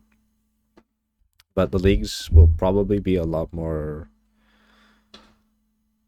sparse, especially for trading. For SSF people, it doesn't even matter. But for trade league, I can assume a lot less players. It's like, you know, because they're all playing PoE 2. hey, instead of just 25% less chance to get ignited, there might be 25% chance to reflect and ignite or something. Like, I think they're going to do really, really cool things with charms, and just having more gear slots. Ugh. Is it just me, or is reflect ignite like not interesting at all? It would have zero impact on your damage. You think Rod blocked you because of your expos? You said Diablo ain't even Diablo-like anymore? You can't read the room and make this comment. It's based. Ooh. Come on, PoE 1 and 2 have more content and skill trees alone than your entire game does. I don't think he liked that. Oof. I mean, he blocked you, so... Eesh. You're kind of hoping they'll eventually split it like old school RuneScape and RS3 teams? Oh, you know what? I think... I mean, with Path of Exile 2 it just existing, I think they are already going that route. It's probably already going to be happening like that. You fucking hate Rob, like literally? Damn. Hate? That's a strong sentiment. We don't even know the dude. The statement, Diablo-like is so fun. Living in the years where there were one game to play. Pretty narcissistic statement. I want to know what his mind was thinking when he made that post. Like what could have been going through his mind? When D2 was pathfinding content, saying something was Diablo-like was great. Yeah, D2, like if we were in D2 days, probably people would be like, okay, you know, Diablo-like. I can get behind that. Diablo 3 came out, was a shit show. He literally steals people D4 builds, then posts them on Icy Veins. Really? Wait, he has his own Icy Veins account? Wait, really? No fucking way, right? And then Diablo Immortal was announced and killed it? Do you not have phones?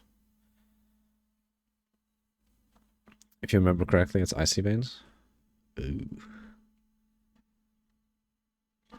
Why you not want to play me game? Because you no longer know how to make a competent ARPG, yeah. It's sad because D4, it had a lot of promise, but man, the direction they keep going is like... It's just bedge. It's not great. That And then just Path of Exile 1 exists. that enable them to flex that creativity is going to be, you know, you give GGG systems and they're going to give you a skill tree for it, and there's going to be some really cool stuff. Yeah, and you Did you see the latest laziness from the team on D4? No. What did they do? Speaking of bedge, you're gonna start heading that way? Alright. Thanks for hanging out, Redman. Hope you have a great sleep. GG's. They brought back the seasonal content, and never updated any of it. No new items for the class, nothing.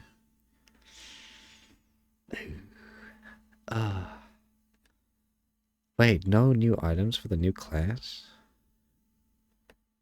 Bruh, so they're just recycling content? Not good. If they tried to understand the player base instead of making the player base like your games. Did you see that they're releasing a new D2 season on POE Early Access Day? Really? Diablo 2 Rebirth? And the only update they did is they fixed a bug. Not good. You know what's funny? I heard... Okay, we'll pause this for a bit. We're off on a tangent. I heard that...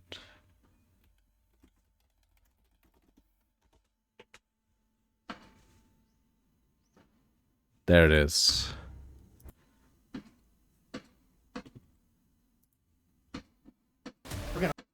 They're cooking.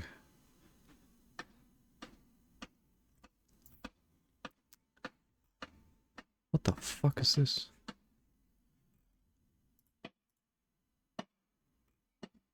Oh my god. You know, these ingredients actually look pretty good. I heard bad things about this video though. Diablo Resurrected is having its new ladder or something? You think it's on Friday? Venison. Venison stew. Cooking? Cooking what? They left their head in the fire and don't know it? Ooh, let's see. Let's see what they make and how they make it. God, why do they have ominous music? I mean, I guess it's Diablo, but... You could tell just... You could just tell by the main... Oh. Oh, really? Huh. To be honest, I don't... You know, I don't often see venison, if at all. Is it always like this? That does look really lean though. Like there's like zero fat content in that. Music is like that because it's not deer meat, it's mystery beef stew. 2 large yellow onion diced.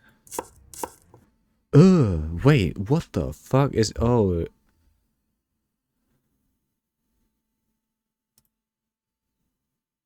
Oh. Is this supposed to be like...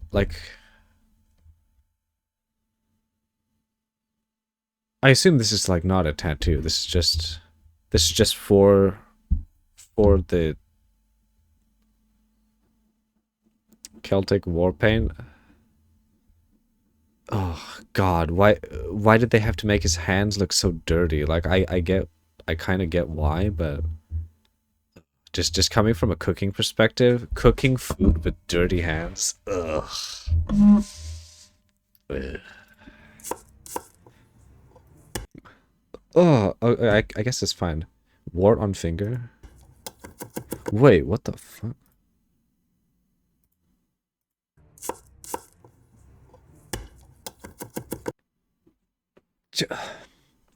He lost the garlic.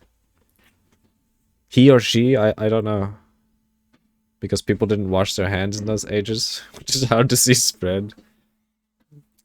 I mean, enjoy your cholera stew.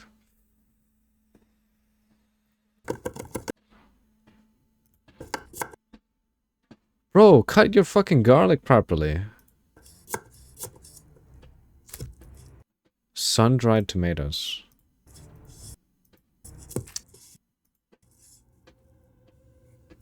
Oh.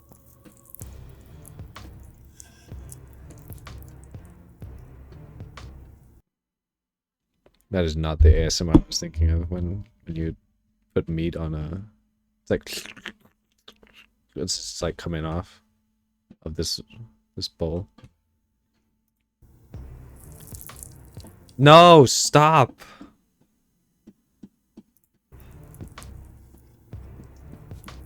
Oh my, no, just cut it. God, do they have to do that? That's what good pussy sounds like.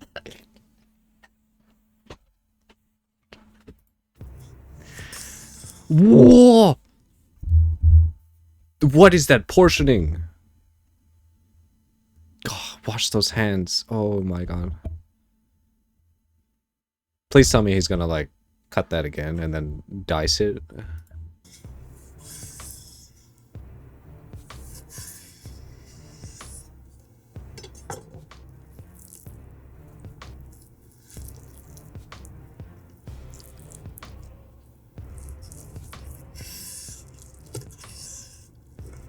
Oh my god. Oh, this person does not know how to cut meat, man. Never, never, and never do that. Sharpen your knife, yeah. If you're gonna cut meat like that, your knife needs to be way sharper. It's not a sharp knife. Apparently not. What? No, cut your meat more.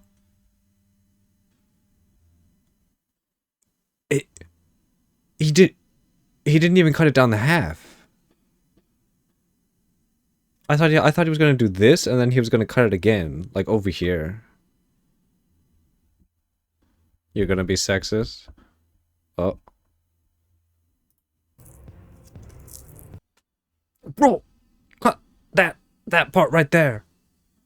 Separate it. That's clearly a woman cutting. Since that's not 1 inch. Damn.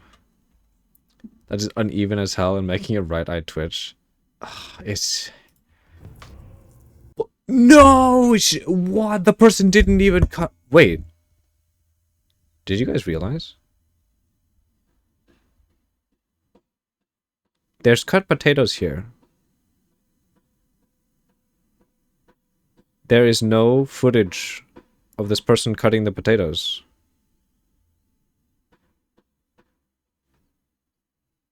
It goes from...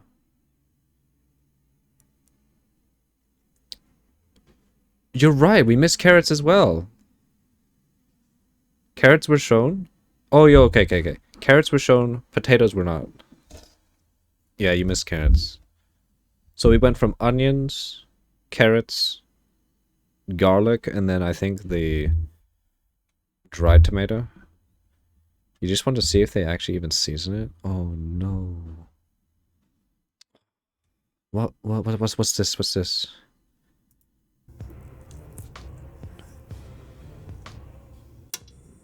Huh?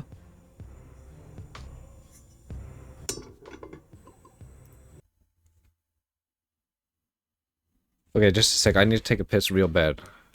We'll be right back before we look at this.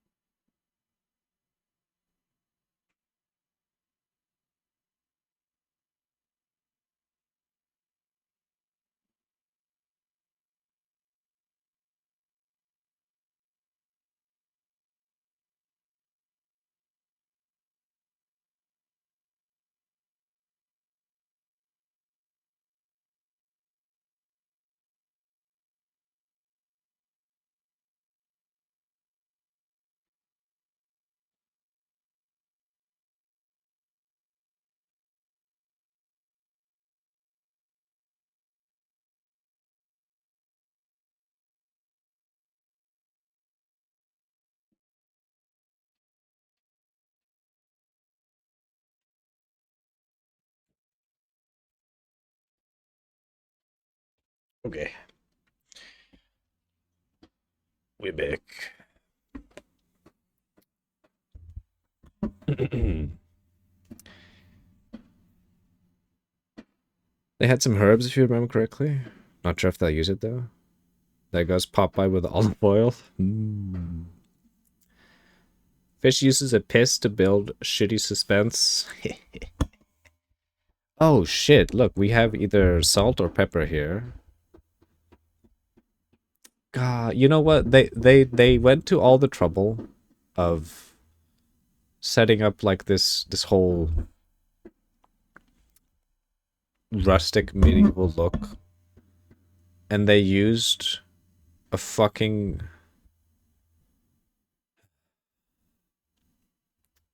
a can gas can fire. They could have done like charcoal. They could have put it over some actual fucking fire and heated up this thing. Don't need to be salt and pepper. They also had something that was supposed to be a knife.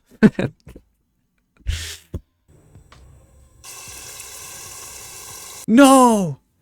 Wait. Oh. Oh, look. The person actually cut it up a bit smaller. off camera. Also, I said no because she's adding too much meat. Oh no. Oh my god. She didn't spread. I'm saying she didn't spread. Okay, this person didn't spread the oil around the pan. I'm getting triggered. Her hands also got cleaner. I don't know. It still seems kind of dirty. This is stew? Yeah, it's stew. Like, I know for stew you're not supposed to. Well. Okay, no, that's just too much meat. You're supposed to be able to like fucking brown your meat properly. Brown your fucking meat. Take like half of this meat out to brown it, and then do another batch to like, you know, properly brown the outsides. Because this is just gonna release a shit ton of water, and it's just gonna be boiled. And then obviously they're gonna make stew, so it's gonna be boiled even more. But you know, no one here would ever cook deer meat in olive oil like that.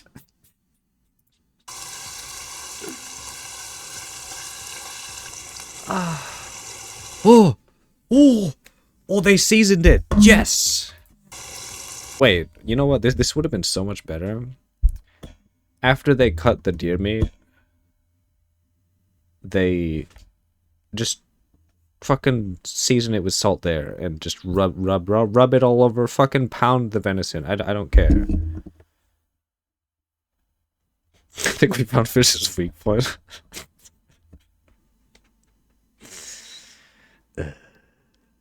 You had a stew where it was browned using bear fat? Oh, God. Okay. Yeah, this is way too much meat in one pan. I swear. She's gonna end up with, like, water up to here.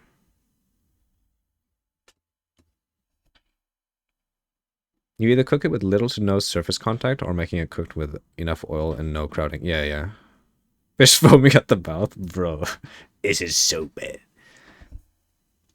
Microwave cooking? Fuck off. You know what? That probably would have been better.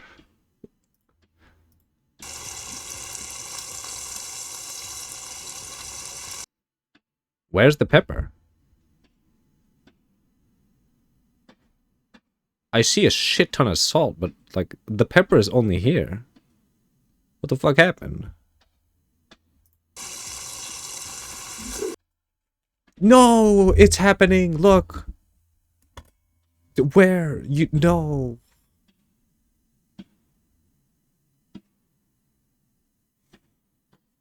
Nothing like cooking on an open... Oh, that would be so much better. You want some pepper with your high blood pressure? It's funny to see Fish transition to a React streamer. It's only a matter of time. Oh my god. Oh god, you know what? This would be... Oh my god. Okay. Here's how to make this a million times better. Put your olive oil in. I don't care if it's olive oil. Just use it. Use your olive oil. Put the garlic in. Put like half of the garlic in. Because, you know, obviously you're not going to use all this meat. Put half of your garlic in. And just make sure your garlic is like nice and brown at least. And then you put in, well, yeah, and actually no. Fuck. Fish cooking streams after the move? It's possible. Not to mention when you have the water release from your meat and you end up diluting. Yeah. Pepper diluted in water, you literally strain away your seasoning. Oh god. Yeah, god, fuck, man. Oh. Jamie gets the home cooked meal, we get content. You need to do it separately. Because I mean the garlic has to be cooked, obviously. Cook that shit in the pan. But obviously less meat. You can cook your meat with the garlic, it doesn't matter. Fucking get your garlic seasoning inside your goddamn meat. Cook the meat properly. Not boil it like this garbage. Cook it with the big fish. Oh god, good thing Dennis is not here. He'd probably die. Because Dennis is very particular about cooking as well. Oh my god. God, it's so raw. Oh no! Wait. Cook until meat is browned. Is she gonna drain the water?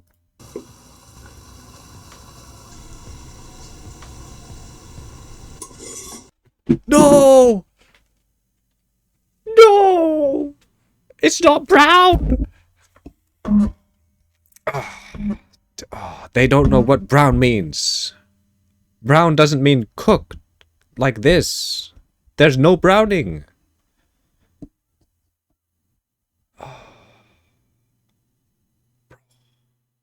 So they just made deer meat chuck and ruined the chuck that was once a delicious whole steak. Oh. You have some kind of tapping on your end from time to time? Oh. It's across the street. They're building a new house. So you're hearing construction. You think that's blood, not browning? Yeah, it's still fucking raw. Rare deer meat is a good way to get sick. Bro. Are they actually... Wait. Okay, we still have a chance. Maybe she's moving the meat to drain to drain this garbage here, this water, to cook it again. Let's hope.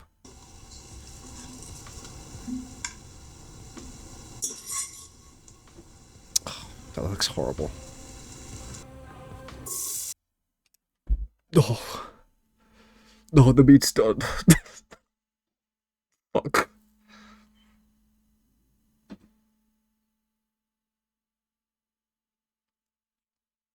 Add diced onions and minced garlic. Reduce to medium-low heat.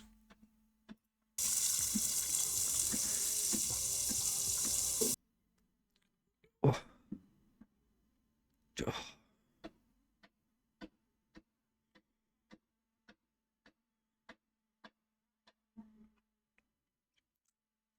What? What? Using the meat water for veggie isn't bad. It's not bad, yeah. But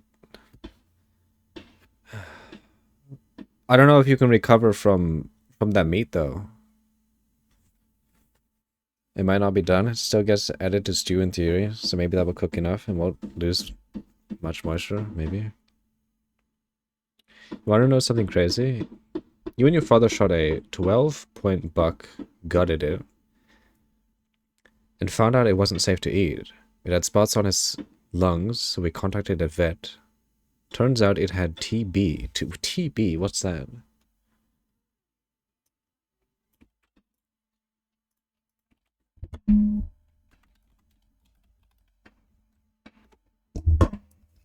Oh shit, tuberculosis?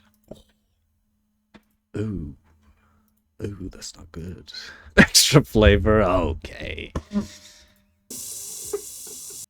Oh my god, you know, there's so many sad things that are being done right now. You can use this like half of this dried tomato and get some more taste out.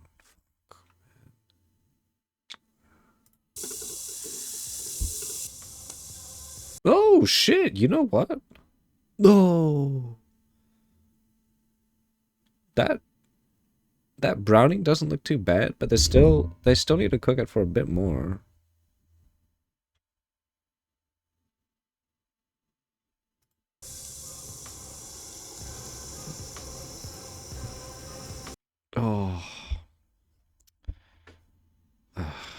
The fucking onion cuts are like so uneven.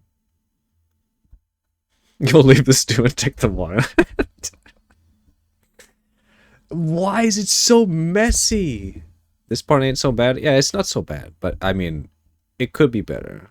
They need more time on these onions. I feel like they left the fire on too high, so they got like browning on the outside, but the inside is still... You're just mad at the mess, not the cooking of the onion, really? Yeah, kinda. Kinda. I'm still... Well, yeah, I am mad at the mess. But the onions could definitely be cooked more. Like... God. It almost seems like they didn't... Well... Like this is fucking raw. A lot of this shit needs to be cooked a bit more.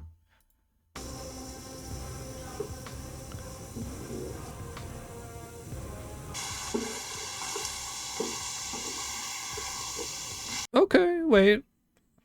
Wait, we're having a comeback, maybe? Oh, wait. You know what? You know what's a problem? They needed to cook the carrots a lot earlier. Because carrots are a lot harder, so typically you would cook them first. Well, I guess it is... Well, yeah, you would cook them first.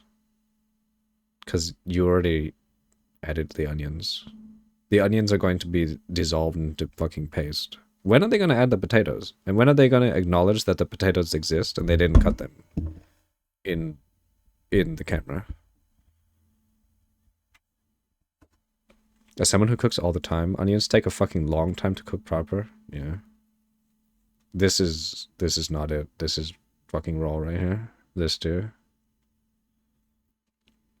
Onions don't take that long to cook. When you make them, you dice them up so small they practically melt at the pan. Yeah, that's the thing though. This guy, the way they cut these onions are so uneven. Like you have these tiny pieces, and then you have this fucking massive ass piece right here. Large caramelized takes forever. Yeah, I guess it depends on like how you want your onions. This is definitely not properly caramelized. Which is why you don't do it. Based. Just don't do it. If baking stew, you want the carrots as texture. So having them in late is okay, depending on who you're cooking for. Really? Texture? I think for stew, this size of carrot is actually too big. Unless you're making like curry, then that's fine. Also, you also like to eat 2 onions for a meal? Doesn't cook fast? Oh my god!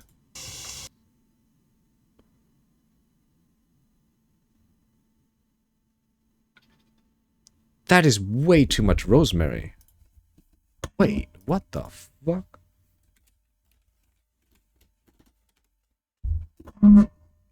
Oh, wait, am I thinking of something else?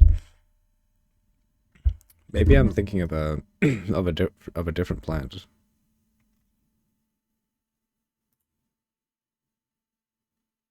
No, wait, no. No, that's actually just too much rosemary.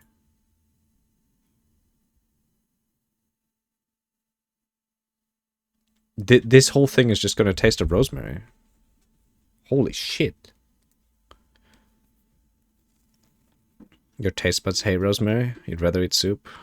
Ooh. I mean, we're going to have stew, apparently. And when you eat fast food burgers, most onions... And those are not really cooked.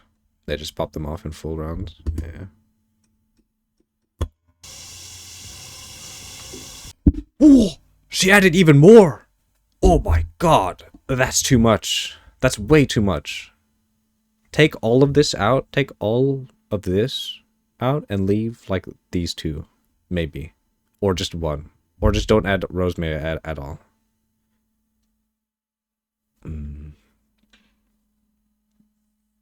6 cups of beef broth.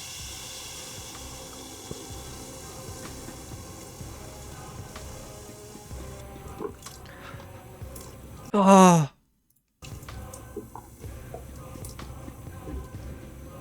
Oh, okay, they're simmering for 1 hour. Oh, wait. Potatoes. Well, I guess you don't want to melt the potatoes, but I am offended.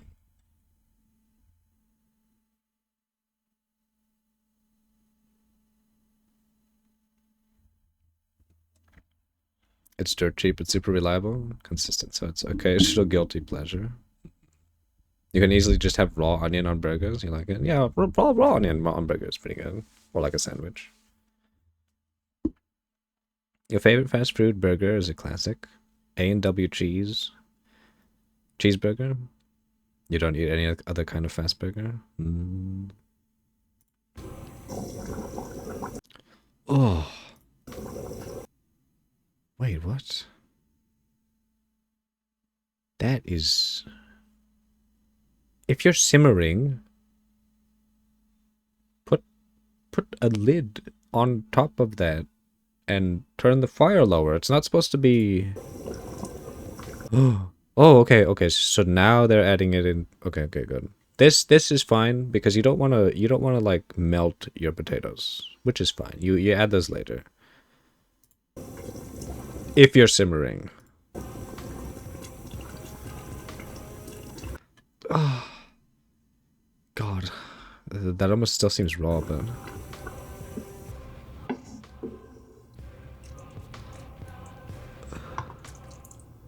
Ugh. God, why do they have to make it look so shit? Are those potatoes even cooked?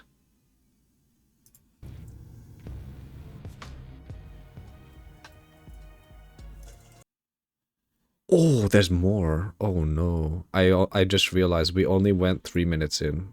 Oh God.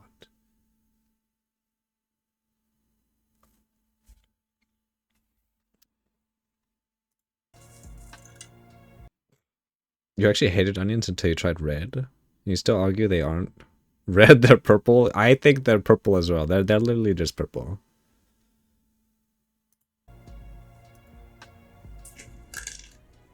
Oh! No! Oh my God. Oh. Never rip a mushroom like that. Is that shiitake mushroom? No, it's not.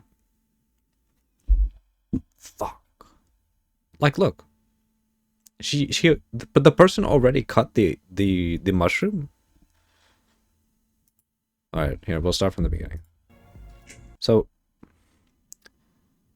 there's already cut mushroom here, but now she's snapping a mushroom in half because she's getting pissed.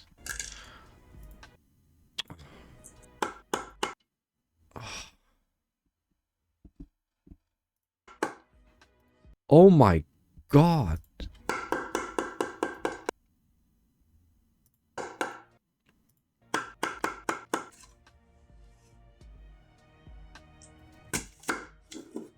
Oh.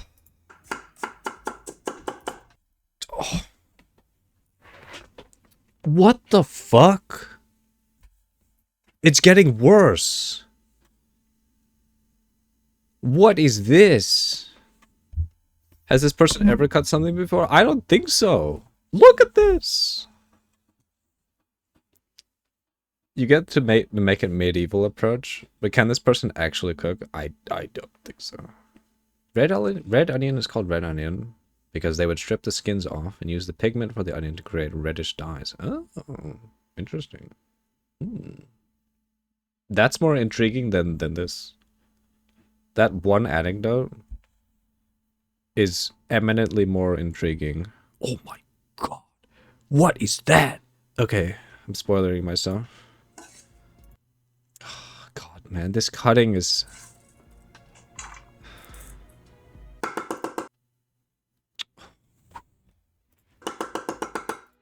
What is this? Oh. Oh, is this person supposed to be cosplaying as a barbarian? Maybe?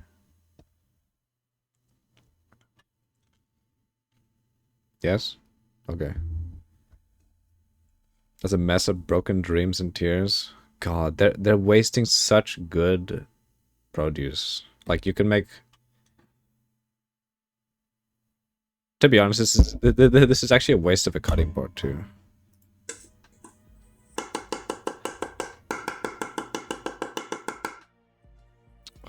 I mean, the cutting parsley like that is kind of fine, but... What the fuck? No! Wait! Take the garlic skin off, you absolute troglodyte. You don't fucking squish that shit. Take the fucking peel off. Oh.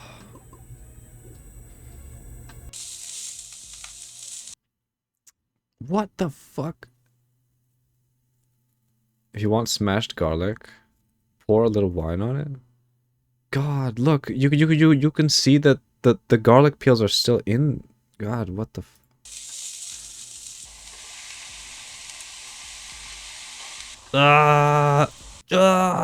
look at the mess. Oh, you know what? That actually doesn't look that bad. It needs to be cooked for longer though.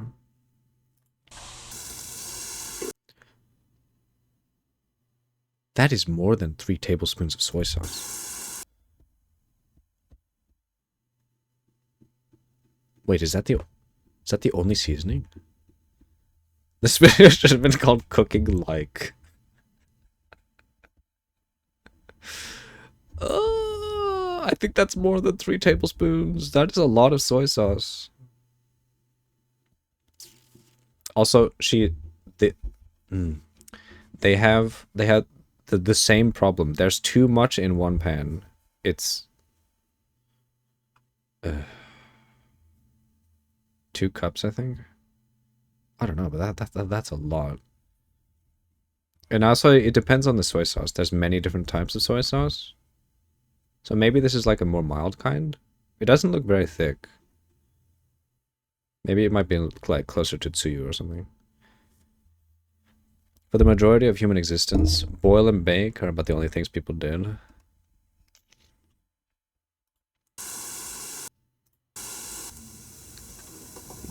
Oh my god. Okay, that is a lot of soy sauce. 1 cup of crumbled cashews. Wow. Okay, that is interesting. I've never seen that before. Nutritional yeast. What?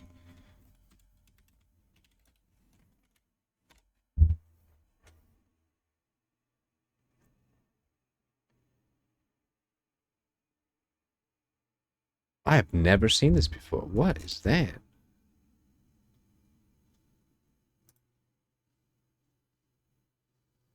Huh.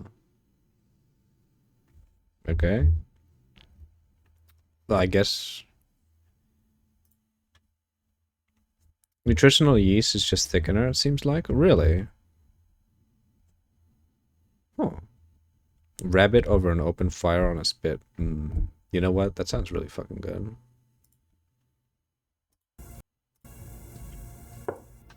Oh.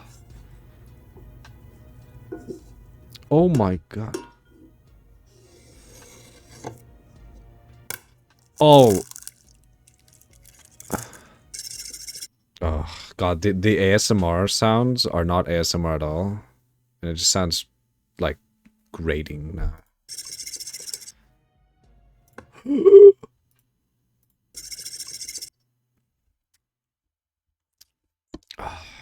This is like how my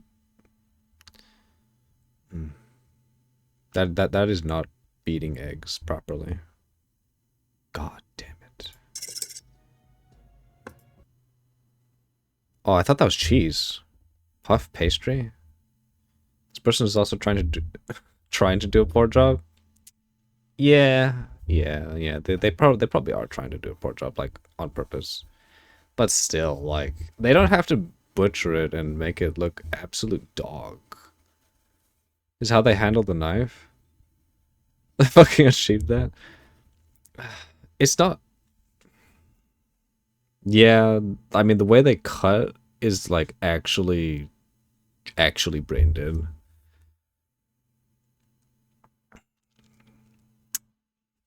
Danger to themselves. Oh, wait. Does this person actually have an apron on? Today on how to piss off Gordon Ramsay. They nearly cut themselves during the parsley chopping. Oh god.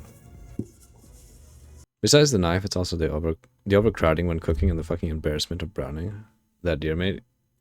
Yeah. There's so many things that have gone wrong.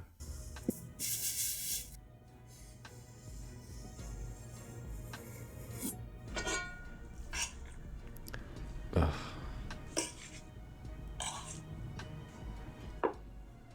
To be honest, this doesn't actually look that bad.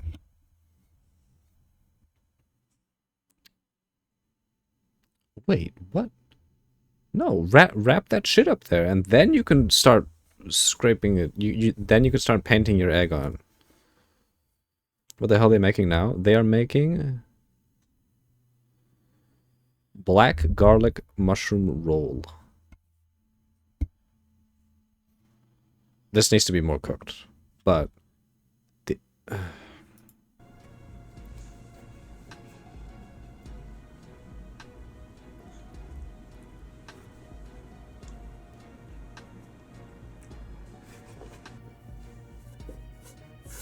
cock.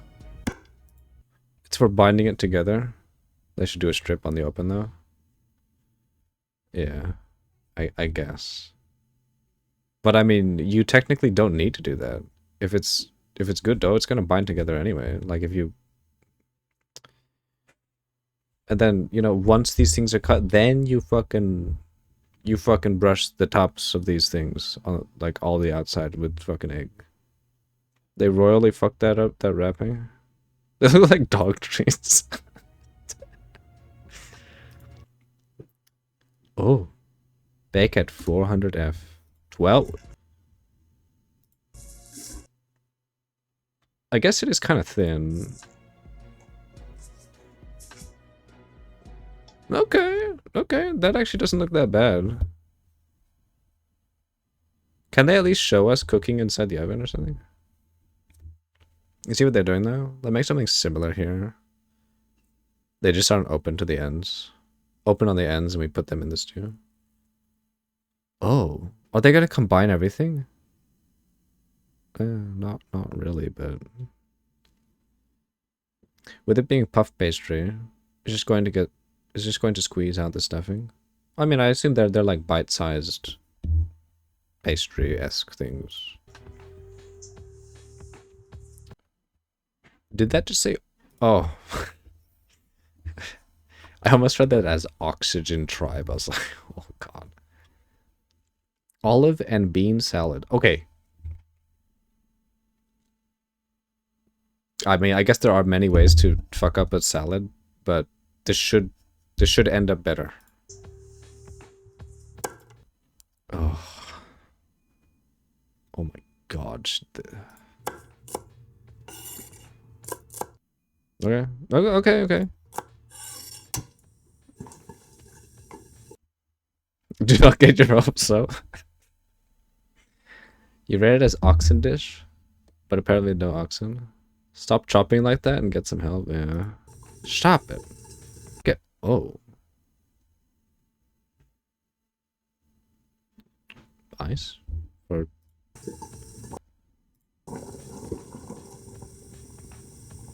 Okay, and they're boiling the beans.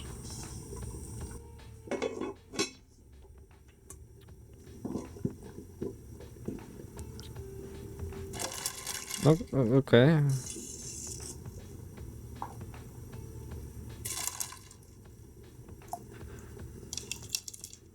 Okay.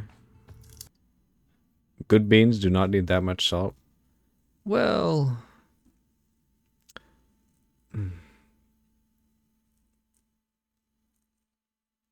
The boil to ice is fine. Yeah, that's fine, but... They technically... They could have just steamed those. Like, You just put salt inside the water, and then you just steam the beans. And then you don't even... I mean, I guess it's not bad, but, you know. You add salt to the dressing if you want salt. That is true. Oh my god, look, it's a red onion.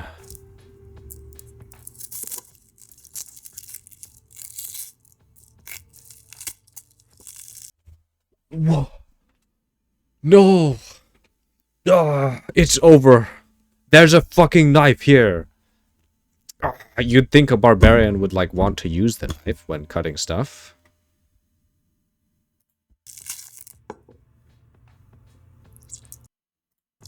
Oh.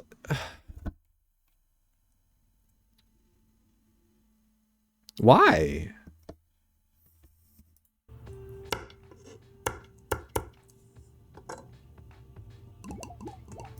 Holy shit. What? No. Oh, okay. This is for the dressing. Okay. I thought they were gonna, like, add all this shit into here.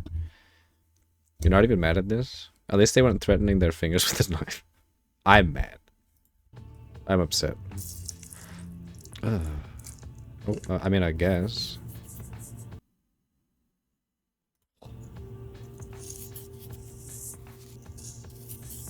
Wait, white powder? Oh, white pepper. Okay. Those are clearly the hands. Man hands and arms. Oh. Socially ignorant and offensive. White powder. That's what I thought it was.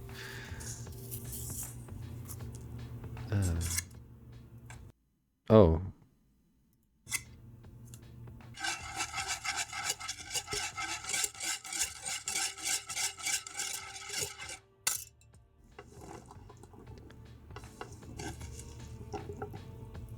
You know what? That actually doesn't look that bad. I'd honestly eat that if the hands were different. Ooh, 1 cup of feta cheese crumbled. Where's the touch of sugar here? Would make it way better. Oh. True. To combat a bit of the bitterness. Yeah, that could be good. That's a whole different cooking video. That shit. With how they're holding their fingers and the care the nails have, you're guessing the person was once a man but no longer views themselves as such. I see. The person does seem to have a lot of arm hair. We need Jammy Bunny to weigh in. You don't like that stuff in wooden bowls? Because it goes through the wood? You're talking about like the oils and stuff? Possibly. You're basically like seasoning your bowl. Oh, God. White? Whoa. Balsamic vinegar with... Holy shit. Now it seems like it would just be way too much taste. Dried oregano?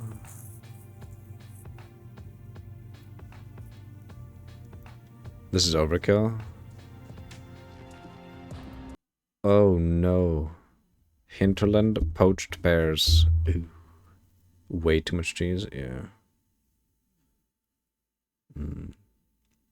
You're not going to give them that much credit. If the bowl is well varnished by a neutral food safe oil, then it won't absorb anything really.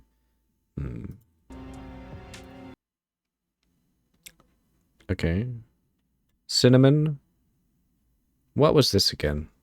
Star anise, I believe. And then a whole bunch of sugar with... What is that? And what is this? And celery? Wait, what is that? Is that celery? The bowl was bone dry. Yeah, that's pretty... Vanilla bean. Really? This? Vanilla bean, yeah. Cinnamon. And then star anise with a buttload of sugar. That should be basil, sage as a herb. Really? It almost looks more... Well, yeah, you're probably... I don't know. God, this person's using like multiple different knives that are just not sharp. 4 ripe but firm pears. Peeled. That is not peeled. Peeled, halved, and cored. That is not cored either. Oh, okay, okay. Oh, no. You peel the pear first, and then you cut it. Oh, they have a cookbook? Oh.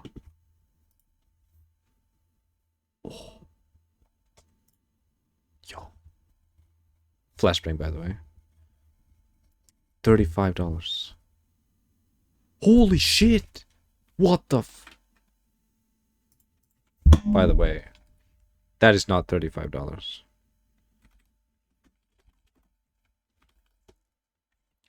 It's $40.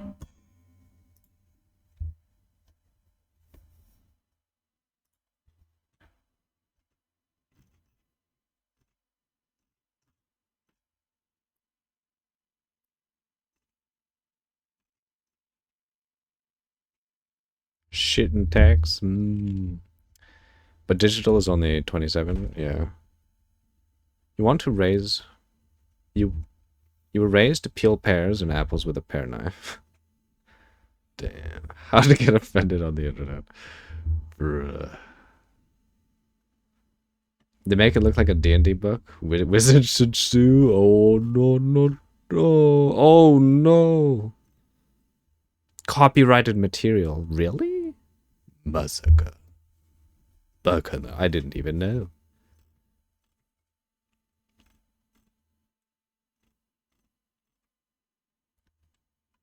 Recipe skill levels. Wait. The butcher is what they did to food. Wait. Where's the skill level rating on this? Let's find whatever they're cooking right now. What? Oh, hinterland post chair pears. Okay, okay.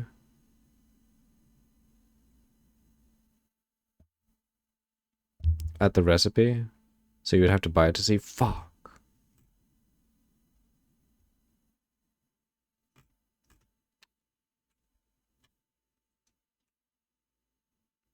Oh, Weasel's venison stew. Okay.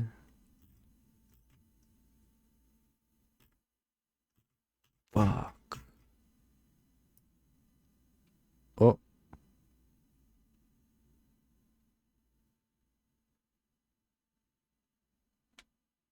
Why do they have 2 of the same picture? Like, they could have showed us a different dish. Why do they have it here again? It even has the same spoon and shit, and the same piece of meat, just slid down a bit.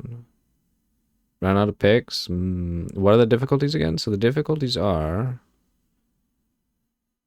Apprentice, Journeyman, Artisan, and Master. Don't you think Artisan should be better? I mean...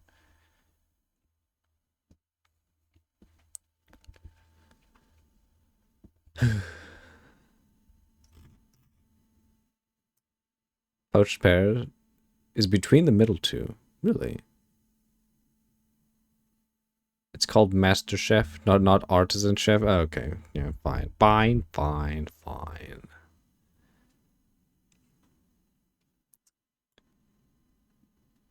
This honestly doesn't look that bad.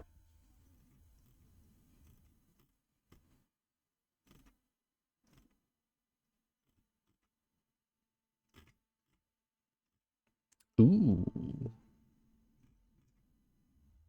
Spiced mutton leg and flatbread. Oh. Oh no, is this what they're making? Oh. Difficulty is apprentice. Ooh. In terms of real life cooking, poached pears would be considered middle of the road in terms of difficulty. Yeah, I'd say probably. With this chef, I think it's master. Bro. I don't know about that. Prep isn't that hard for post pairs, but it's super easy to screw up the cooking. All right, let's continue.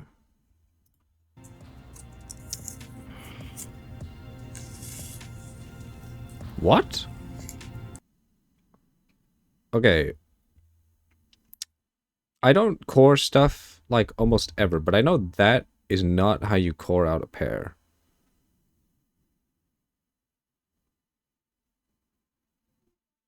Aren't you supposed to have a longer thing that goes all the way through? Like a cylinder shape? Not a fucking hole. It actually works to core, to be honest. Really? Like this? I feel like you're gonna lose a shit ton of pair.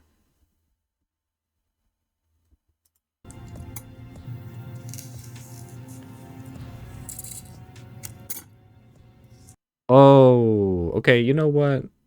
No, I'm just ignorant. Maybe this is fine.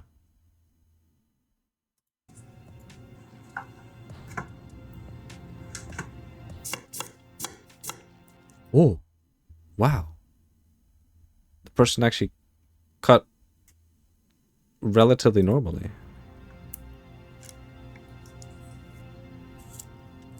Oh, one vanilla bean. Split lengthwise. What is that cutting? What the f... Who cuts like that? What the fuck? You refuse to ever cook for others besides family, friends, in informal settings. Actual knife. And then they pulled this. Well, I mean, I guess it is hard, but like...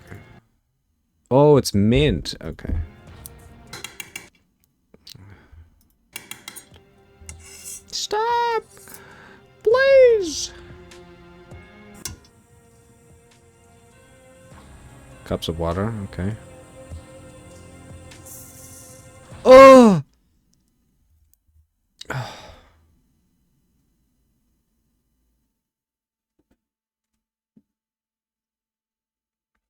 What is this? God. Do you realize that they changed their gas burner? They're like, shit, we ran out of gas. We gotta get a different one. Oh, wait, no, maybe it is the same.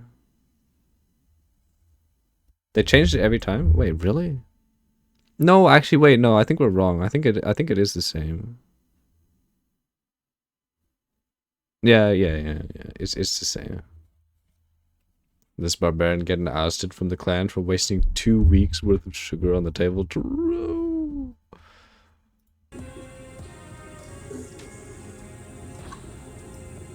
Wait, did he just say...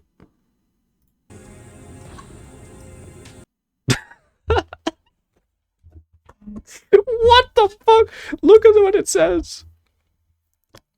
Those are different burners, really? Look. I know I can't count, but I'm pretty sure this says 3.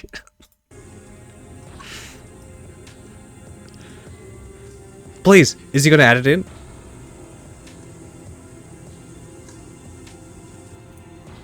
What?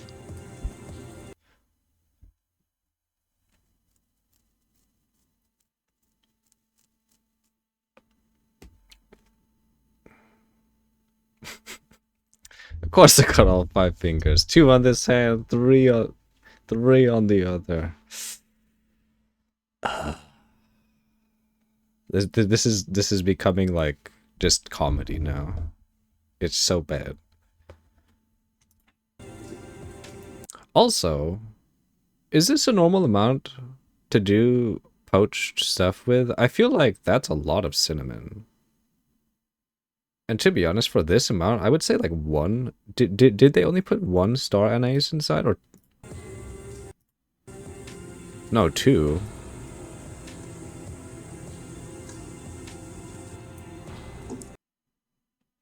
I feel like 1 star anise would be fine, but it's a lot. They're so big.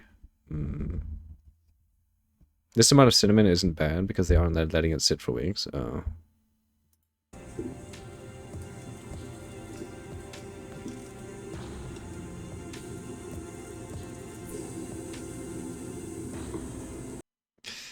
I still feel like 1 star anise is fine, but because these things are really powerful, but I guess 2 is fine. Yeah, maybe.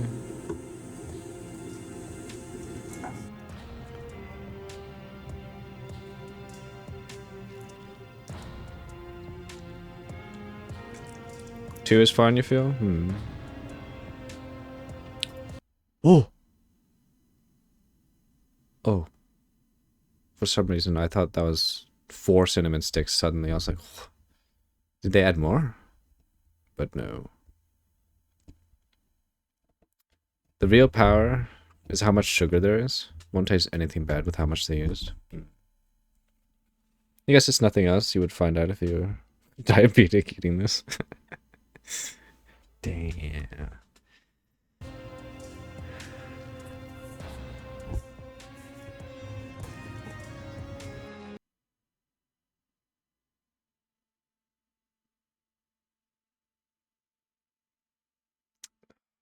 Why does this just look amateur? Like,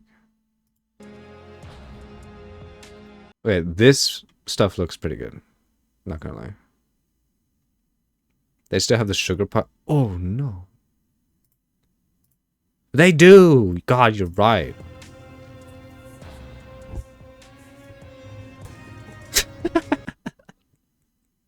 They cleaned up a bit of it, but it's like still there. God damn it, man.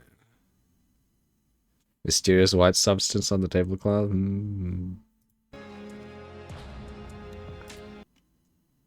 Oh no. It's old baguette, but it's not like real baguette. Honestly, this like looks the best out of everything. Oh, and they removed like a fuck ton of cheese from what he made. Wait, this is just different food. Like this meat is way more cooked.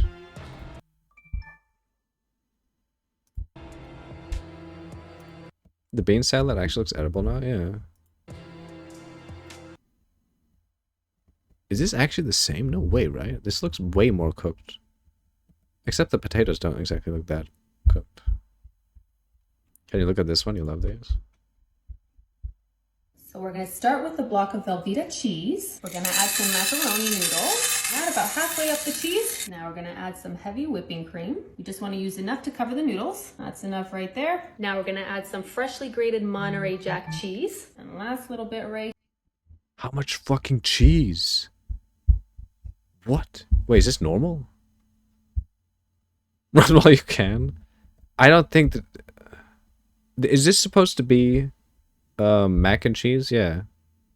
I don't think this is normal for idiots of TikTok. Oh Here, god. Make that nice and even. Now we're going to add about 1 cup of water. It's going to help our noodles cook. Now I'm going to add some mozzarella cheese. Now we're going to place Whoa, how much cheese? Is this the same chef? this into the oven at 3. Oh. You may be onto something. The nails are very similar. 75 for 30 minutes. Now while that's baking, we're gonna make our topping. I'm gonna add some breadcrumbs. Need a lot to cover the top. Now we're gonna add some melted butter. There we go. I'm gonna give this a light mix here. Combine all that together. So when it looks like brown sugar, that's when you know it's ready. Now I'm gonna add some seasoning.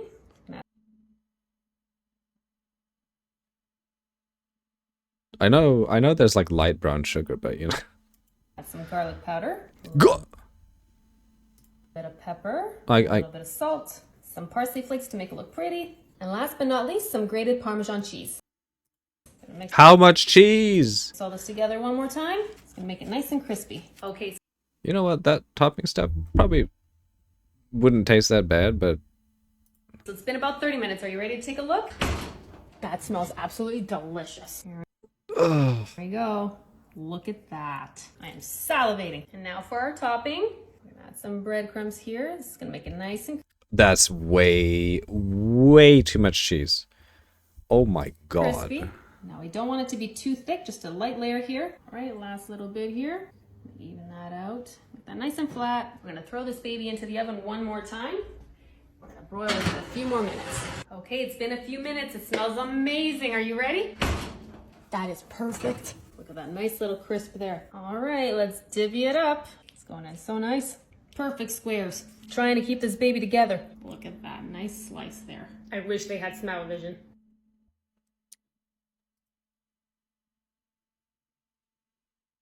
God damn.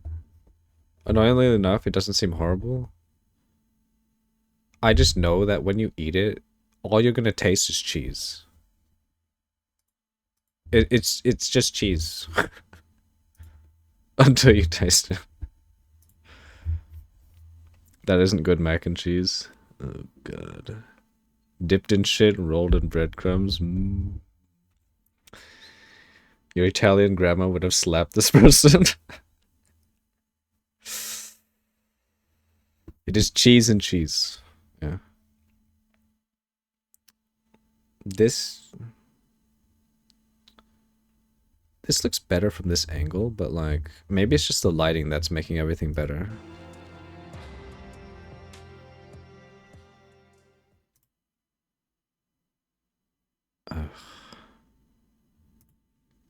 Alright, let's read the YouTube comments. We've been watching Diablo cooking a bit. True. I mean, it's Diablo-like, right?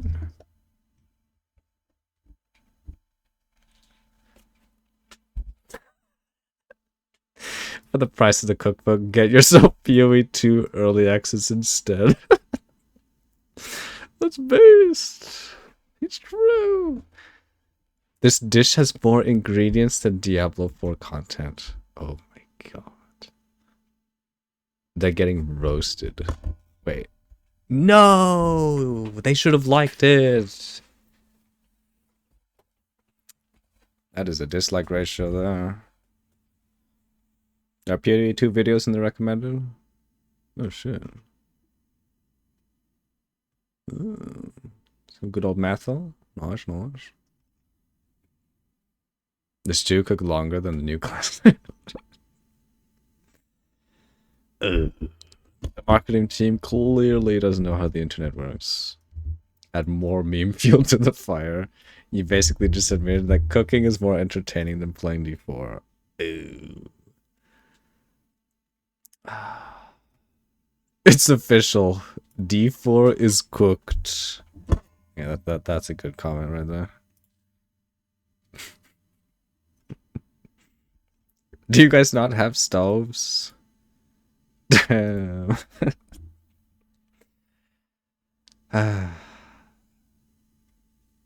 This is pretty good.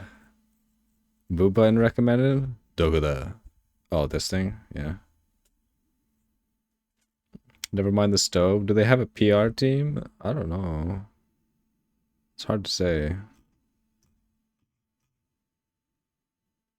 Thanks. I'm gonna eat that at POE 2 early access launch. What?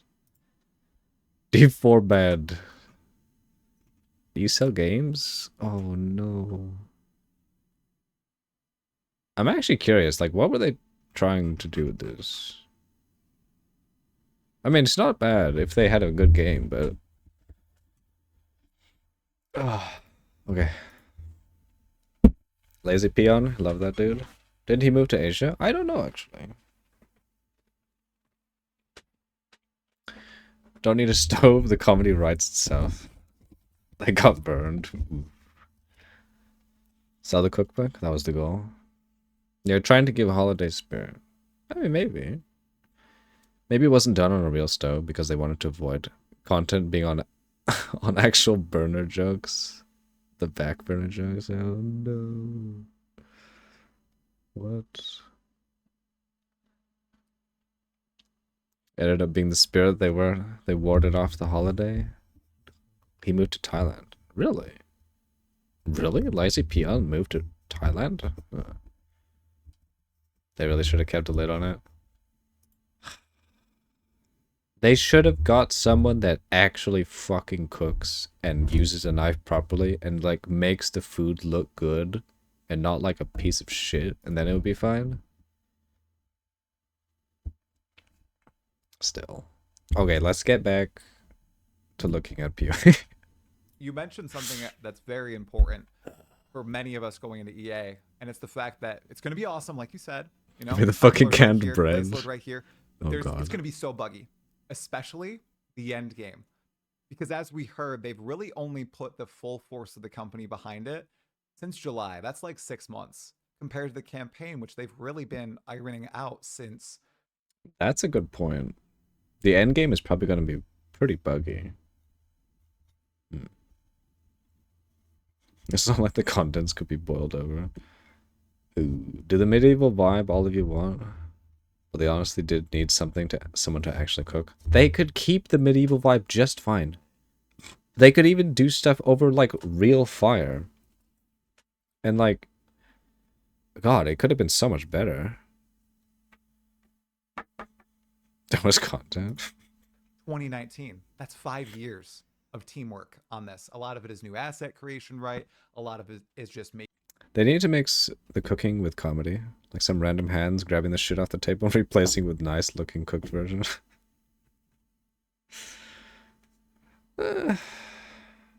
Just something other than what they had. The cooking was just bad. Like, even on the steps, like on the, I guess, subtitles or well, whatever they had there, they're like, brown the meat. That meat was not brown. That shit was bleeding. Video felt a bit too raw. Making new skills and classes, Stop making puns. It's already dead. At the end game, that's going to be a whole new playground with hundreds of thousands of people testing it out. First impressions of it in LA. I know you guys saw it out there. I heard there was a little group of Path of Exile players that were super excited when you first saw it. Has that just been evolving ever since you've seen more and more of it this past week of information dumps?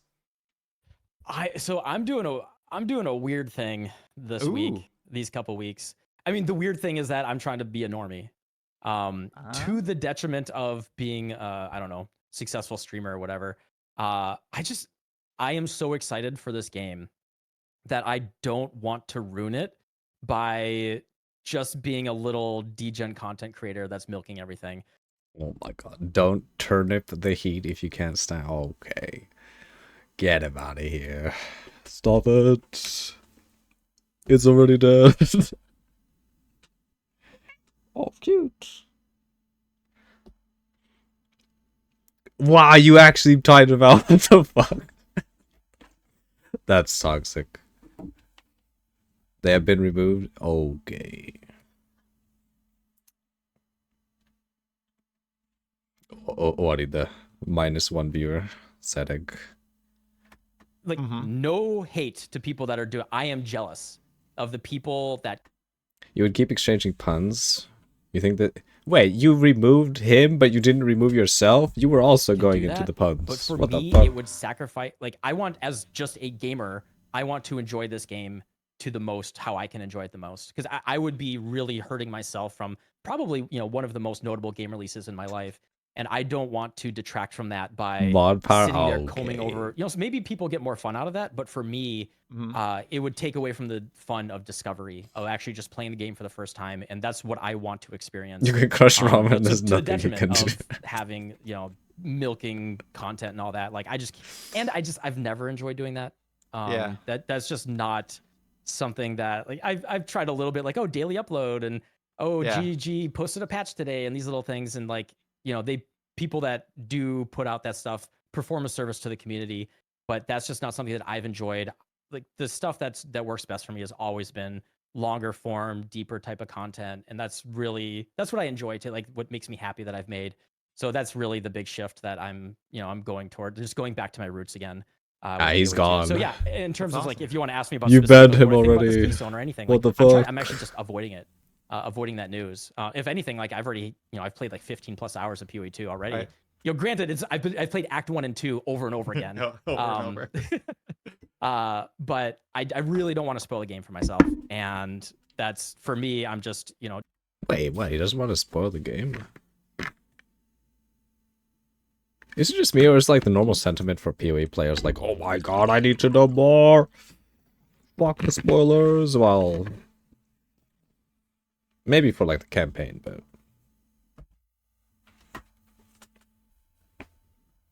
Oh, why is it muted? Super respectable, man, and it's funny because I have been the milker for the past year and a half on Path of Exile 2 stuff. Yeah, and now you've that been- we're you're- like you're a milking week and a half everybody. away, I'm like doing the same thing. Like Havoc releases all the support gems, and I'm like, do I really want to see them? Nah, I'm just not going to look. Dreamcore has the entire passive skill tree mapped, and I'm like, I'll watch one video. I'm not watching anything else. We're like, Oh, please. Oh, please. He probably looked at it, he's like, yeah, this is my build. You never play a game, can't ever be spoiled. I mean, no, that's not true at all. What the fuck? 6 days away. Open World Gaming posted the entire presentation that you guys saw. I think it showcases a really cool boss, 100 to 0. For the first time ever, it wasn't in the presentation. And I'm like, I'm just going to be stoic and I'm not going to watch. And I'm just going to wait until early access starts because we're that close, man. I want to preserve as much of the magic as possible, especially going to endgame. And that's why it's like the whole data mining thing that's going on right now that might happen. These early Good night, though, Badge. Alright. Thanks for hanging out, Robin. See ya. Only POE content you've seen, watched is from your stream. Oh, do. I mean, you have no interest in POE 2 is the thing.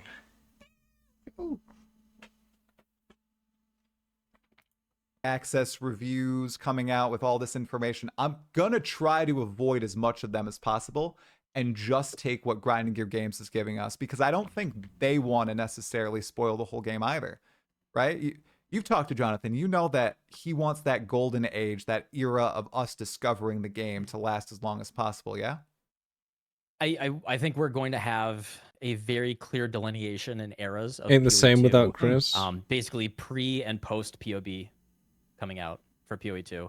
And I want the PoE, the pre-POB era to be as long as possible, because I think that's really where a lot of the magic comes from.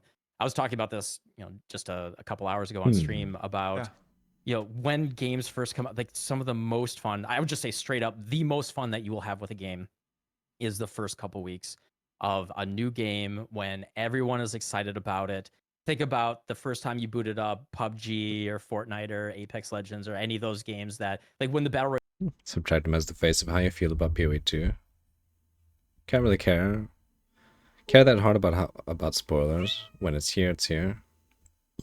And anything before that doesn't matter. Rails first came out and how transformative and special that, like, oh, I'm just, hey, Probably we're gonna true. hot drop the school, maybe we get in a buggy, and the game was so buggy, like, hey, the car would randomly just flip over and do like a 720 and launch into the space, and all your friends are laughing and everything. And then 6 months later, you got that one friend, and it's always me, who's sitting there sweaty, like, all right, clear comms. All right, everyone, we're gonna be dropping to the 2 buildings west of school. Make sure that everyone has an AR and at least level 2 armor, and then we're gonna push school. We'll make sure we get that, and then we're gonna rotate to the left side of the circle, make sure that we get in position, and you instantly get sweaty, right? And then you get sweaty about whatever game you're playing, and this is what's gonna happen with POB. It's just natural, right? Like it's the instinct as these like spreadsheet nerds that we all are, to go that direction. And I want to, as someone that's just now jaded, being around for decades and decades at this point, I want to preserve that magical early time as long as possible. And I don't want to ruin that for myself either. I see. level of you, what part of the game that's been revealed so far really makes you feel that most? Just like, ooh, I'm so excited to toy with that. I'm glad I don't know going in. Is it endgame or ascendancies? For me, notable characters and bosses it gives me that spark of joy. So I mean, if you watched me, I showed the footage on stream. If you watch me, like, actually, I'm not gonna spoil it. I'm not gonna spoil it right now. You find and fight characters that are really, really memorable, at least even as early as like Act 2 in the campaign. Yep. That you're just like, what? Why am I killing this? Why am I fighting this guy right now? What the hell? This is crazy. And they tease like that giant obelisk, and you have to get 3 keys to unlock the boss and everything. Like, who knows who that is? And there's probably gonna be some cool callback. And as someone who's now played PoE 1 for nearly a decade, it's gonna be so cool. And yeah, I really want to avoid. There's clearly gonna be people like Ben and Karn and all that get there really early. Way earlier. And no matter what, I'm gonna hear about it. It's gonna be unfortunate. Like I literally will not be able to avoid it. But I do want to kind of put on some earmuffs as long as possible and just enjoy that. So like definitely the first couple days, I'm not even opening Twitter. I'm not doing. They 100% sold out? Wait, what do you mean? These guys? Tencent now owns 100%. Really? Wait, what the fuck? No way. 100%?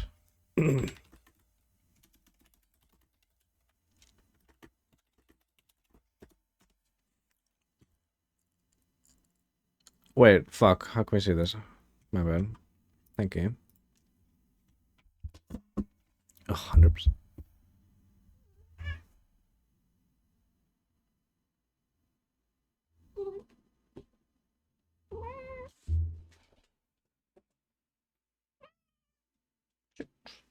What the fuck?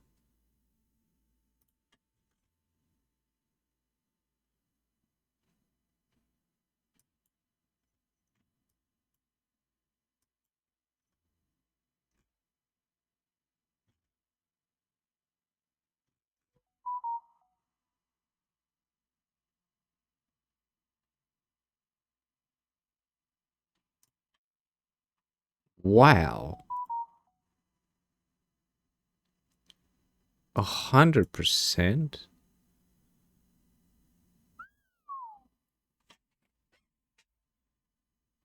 Is this Tencent?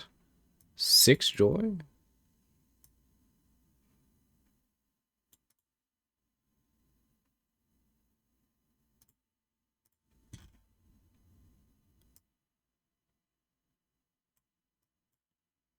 Oh.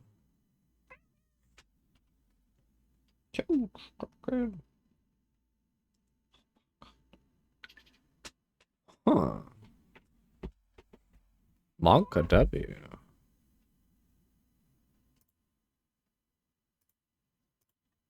Alright. Nothing. I'm timing out people in my chat that I just like that give me too many teasers. I really just want to see these characters for the first time, and it's gonna be. I'm so excited for it. And it's like that first time that you play is gonna be really, really memorable. Definitely. And I'm asking everyone this question: who's in the maze? Who's in the labyrinth? Is it a mystery character that we already know? Is it something brand new? I think Cirrus actually got Zana pregnant, and it's their love child. She actually went away to raise the kid away from the corruption of the Atlas, and they weren't able to avoid it. And the elder actually found the kid anyway. Damn, that's fucking dark. Jesus. That is way different than anything I've ever heard. Bravo. I love it. That's good. Is it likely? They had a fling going on. They had a thing. That's why she left. Okay. He was like, I'm pregnant. I got to get out of here. I can't be doing this Atlas stuff with it. And Kirak was like, I'm not raising that kid. No. Give him to the elder. That's fine. He'll be fine. She was just tired of us. Well, that's lovely, dude.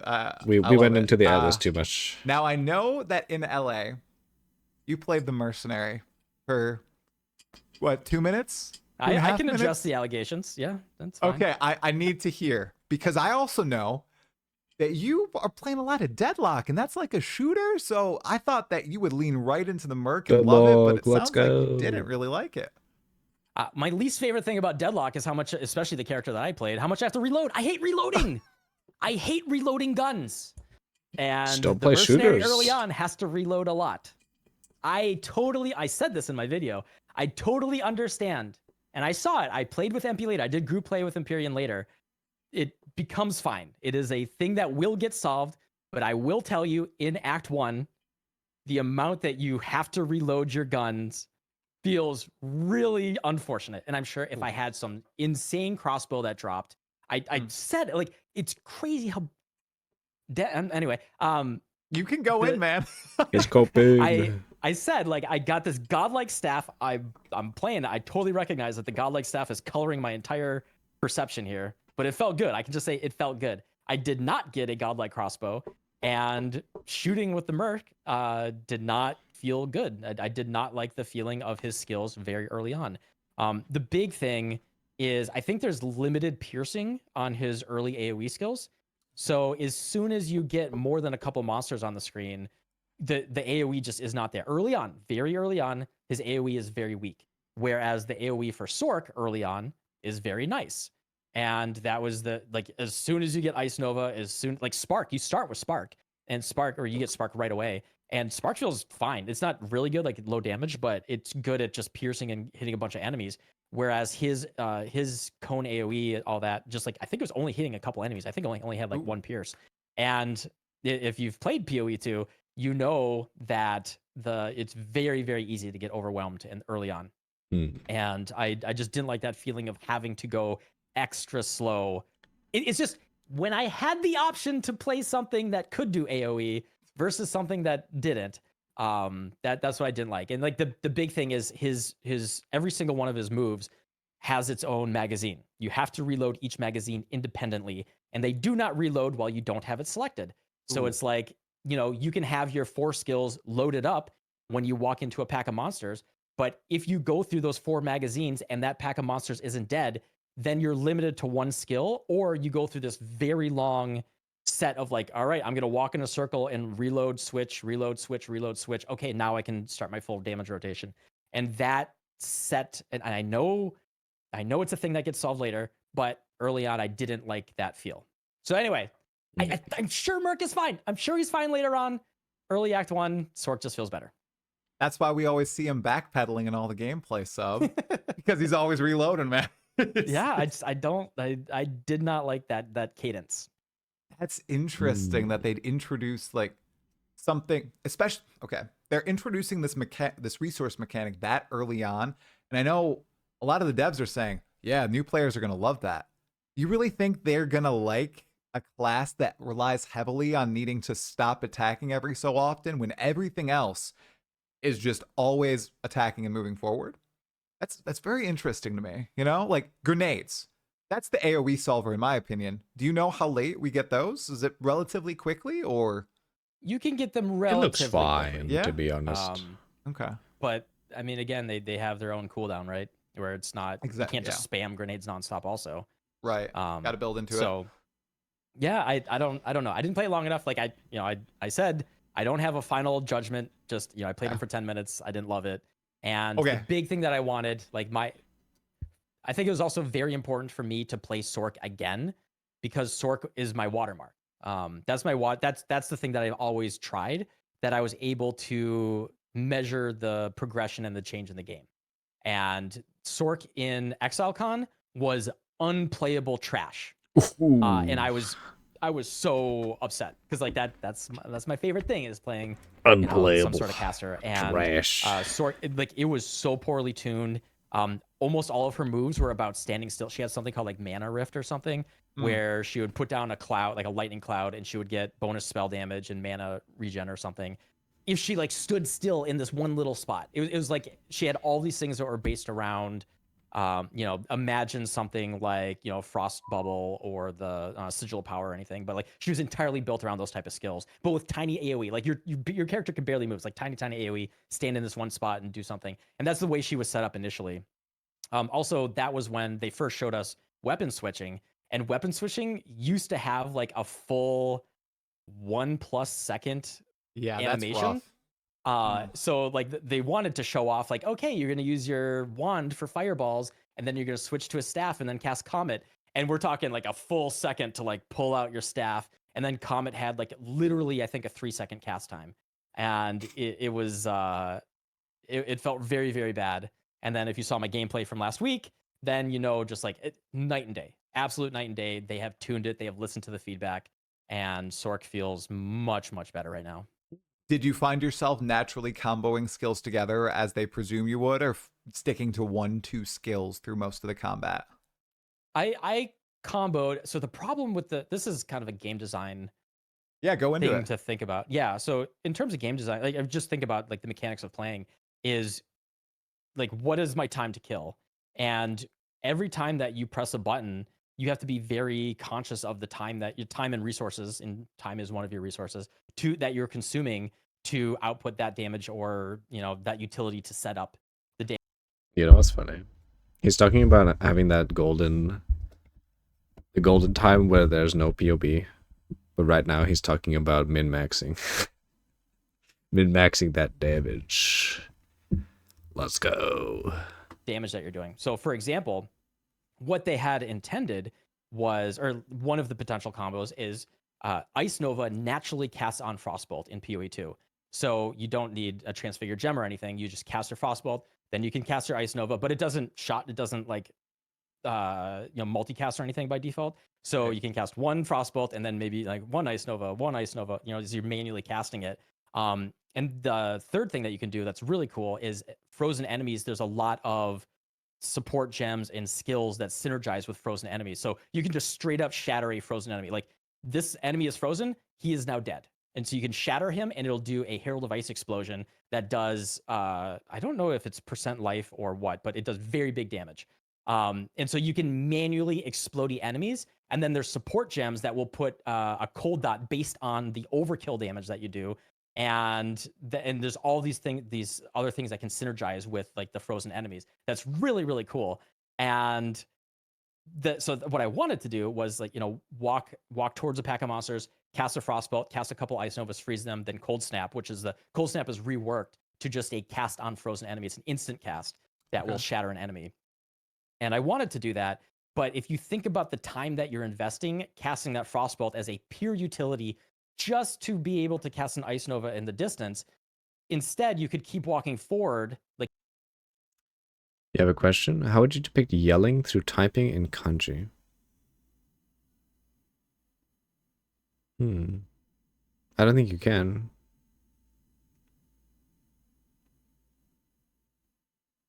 Yeah, I don't think it's possible. Like, we use uppercase. I think like the only thing you can do is add like exclamation marks to the end, but say you're about to kuru. Yeah, I don't think it's possible. Let me see.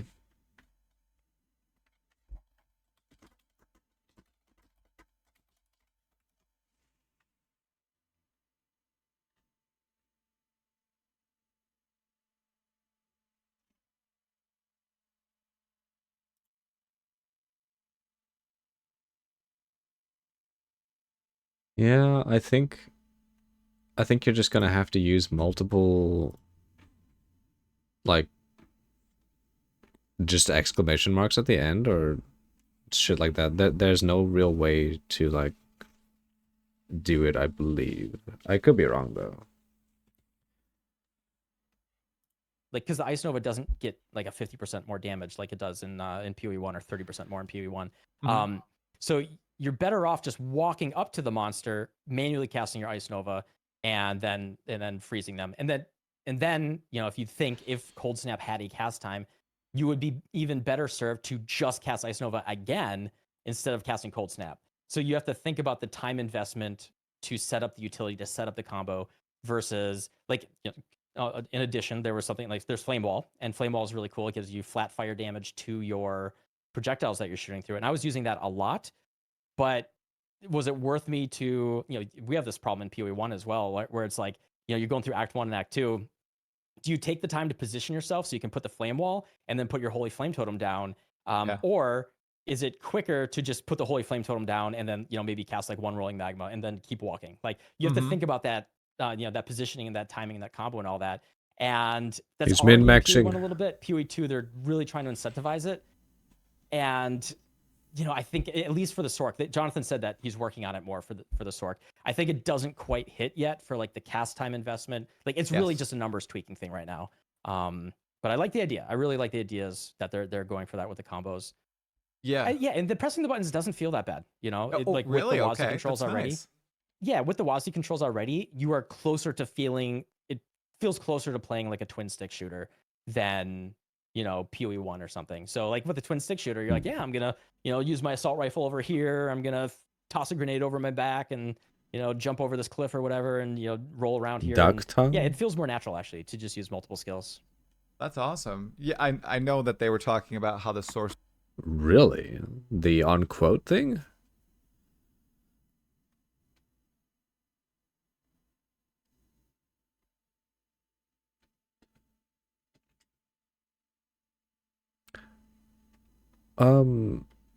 In a way, Japanese is more contextual, I would say. The thing the arrow's pointing, yeah, that quotation mark looking thing, right? Or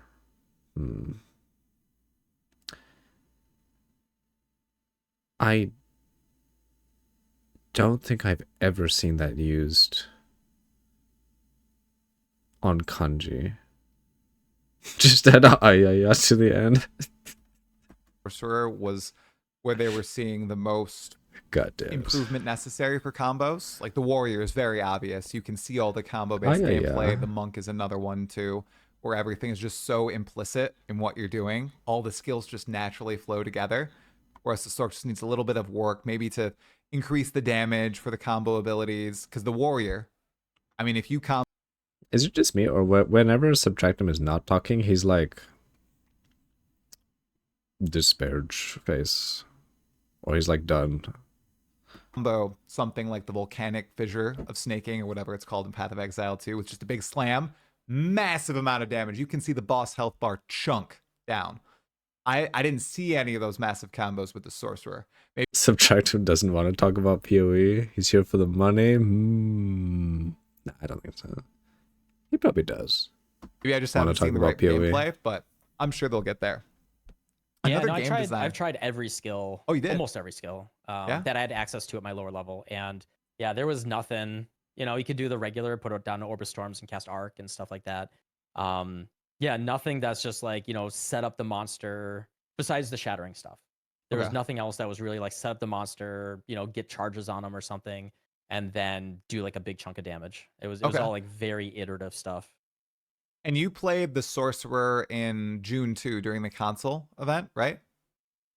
In the console, actually, that's the one time I didn't play Sorc. I played Ranger dang it. at that time. Yeah. Still, I want to ask your opinions on WASD and Controller. Which do you think felt better? I know they're not the same version of game that you played, but people who might be wondering, do I pick up a controller for Path of Exile 2? A lot of reviews coming out now are like, this game was built for controllers. Play it on controller. Are you subscribing to that? Do we want to talk about that a little bit later?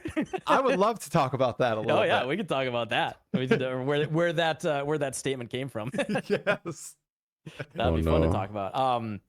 But yeah, that statement specifically, what I would say is they have come closer to parity. So it is.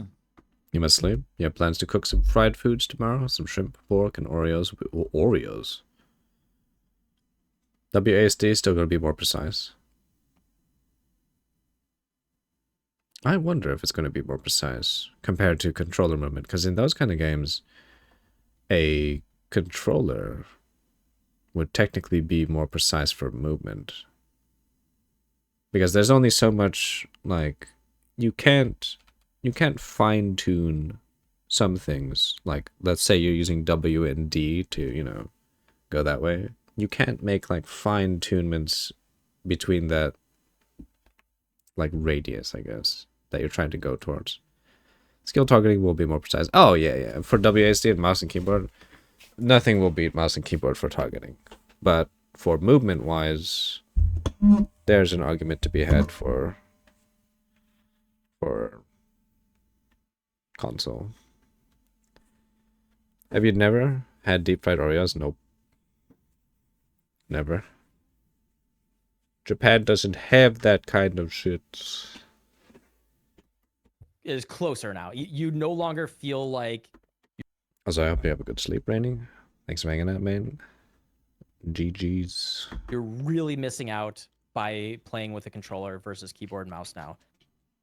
Excuse me. With that said, however, the inventory management's still not quite there. It isn't? Okay. I mean, at least for me, I am not like a hardcore controller guy. Like I have my controller. I use it for games that feels natural for. Now, I think I will use it. Just for in general, games like Path of Exile will always be better on mouse and keyboard, even if it adds the WASD. You're just always gonna have a better time, in my opinion, unless you like really like controller. But yeah. So the difference is PoE 1, I never use it except for opening stack To decks. inform Jammy, Like, so no she one can. uses PoE 1, right, as opening stack decks. But in PoE 2, it feels good enough. Flame dash, that'll be a lot more precise than controller. Yeah, absolutely. That is long. The big question is how much loot are we picking up in the end game? Because if I'm picking up, like the cool thing in PoE 1 is I have my scroll wheel bound to left click and everything, and we have our auto send over stuff, and I can run a map in 55 seconds, hold down my scroll wheel and just go pop everything over to my dump tab, do another map in 55 seconds, and I'm blasting. And in PoE, and that's like with me picking up an entire inventory full of junk. In PoE 2, am I picking up like 5 things, or I'm picking up 50 things? And I just don't see them. If there's 50 things in my inventory, it's just not going to be really like, all right, A down, A down, A right down. Oh, okay, no, but I didn't want to move that thing because like, what if things are like kind of slightly? I think there is an auto sort if I remember correctly, so you can sort everything into the left side of your inventory. So it's no not like, way. yeah, I think they have that on the controller. I think I could be wrong. I feel like I remember that though. So that was okay, just in your inventory, not in your stash. Right. I think it was like you could just sort things onto like the left side or the right side of your inventory. So it's not too hard to like get everything in one place and move it all over. But besides that, like it's still like 50 different things that you have to press one button to move over. So if it's like that, it really depends on like what the flow is for the end game. Very true. And speaking on builds, we can just get right out of this topic. Support gems in Path of Exile, man. I would love to pick your brain a little bit on that big game design choice of limiting every character to only using one version of each support. I don't think I've heard your take on it because you haven't been doing the milking sub. So I don't know what your thoughts are on this. Oh, you didn't watch my video? Sub? I don't think I did. No, your video had unknown. I saw that it had a character and I was like, I don't want to see that fight. Okay. So I stopped. I haven't watched, to be honest, the only video I've watched of that event is one of Dreamcore's passive tree videos, and then I've been like, I'm hands off. I have been really stoic in not consuming your guys' content right now. Ooh. All right, so close. let's put your hands on something juicy. All right, so my statement is, we'll see how it plays out. Okay. Is that I think the limit of one of each type of support gem is one of the most clever. I would put it as at the level or nearly at the level of their currency system as one of the most clever, smart things they've ever done. Wow. Like, damn. to me, their currency system is one of the most brilliant game design things ever done in video games. Like the entire economy is self-correcting based on the whole crafting system, and people just trade items that are functional items that are consumable that craft the items that people care about, right? Like that is such a brilliant thing of just saying like, no, gold is stupid. Instead, it's the consumable thing. It's a fungible token. Fuck NFTs. Only fungible tokens in here. That is what is the foundation of the economy, and it's so smart. And they can tweak little things like, hey, what if we change exalts and divines on the price of the metacrafting, and boom, upturns the entire economy, and it does the coolest things.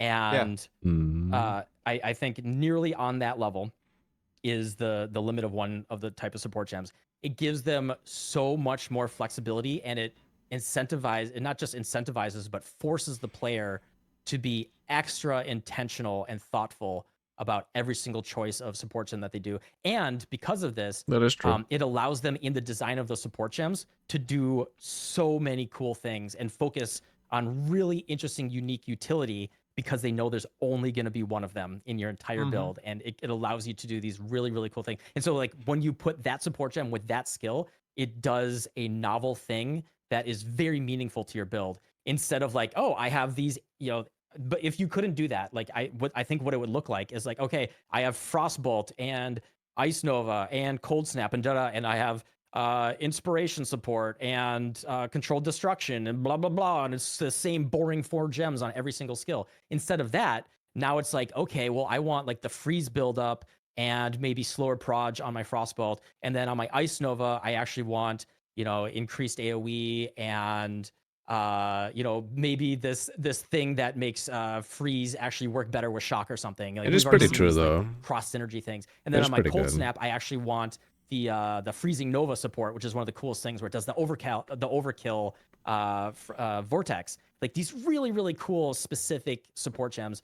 It's so interesting. It's like really smart and clever, and I think it's going to play out so well. Like, we're already seeing, like, mousing over these different support gems. Like, they can do that and they can do that. Oh my god, this is so cool, and I can't wait to just, like, if you watch my on stream. I would feel like that's just the nature of new things, though. We're just finding new things, and we're like, oh, okay, that's kind of cool. It's not the nature of it being limited to one support gem, though. It is cool, though. The other day, I Okay. did. I played my full playthrough. They didn't want me to upload it. They didn't want like long plays uploaded to YouTube, but they said I Aw. could play it on. They said I could play it on stream. Yeah. So the VOD is there if people want to see it. Okay. But I end up like every couple of zones. Aura bots and shambles? Kind of. There is aura effect and stuff on the tree, but like the discipline aura, it doesn't give you the ES. It gives your allies the ES. Your allies are minions, technically. No multiple empower or whatever it is. Oh, you're right. Yeah, that is true. I kind of forgot about that. Well, they did make it so that... Wait, did they make it? Did they make it so that, because Clarity is a support aura, so you can put it in with something else.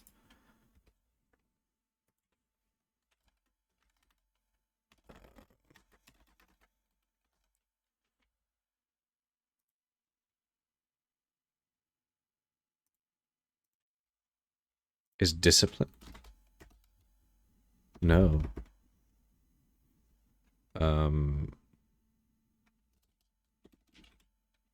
So clarity, and then yeah, skill gems would be, and discipline is just an aura. The thing about discipline though is super weird, since it doesn't grant the energy shield to you.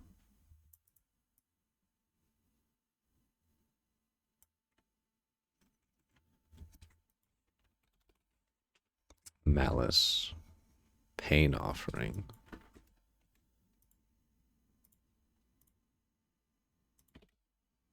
Eh? Wait, what? Buff persistent. We'll have to see. Moving support gems around, and I had like a couple columns in my inventory of support gems, and I would just move them around and like try this one, or I would try that one, and like, oh, maybe I want my Frostbolt to do this. And it was so like my probably my favorite thing, if not close to my favorite thing in PoE, is just fuddling with the build and just like tweaking things around and playing around with them. Like, hey, what if I want, you know, to triple cock this thing? Or what if I want quadruple cock? Or like, maybe I'm okay with just one cock, and then, you know, maybe we just make the cock, you know, bigger. And, you know, I just like to play around, like, you know, how many cocks are we working with here? And like, you can do that until you get it tweaked to the exact number, and then you're just happy. You're like, all right, I guess it's just a double cock build, because that's what everyone's doing. But in PoE 2, I think that tweaking phase is going to go so much longer, and you're just, the quest for the golden number of cock is just, you're never going to end it. And you're just always going to be searching. It's just going to be so fun searching for that. Golden number of cock. I'm really excited to go through that exploration phase. I saw some awesome support gems from my little glimpses of all the data. One was like chaotic freeze support that causes your chaos or poison damage to cause freeze buildup. That sort of thing is just so when that was thematic. someone DM'd that to me because they knew I'd like that. Yeah, Dude, that's just awesome. So your point about them, it future proofs. they can just keep pumping out cool support jobs. Wait. I thought he said he didn't want to be spoiled. How far did he look in the... Because that thing's pretty far down in Havok's video. Gems until the end of Path of Exile 2's life. It's just great. Because everyone's just going to be able to use it on one skill. Like multiple projectiles. I saw that they rolled lesser and greater into just multiple. And there's not lesser and greater anymore. It's interesting. Yep, they can make them more meaningful. And it's going to be cool. And I think the problem with PoE 1 is the support gems are just generally damage and defense. And they don't like very few support gems in PoE 1 do that many really cool things. It's like, energy leech support versus controlled destruction. Like fantasy wise, they should be very, very different. But you're almost always just looking at the damage multiplier. Like, how often am I going to be doing X amount of damage with this support gem? And that's usually what you're doing, like when you're thinking about when you're grabbing those support gems. And like you go to No more tanky as fuck minions. I mean, there are nodes on the tree. Like, we did see one today where the minions gain 15% of their max HP as maximum ES, which does make them a bit tanky. Well, we'll have to see, though. You can probably get some really tanky thing. But if you can, I do wonder how Animate Guardian's going to work in like PoE 1 context. Because if you can resummon your mob through reserving spirit, and if your Animate Guardian dies, does he reanimate as a naked Animate Guardian, or, you know? Probably not. Let's hope not, but... a POB and you click sort by damage and you just look at the support gems and you click that one and that one. And you're like, oh, well, I know I can't use inspiration because I'm Eldritch Battery. Yeah. But besides that, I'm just going to click the top support gems. And that's so much less interesting than like, yeah, what if I want my Ice Nova to, you know, pick me up and just give me a nice pat on the head? Like, I can do that. Because, you know, they can, you know, you can't have like 6 skills giving you head pats, but at least one of them, it'll say, oh, you're so kawaii. And I'm like, oh, thanks. Arigato. Were you using any defensive skills when you were playing, or basically just offensive ones? I had Arctic Armor. Runs around holding its chunk. My, Don't look at me. Aura, and that worked out pretty nicely. Just go wait more sources as I of put chill. this belt I think it back gave me on. a stack every 0.4 seconds or so, and it would just make enemies that hit me freeze themselves, which is really nicely. But I did not see any like molten shell or steel skin or anything like that. At least for Sork early on. And did you feel like, again, I didn't watch your full playthrough. Did you feel pretty squishy on Sork, or did you feel like it was relatively defensible? As long as you were not getting I did not hit? die that much. You Oh, didn't? I mean, Okay. you should watch me play through Act 1 if you haven't seen it yet. I can watch that. I just don't want to go to Act 2. I can watch that one. Yeah, watch me play through. So I got a broken staff. I got off of the Hillock guy. I got I got a +2 cold gems, 47% cold damage staff. That staff is and I bonkers. literally killed all the bosses in Act 1 in fewer than 10 hits. So that was it was a different experience. But even through Act 2, there are a couple bosses that I had to adjust my playstyle. But yeah, generally freeze was just such a. I mean, I also knew to prioritize. Hey, if I have stuff that has resin life on it, I'm gonna put it on. So like I did spend a little bit of time like, hey, I'm gonna transmute some gear and try to get some life, and that I think that made a very big difference. Ooh, I wonder how they're going to like translate that for newer players. Because obviously, Path of Exile 1 players are going to be like, okay, I need this much res as I go through the acts and stuff. But for people that are brand new playing in the ARPG, like when I first played Path of Exile, I didn't give a fuck about resistances. I was like, how the fuck am I dying? And I was getting one-shot by like white mobs at like the end of Act 9 or 10. Because I had like negative res. After dying a couple times, they'll start to realize. Maybe. That's a hey, Great Ram. But like, they need to convey better that resistance is necessary. Because, you know, the campaign is balanced around a certain amount of res. Especially in Path of Exile 1. But it's Well, I guess it is conveyed to like how much damage you're taking, but it doesn't. I guess it would be too handholdy to be like, hey, you're missing this much res. Yeah, I guess there's like a fine line between handhold and like somehow conveying to the player that you need res. I'm not sure. When you first played PoE, you ran the Southern Force like to 1k times. What the fuck? Really? God damn. And Diablo. That's the thing though. Diablo, like, when Diablo, well, which Diablo are you talking about? Because when I first played, like, on release of Diablo 4, resistances didn't matter at all. It was actually, like, basically just a dead stat. It did fuck all. I assume in D2, it did matter, right? I died very few. Like I definitely died fewer than 10 times in the whole playthrough, and a lot of like most of the deaths were me just kind of disrespecting the monster. Wow, that's so yeah. impressive, man. I felt totally fine. Freeze is incredibly strong. The fact that you can freeze monsters and everything. On packs too, or just bosses? Oh yeah, full packs of monsters and everything. In D4 res was bugged or didn't work, yeah. It basically had no impact on the game when it launched. Everything. Like I was within like 2 ice novas, I could freeze a pack. So because there's a support gen that gives you 50% more freeze build up, and then on my I had a second staff that I got that had an additional 50% freeze build up, so I could freeze everything in like 2 hits. It was really, really, really strong. That sounds fun. See, I think Sorceress is slowly building up there as like the second class I want to try after Warrior.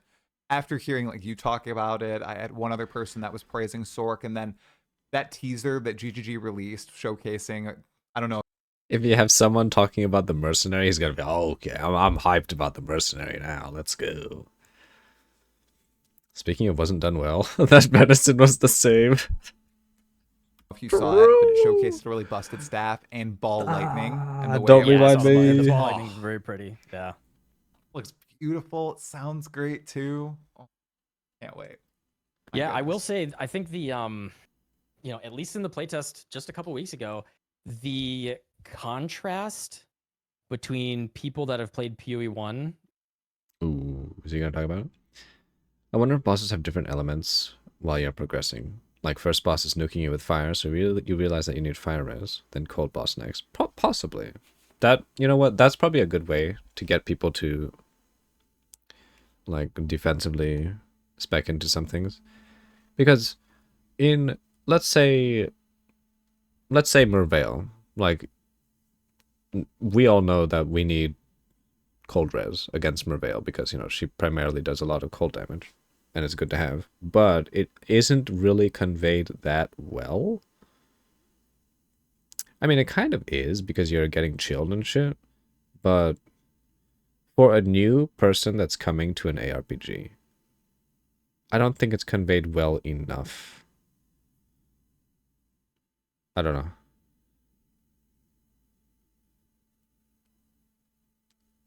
Do we have a theme here? What do you mean, a theme? Oh, for the venison shit? Just don't cook bad. Most probably like PoE 1.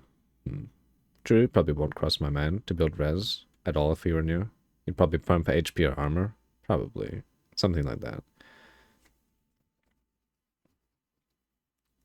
Like, just personally, I don't know how to convey that myself, but there must be some way without having, you know, to like shovel down text like fucking raise your res, idiot, or you're gonna die, or have the character be like, I need to raise my resistances. There's like handholdy shit like that can like really just remove immersion from the game, but somehow they'll probably do something. Who knows? And people that haven't is going to be very stark. And I'm curious, like, we know like 3 playtests ago, there were people that was when it was much harder. But 3 playtests ago, a lot of people just gave up after the first couple zones and they just walked. Like, there were media people. Yeah, we're talking games. We're talking the Cuphead games journalist people.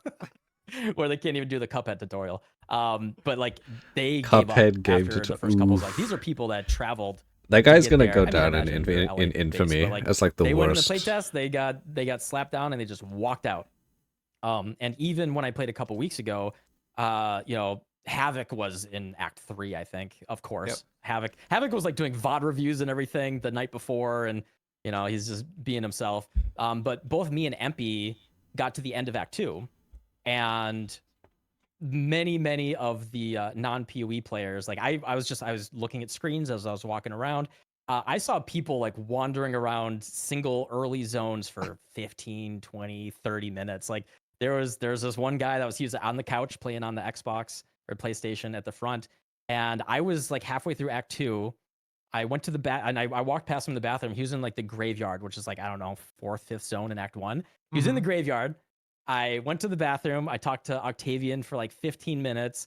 I got a sandwich, got a coffee, came back. He was in like the zone after the graveyard, and that's like half an hour later.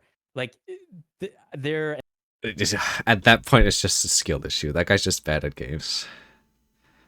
I don't think it's the game's fault. And I saw a lot of people mid Act 1 after I was there for 4 or 5 hours. So, you know, there will be a very, very stark contrast in the player base between, you know, people that are experiencing, and there's a lot of people that I think that are not going to know, hey, just find gear that has life on. Like the difference Yes, it's basically just this problem. between a 300 life character and a 500 life character is night and day. Because when I first played Path of Exile, my witch had like 1.8k life or something at Act 10, or like 2k, something around there. It was fucking terrible. I honestly don't think I had like any life rolls. And yeah, I mean, we're just gonna have to educate people. That's all. Exactly. Man, are you a little frightened with the onboarding experience, given that, for example, like Path of Exile 2, I think it's right now number 2 or number 3 on Steam. It's not even out yet. There's going to be so many people who don't even know what Path of Exile is as a game, probably just buying it for $30, logging on, and then hopefully not bouncing, hopefully getting absorbed in. But given what you're saying, where, you know, people who game for a profession are very confused, I could even say confuddled by what's going on in the game. Are you a bit worried about? I think the tutorial's great, but given like people still struggle, what is it about PoE? That's a very PoE broad attracts question. a certain type of player. Yeah. And PoE 2 is the sequel to PoE. It is. I think it is more approachable from a. It's got a little bit of tutorials. It doesn't have a lot of tutorials. It's got a little bit of tutorials. Okay. It's a little bit more approachable in a lot of small ways. But at the end of the day, there are so many unwritten rules about playing Path of Exile that I do think a lot of people will bounce. Like I have friends that have been waiting years. Like, oh yeah, the PoE 2's coming out, right? I'm just like, should I play PoE 1? I'm like, yeah, and then they'll play it, and I've tried everything. Yeah. Like, hey, you know, I've tried to encourage people to play. Has he given them Mage Blood though? I've tried No, that's probably the worst thing to do, actually. handing people for a new player, holding people's hands. I've tried giving them nothing. I've tried walking through the campaign with them, just answering questions, whatever. You know what? I think for people to gain an interest in a game, walking them through the game is actually one of the worst things that you can possibly do to them, because it takes away their agency and it removes their mind from immersing themselves into the game themselves. Like they themselves have to do it. They have to have a want to get interested in the game. If you're walking them through, it's just gonna feel like they're not doing anything, in my opinion. Like, getting carried through X is probably one of the worst things you can do to someone. Every approach. You either, like, I hate to say this, but you either like it or you don't. And you know, it is a type of game that it knows what it is. It is unrelenting in its it's it's game design, it's vision, and we'll use the V word, Mhm. but it's unrelenting in its vision. Oh, and the where it wants to vision. be. And that's why we respect it, and that's why we like it, and that's also what does turn some people off. And I am worried that like how many people are gonna buy the early access and bounce off of it. I'm happy for GGG's bank account. Oh yeah. And I do think the game will be very successful and bigger than PoE 1 by a lot. Oh, but absolutely. I think if you played a good amount of Path of Exile 1 and they're just like, man, this game just is not for me, it's like too much. PoE 1 is PoE 2 is also going to be unrelenting in the systems. And Right. if you just don't like that He's complexity, talking about you, and you Londe. don't, if you don't want a game that treats you like Path of Exile treats you, just having a little bit more action-oriented gameplay and better graphics and sound is Oh, maybe it's not you. gonna Never mind. It's not going to feel like a totally different game. And I think that should be me. GGG should not say that, but yeah, I think it's my responsibility, at least as someone who has played it and knows PoE 1 very well, to let people know, like, if you hate PoE 1. True. If people want a game that they can stay for a long time with, this is probably the best one in the market. Yeah, absolutely. Yeah, I would say so. Well, yes and no, because it depends on like the genre of game that the person likes, but that all just comes down to subjective taste. Because there are like, I would say Path of Exile is basically one of the best games out there, especially if you want to play it for a long time, because it just has infinite replayability. It's fucking incredible. No, I think that like no games comes close. But then of course, the subjectivity comes in. And obviously some people would be turned off by PoE because, clearly that there are some insane quit moments. This being one of them. Because when I was first playing Diablo 3, I saw like a picture of like this, and I was like, what the fuck is that? And I didn't play it for a while until I stopped playing Diablo 3, and we were like, oh, we need a new game. And then my friends were like, you know what, let's play some PoE. And I was like, okay, fine, I'll give it a go. And then from there we went on, and then it's like just the best game ever. So Subtractum is very right. It does take a very particular person to like PoE. And I think PoE needs to work on stopping these quit moments from happening. Yeah, did you ever play D3 on release? Oh, thank God I didn't. No. I think I played when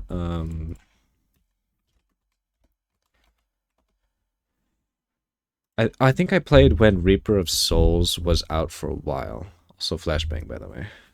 Shit was hard as fuck. Oh, really? Yeah, I think I played when Reaper of Souls came out. And it was out for like a bit. And we only played hardcore. That shit was fun. With friends. I actually had a lot of fun with D3. It was a pretty good game. After Reaper, it was easy mode. Oh. So I played easy mode D3. Fuck. You're like, oh, I love Diablo 3, but I hate Path of Exile 1. Like, PoE 2 is not the game for you. It is not. I'm sorry. Now, given that, Sub, if you weren't a content creator, do you think you'd go back to PoE 1 after playing Path of Exile 2? I keep hearing it's just an improvement. From everybody who's now played it in recent times, they're just saying it is the successor, PoE 1. It is. Okay, so this is actually a very good question. Because PoE 1 and now PoE 2 is basically, as it was either Londe or Raining. I think it's Raining. It's basically old school RuneScape and RuneScape 3. But in this case, I guess they're not really comparable because old school RuneScape is like, it's just better. Let's be honest. But I can see huge potential in PoE 2. Personally, I didn't really like RuneScape 3. That's when I kind of quit It when they solved released so it. many But problems. We have MTX preview in PoE 2. Oh my god. I can't go back to PoE 1 after. I don't see myself doing it. Are you in that camp? Or no? So it's really hard for me to separate my experience with PoE 1, now doing it, you know, as a job for a while, right? Versus what I would do in a void. That makes sense. With that said, I mean, if I just stopped doing this now, yeah, I mean, PoE 1, I would still log in and do my 40 out of 40, I think, because I'm just that's logging in. Is if you still god damn, that is logging in. Holy fuck. If you still, yeah, PoE 1, I think, as Connor just said, PoE 1 has to exist as a threat. The only competition for PoE 2 is PoE 1. I like that. But if the cookbook as soon as I is get on the 40 out of 40 pretty train, good. but yeah, if I weren't doing my 40, Of course he'd say that. You got paid to watch the reveal. I feel like I'd never return to PoE 1 personally after PoE 2. I can see a lot of people that would actually think that. And personally, I actually don't even know. It depends on how good Path of Exile 2 feels. And especially, so there's like a, what was that word? It's like the honeymoon period of a game. You have all this new stuff in Path of Exile 2, so there will be a time, like even if Path of Exile 1 releases a new league, you are going to see a lot of people not return to the new league and still be playing Path of Exile 2 because there's a lot of content that still needs to be solved. And so the player base for Path of Exile 1 will be diminished for a while. Sure, they'll probably come back, but a lot of people will be in Path of Exile 2 for a very long period. But yeah, I still feel like it depends on how good like the Path of Exile 1 leagues are gonna be. They should just do old school RuneScape are doing, letting you have a server and set whatever rates you want. Really? Are they letting you do that now? Are they basically allowing like quote-unquote private servers and they have like increased drop rates and shit? Really? Interesting.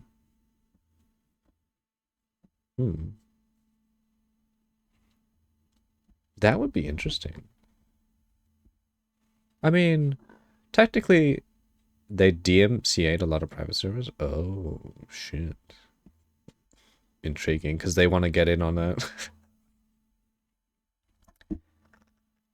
In a way that's kind of based, but in a way, you know, it's kind of scumbaggy, but you know, it is what it is. It's business. Business gay. You love PoE devs, but when PoE 2 content slows down, you'll probably be playing other games, like the new monster. Oh, you're right. Yes. But that's the thing. PoE is always a league-based game for me. So obviously, if you get a bit burnt out from PoE 2, you're not like stuck in the game. That's what I think. That's what's perfect about PoE 1. The league system is genius, because obviously you're gonna get bored of doing farming the same shit. I don't know how people can stay in standard, to be honest. But like you do the league, you finish all your achievements, and then you just move on to a different game. And you just play some Monster Hunter, and then when the next league comes in, it's login time. It's fucking hype. Because there's like new gems and shit, there's new content to play. And I mean they're gonna be adopting the same system. You have a few friends that play standard only. Same, you never touch standard, yeah. I think the only time I touched standard is when I first played the game. Because on Betrayal League we were like, what is this? And then we went and started our first characters in standard. And then after we finished the act, I think only two out of like a group of 5 friends, including me, we were playing standard league for our first characters, and then only 2 of us made it made it to like continually come back to PoE 1 leagues. You logged in during a league to give them some legacy items plus maps. Ah. Yeah, I mean that's basically all you do, right? To be honest, like if I log into my standard character, I just look at all the stash tabs that I have to sort out, and I'm like, no, ain't nobody got time. Even if there's like fucking 300 divs in there, I'm not moving it over, because it doesn't matter to me.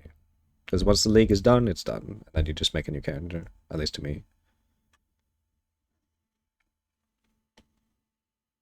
40 out of 40 every league. You know, if anything, just I like a little bit of space. I can, well, in the context of like his question right here, I can definitely see myself like playing less of PoE 1 just to play more PoE 2, because, you know, as I said, there's unsolved things and more stuff to see in Path of Exile 2 that's just new. You always turn your mirrors into cards and melt them on streamer gambas when you're done with the league. Bro, I could never make that much money. I think I'm just a bad player. I don't make that much money when I'm playing the leagues. You have some old maps. Oh god. Between leagues. OG gamer. I actually really, you know, before I was doing the content stuff, I really like only playing 1 to 2 leagues a year. And I actually think that is the healthiest, best way to play Path of Exile. I used to do this too. I think around, what was it? I think it was like around Kalandra League and one other league. I felt so burnt out that I just didn't want to play the leagues. And I was like, nah, I'll play the other league.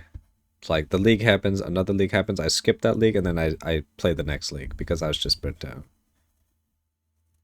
But now it's like every league is a login. I mean, granted, I guess if we have 4, 5, 6 month leagues, that's different. But you know, when they were on the 3-month league grind, you know, doing a fresh reset every 3 months, and you know, the first 2 weeks, even if you're not a content creator, like you play a good amount. At least I do.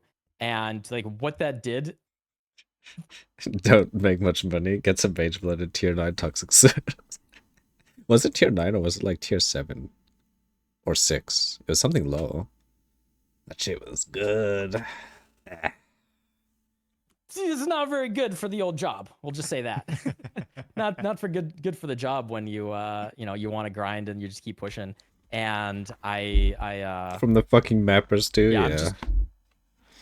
PoE 1 Beautiful. is special in my heart. I'm trying not to. I want to let it down kind of gentle here, but yeah, PoE 1 is very special to me. It's meant a lot, but I don't know how much more that they could really do for it, where it sits outside of like developing kind of lore pushing things. I think that would be the big thing, like big. That's what I've been wanting for a long time in PoE 1.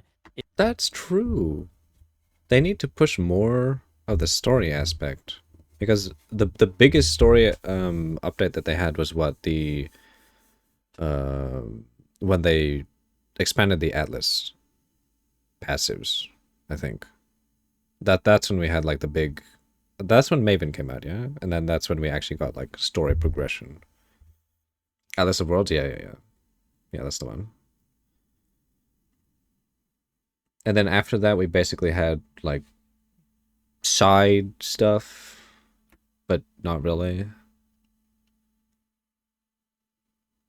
I guess Settlers of Kalgur is kind of story progression in a way.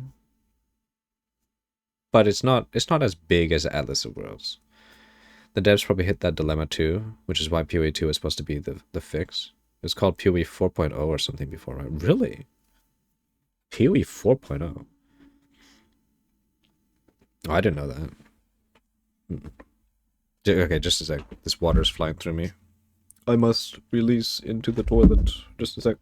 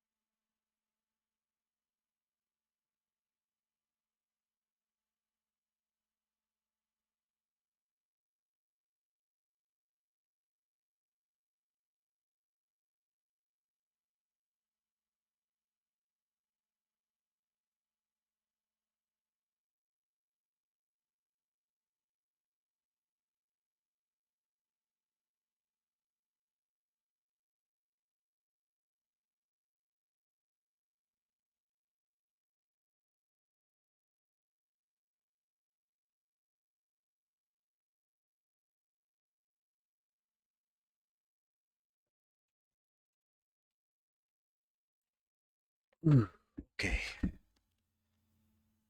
Oh. We back. Alright. It was supposed to be just an update at POE 1 at the start. Oh. Interesting. Is them to push the end game. Like that's what I appreciate the most, is like really interesting big end game reworks. We're like Cirrus and Elder and you know, all of that stuff, and the Conquerors and everything. Yeah. They haven't done that in a very long time. And that's the big meaningful thing. That's like where it feels like the you know, the big DLC drop or whatever. And it just feels like they've been putting that off entirely for PoE 2. And without that, like, you know, just a new little system, like, oh, hey, here's King's March, and you can just get a little bit of extra loot, but you're still just grinding the same old maps. For me, you know, I've done that enough hours now. You know, I still love my 40 out of 40. Get that in like 2 to 3 weeks. I'm happy. It's fun, you know, fresh economy. But after that, like playing much longer, you know, even as a content creator, I probably won't be playing past my 40 out of 40. And you know, Yeah, playing past 40 out of 40 feels kind of ditch. Once you hit 40 out of 40, you're like, nah, let's just go on to a new game at that point. Email early access for Path of Exile 2 is just around the corner. We can't wait to share the game with what deleted. Oh my god. Get him out of here. What is this?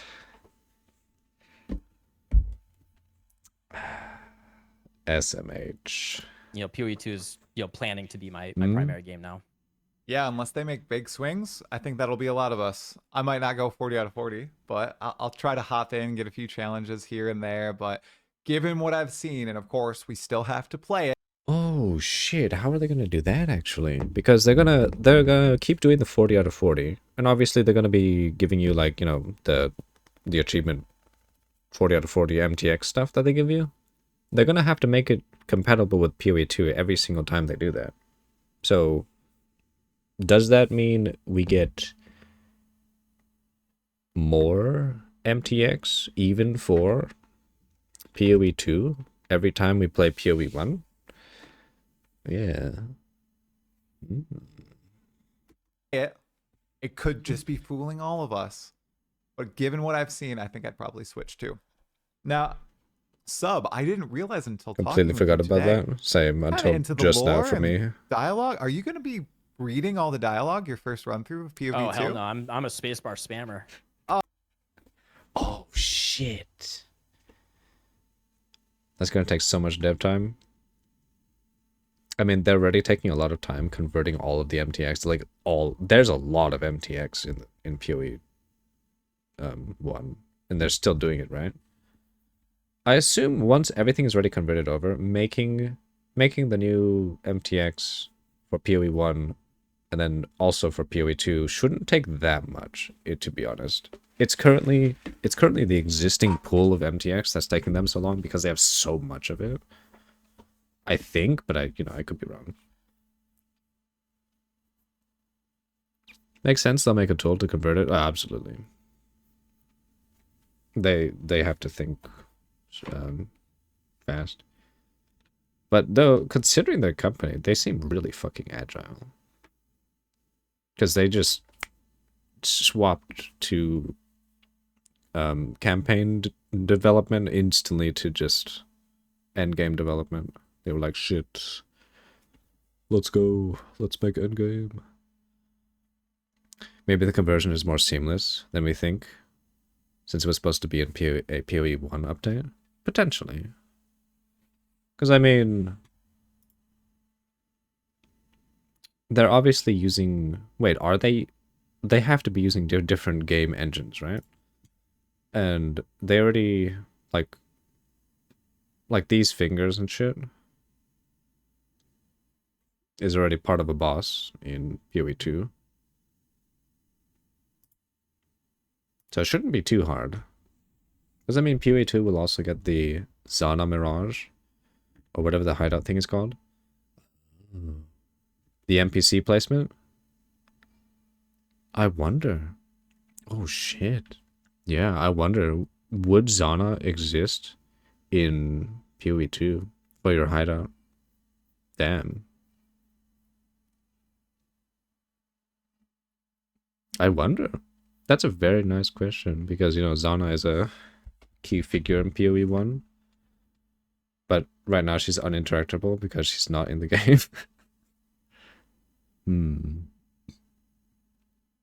Personally, I want to say yes, but we don't know. We don't know how far PoE 2 is in terms of like lore and time-wise. Like, how far is PoE 2 lore-wise versus PoE 1? Because they say... what was the reveal?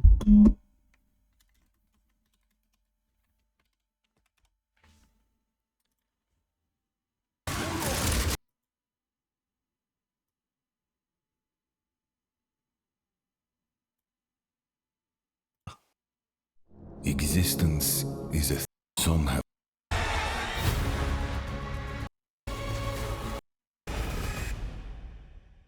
Now, as you just saw, even in early access intends to harness it one classes, character progression systems, and for the first time, a full overview of the end game. I think this is where it says, lore-wise, like, Rayclast is free of corruption for X amount of years or something like that. This is going to be a big one, so get comfortable. For 20 years. Oh, it's only 20 years? Bro, Rayclast is fucked. Wait. It's only 20, yeah. I guess we can have a MILF Zana. And Sion's completely gone. Yeah, Sion is just dead. Sad egg. Sion armor stacked too close to the sun. 20 years. So the exile's still alive? Potentially. I mean, we're probably still mapping. We're probably going insane in the Atlas. Not giving a fuck. And then Rayclash is just burning around us. We're like, hehe, I need more divines to fund my mage blood. Oh, what?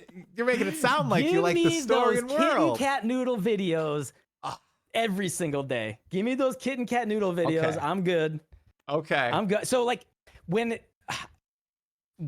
Still waiting for your blight to finish. Like, it's like a memorable thing, I will listen to it.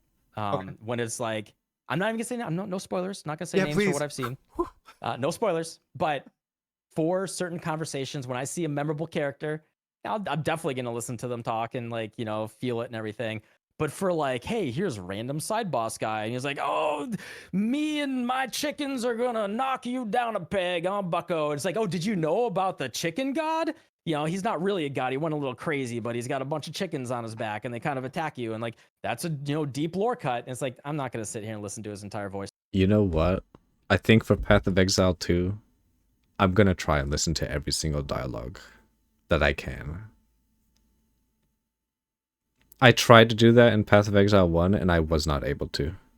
I was like, why am I listening here when I could be progressing into maps?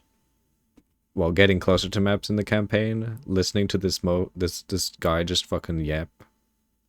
You gotta for the challenge. I know, but I ain't nobody got time for that. Voice line.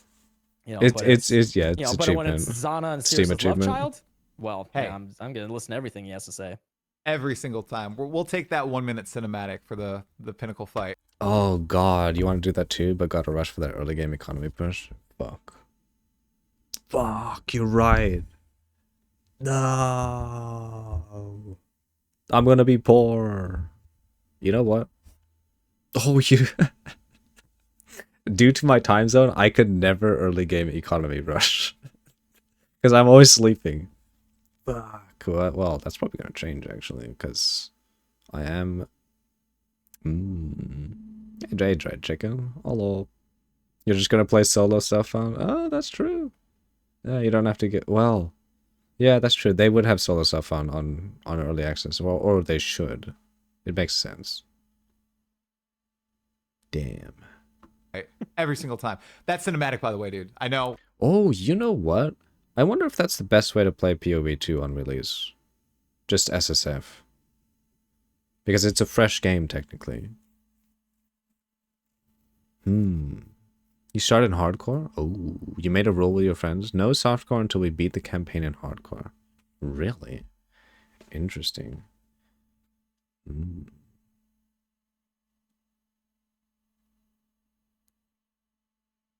Damn, that's hardcore as fuck. I don't know if I could do that. Are your friends new players? Nah, probably not.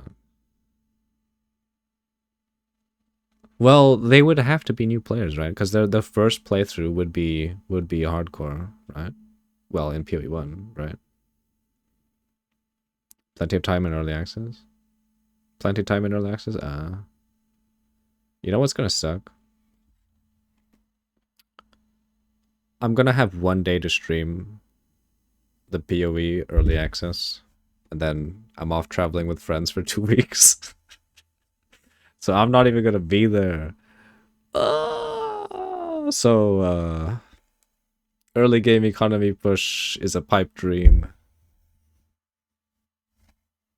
The campaign is 25 hours long. Imagine dying in Act 5 and asking your friend to wait because you died. Oof. Yeah. That was, that was one of the things I did on the Diablo 4 release. I was like, you know what, let's play hardcore. And then I got shotgunned by a mechanic, and I was like, bruh, that's cringe. I just wasted that much time. And then we went softcore. We're getting close to. With how many people you are playing, you bet hardcore would have an amazing economy too. Oh, potentially. Stuck in Act 1 for a year. To the hour mark. Cinematic. Ooh. I mean, yay, nay. Oh, it's so, yeah, I mean, it's so good. It's so good. I will say I am a little I'm lucky that I was at the playtest and they put it on the big screen. Ooh. So like it came out of nowhere, like, hey, we want to show you something. And they put it on the big screen with the full like concert speakers going and everything. And you stopped on that was hardcore in super, Act 1 super exciting. after It was dying to awesome. those Russian Magical Roas. moment, man. Now, if you can get past the one question Roas, I've been you're asking a lot of past people to past close everything. out these chats is if you could put on the game director hat and add one feature to PoE 2 that you think is missing, what would it be? And man, Sub, you're a game designer, so I think you can cook up something pretty good here on the spot. I mean, this is the thing I've already thought of is one of the biggest things. Oh God, I thought his water was pink, but it's his palm. Oh, okay. It's like, what is he drinking? The thing I've already thought of is one of the biggest things that they've made as a change thus far, at least what I've seen, is they don't want us to be movement skill spammers anymore. I have not seen a blink. I have not seen a flame dash. I have not seen. Oh shit! We don't have flame dash. Uh-oh. Anything like that. There are some movement skill, like leap slam and shield charge are very different now. They're Roas with 0 armor are the real PoE 1 endgame. True. Yeah, that's why. If you can get past the Roas in Act 1, you can get past anything. Those guys are so OP. They used to be even more insane. Permastun, yeah. primary attacks, basically. And we have a dodge roll, and I know there's a unique where you can blink around. Wasn't there one keystone that changed dash to blink? Really? Dash to blink? Oh God, why am I looking there? God.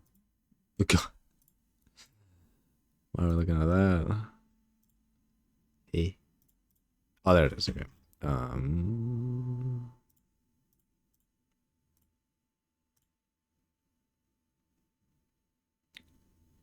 What? I'm pretty sure this place had...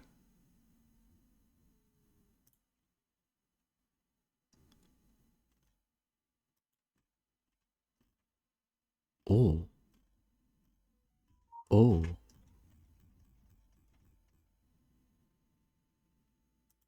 Oh.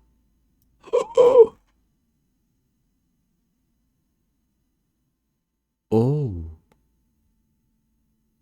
Oh my. Ah, so they're filling out as they go. I see. Wow. So we've already mapped out a lot of things actually. Holy shit, we're gonna have to take a look at this later. Oh my god.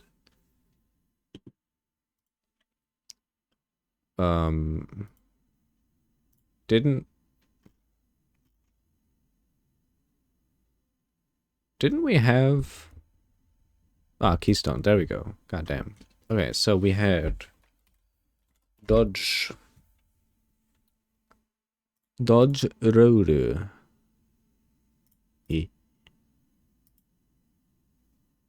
It's... I do remember something about what you were saying, but apparently it's not here. What the fuck? Oh, no, no, no, no, no, no, no, no. It wasn't a Keystone. It was unique armor. It was the unique armor that does it. Subtractum was about to say, oh shit. The thing to me that I love the most is high mobility characters. Like I played Tracer in Overwatch. I like characters that just have blink around and can do. It doesn't have to be specifically like a movement skill spammer type of thing, but with the game, and this is what I'm hoping for with the Chronomancer. We don't know, but what I love the most, like you give me that OG World of Warcraft mage, and they actually simplified mage in WoW much later in terms of their utility that they had. But I love the access. Like if I play a caster, my favorite thing is access to like time and space manipulation and arcane related things. And I want some sort of way, or like I play Invoker for reference in Dota. Of course. I want the ability for my mechanical skill expression as a caster to give me like absolute control over time and space in some way. And that's what I want by far the most. Of I don't, give me slow fall and like an arcane bubble and some sort of like blink teleport Omaewa Shindaru thing, and I don't know, some way to just manipulate that time and space in a really, really cool way. One of my biggest disappointments will be, and I don't think this is going to be like fait accompli, like absolutely what's going to happen, but it may be like the early gameplay, is I don't want to just be holding W, holding left click and just casting a spell and walking forward. Or even like walking forward, casting a spell, comboing that second spell, walking forward, casting a spell, comboing second spell, with the emphasis on more. And we've seen this with like Monk and Warrior already look like they have some pretty cool things with like, I shield charge in, I slam them, and then I, maybe I can do like an earthquake and like knock down pillars and do really cool shit like that. And that's the thing though. Give me skippable shape of faces. And Maven phases. Oh my god. The thing he's talking about though is just something that's going to be solved over time. There's always going to be the most optimal damage for something, and that's just... He said it earlier in this podcast. It's something that will be solved over time. And I mean, he's already looking for it right now. And like on the converse side, for Sork, I really want, and this is what I'm hoping for with Chronomancer, is some like, I am the master of the arcane arts. This is just my power fantasy in these type of games. I want to be the master of the arcane arts. Give me that Magicka feel for people who have played that game. If I have the ability to do that mechanical skill expression. Out of all the bosses in POE 1, which would you like to return apart from the ones already revealed?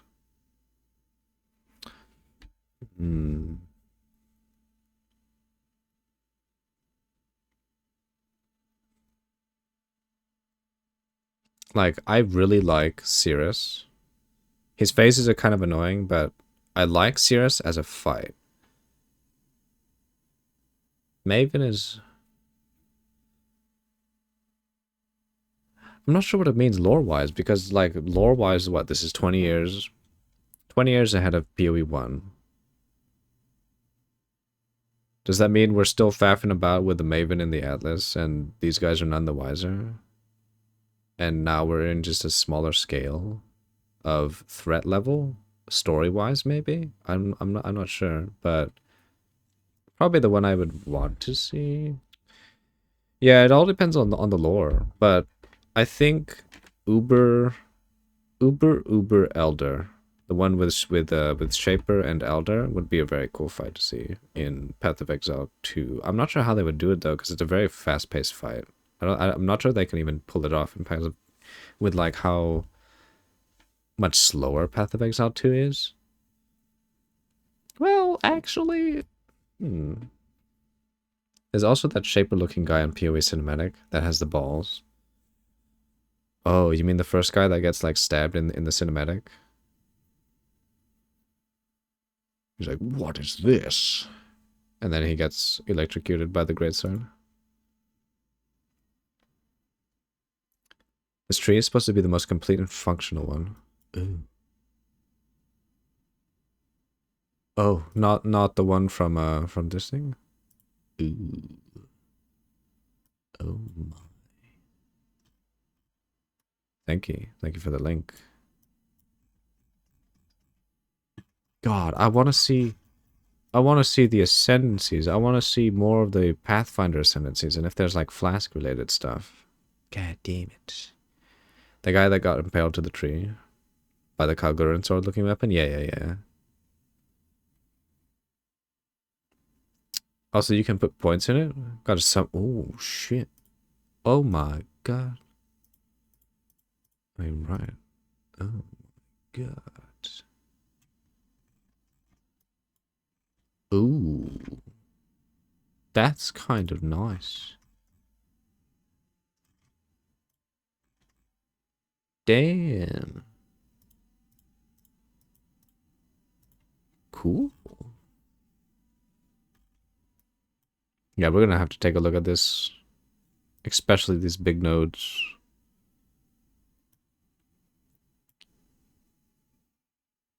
Oh, this is confirmed mana. Yeah, 10% ES. God damn. God. Blooper notable. Blooper.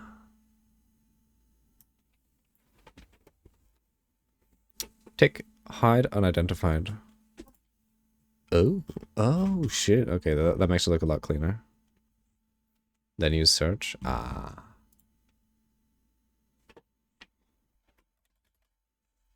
Oh my god. Wait, what? Is that it?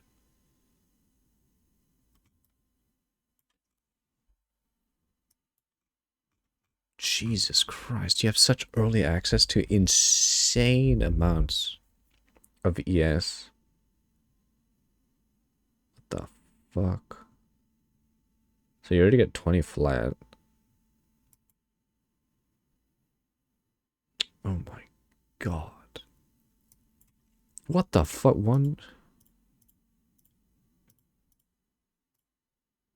I can't click it.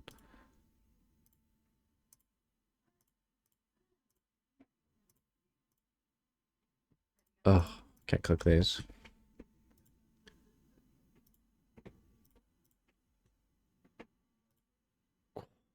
$16 passive points, and you probably already got like a bajillion ES. Huh? What did it say? Who is the guy to the left of the witch? Oh. Who is the guy to the left of the witch? Who the fuck? Duh. That's Bob? Oh. Okay.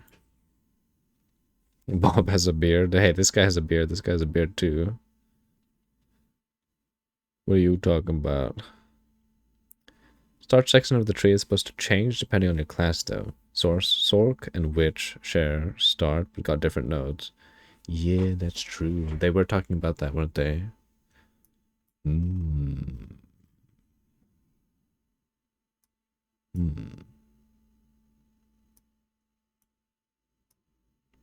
Intriguing.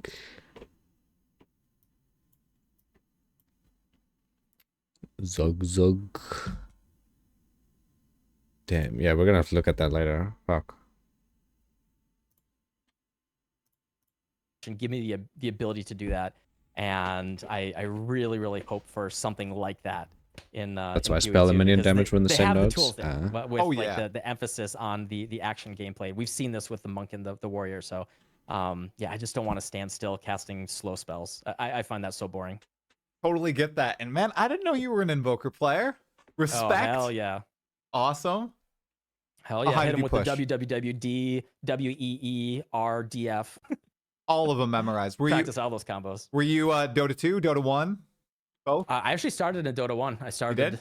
I started in Dota, not All Stars. I started when it was a co-op PvE game where you stood in the middle and you defended waves of monsters coming to attack the one ancient in the middle. That was the original Dota. Oh, really? I played it. Oh, you're right. I completely did not consider that. Yeah, they can get max Wither then. Poison SRS. Yeah, that's pretty good. When Ginsu originally worked on it. And then when Ginsu handed it over to Ice Frog for 6.0, I was actually in Clan TDA, kind of talking with Ice Frog. Like Ice Frog used to like talk in there a little bit, and I used to chat with him in early 6.0 and talking about his ideas with like the characters he was porting over from original Dota to Dota All Stars. Anyway, yeah, I played old school. Like I played everything from Heroes of New Earth, Dota, Heroes of Storm. I played all the MOBAs, man. Oh, that's Watched them all fascinating. die. So that is a big reason why you're all in the deadlock. MOBAs. It makes all so much sense now. Even League. Oh, hell yeah. That's awesome. Well, Sub Dude, it has been phenomenal sitting here chatting with you about Path of Exile 2 for the past hour. Any final words on the game? We are literally 5 days away from it. Technically 6 days. This is going to be awesome. It's going to be a wild ride, but remember, it is early access. I'm just the old man, the voice of temperance here. It is early access. Give your feedback to GGG. Believe in them. We know that they make it good in the end. Do not take Friday off with the expectation that the servers aren't going to be on fire. Just recognize there's probably going to be like a 50, 100, 500,000 queue, and oh, true. Wait, maybe I won't even be able to play. Oh god. Because the next day I'm gone. The boss you'd like to return is Brutus, either alive or we see a corpse of him somewhere. Yeah, 20 years later, his corpse is still there. God damn. It's one resilient bastard. Brutus, though. That could be interesting. no, crack a beer, open up our streams, and just chill. Sub is 100% right. It's going to be a fun day, but only if you expect to have fun sitting in those queues. Everybody in the chat, everybody watching the VOD, make sure you go check out Subtractum on YouTube or... Oh, actually. Well. I would like to see Katarina as a boss, but maybe they can do something else and make Jun a boss. Like she goes insane because she can't get any of that Zana pussy because Zana's just gone. And she's like, oh my god, fuck. And then she just starts killing everyone. or Twitch. Links will be in the description below. We'll shout them out right now in the live chat.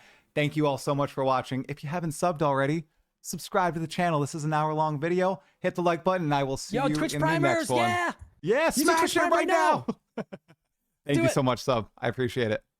Hell yeah. All right, see you. Bye-bye. All right. We all cried when the Xandercy left. Sadek.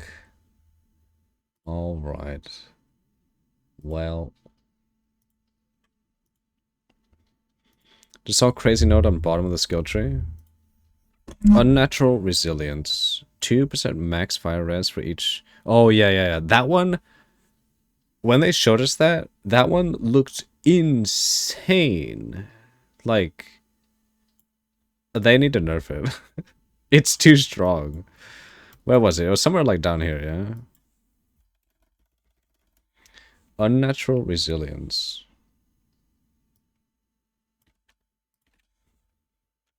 Look at that.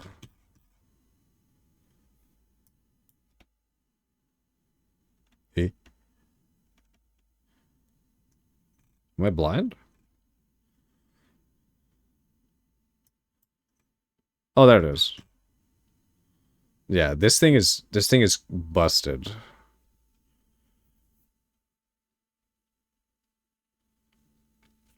It is not okay.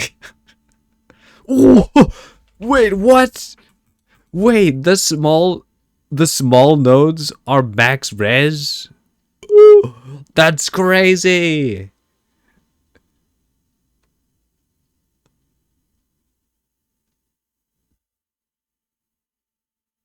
Oh my god. Can you link that? Yep. Be sure to thank Dried Chicken. He got us the link. There's also another one. This one is linked on the POE 2 DB. But that one is the one. Isn't there any ascendancy that gets max stress too? Yeah, there is. The Gemling Legion guy. Look at that.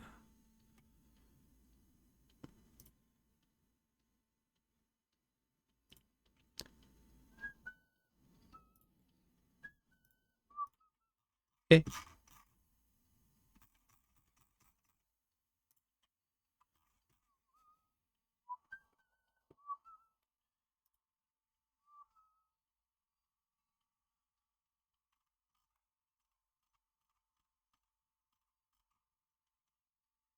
Yeah, this one. Thaumaturgical Infusion. 3 different ones by now. Just different progress on each.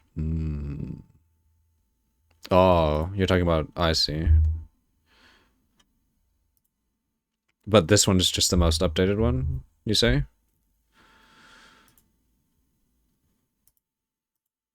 Oh god, fucking natural use.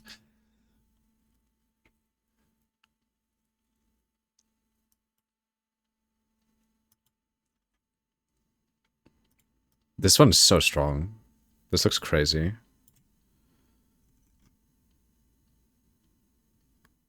Oh, what the fuck?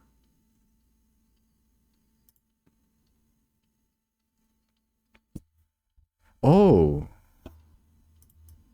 Oh shit. Oh no. Oh, yes. Oh. Oh my god, it's alive. Oh, life flask effects are not removed when unreserved life is filled. Flask effects do not queue. Ooh, that's good. Look at that. These two are good. Oh my god. Ooh, this could be powerful. POE 2 skills. I do not. Thanks for the link. Holy shit. Oh. Yo.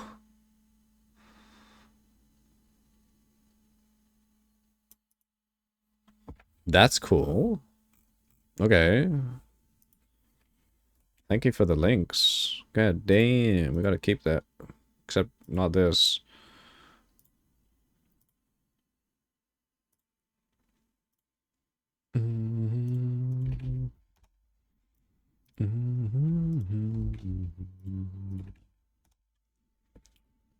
Huh. Ball lightning. Yes, yes. Karn did Bone Shatter planning on here. Did he? Classic Karn. He's doing the Bone Shatter. Bone Zone time. God damn.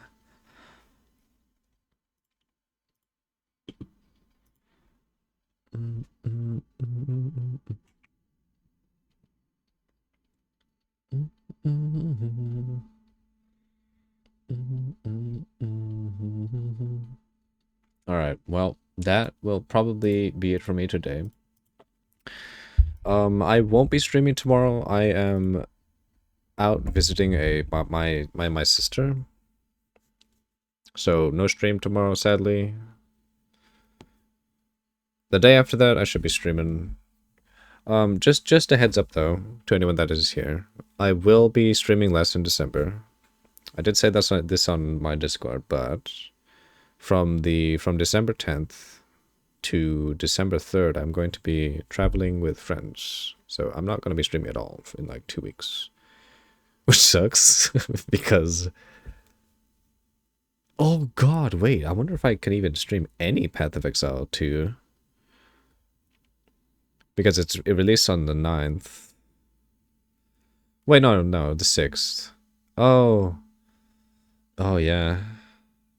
When? Where are you moving? So, I am moving to the States to live with my girlfriend. Because she's in the States. And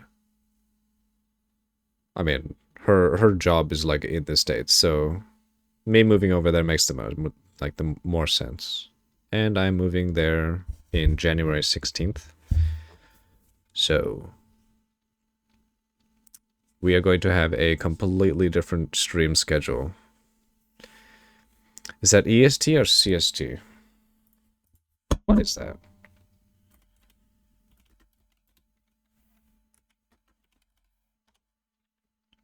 That means you get better ping. Yeah, that's true. You will get better ping. It's EST. Yeah, she's EST. Instead of doing Laz, do you want 200 plus? Yeah. We'll get better times for some other people's stream time, but we will get worse stream times for other people, which does suck, to be honest, especially since I've been establishing my time with morning streams. Yeah. Who's your girlfriend? First time hearing about it? It is Jammy.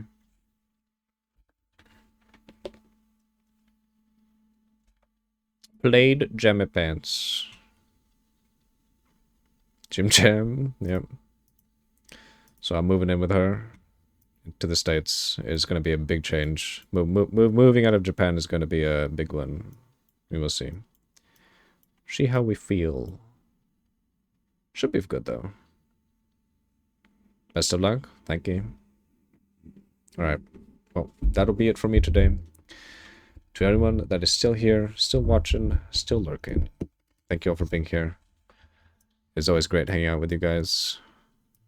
Also, D4's cooked, literally now. Alright. I'll see you guys next time. You all stay safe, stay healthy, and good night. GG's.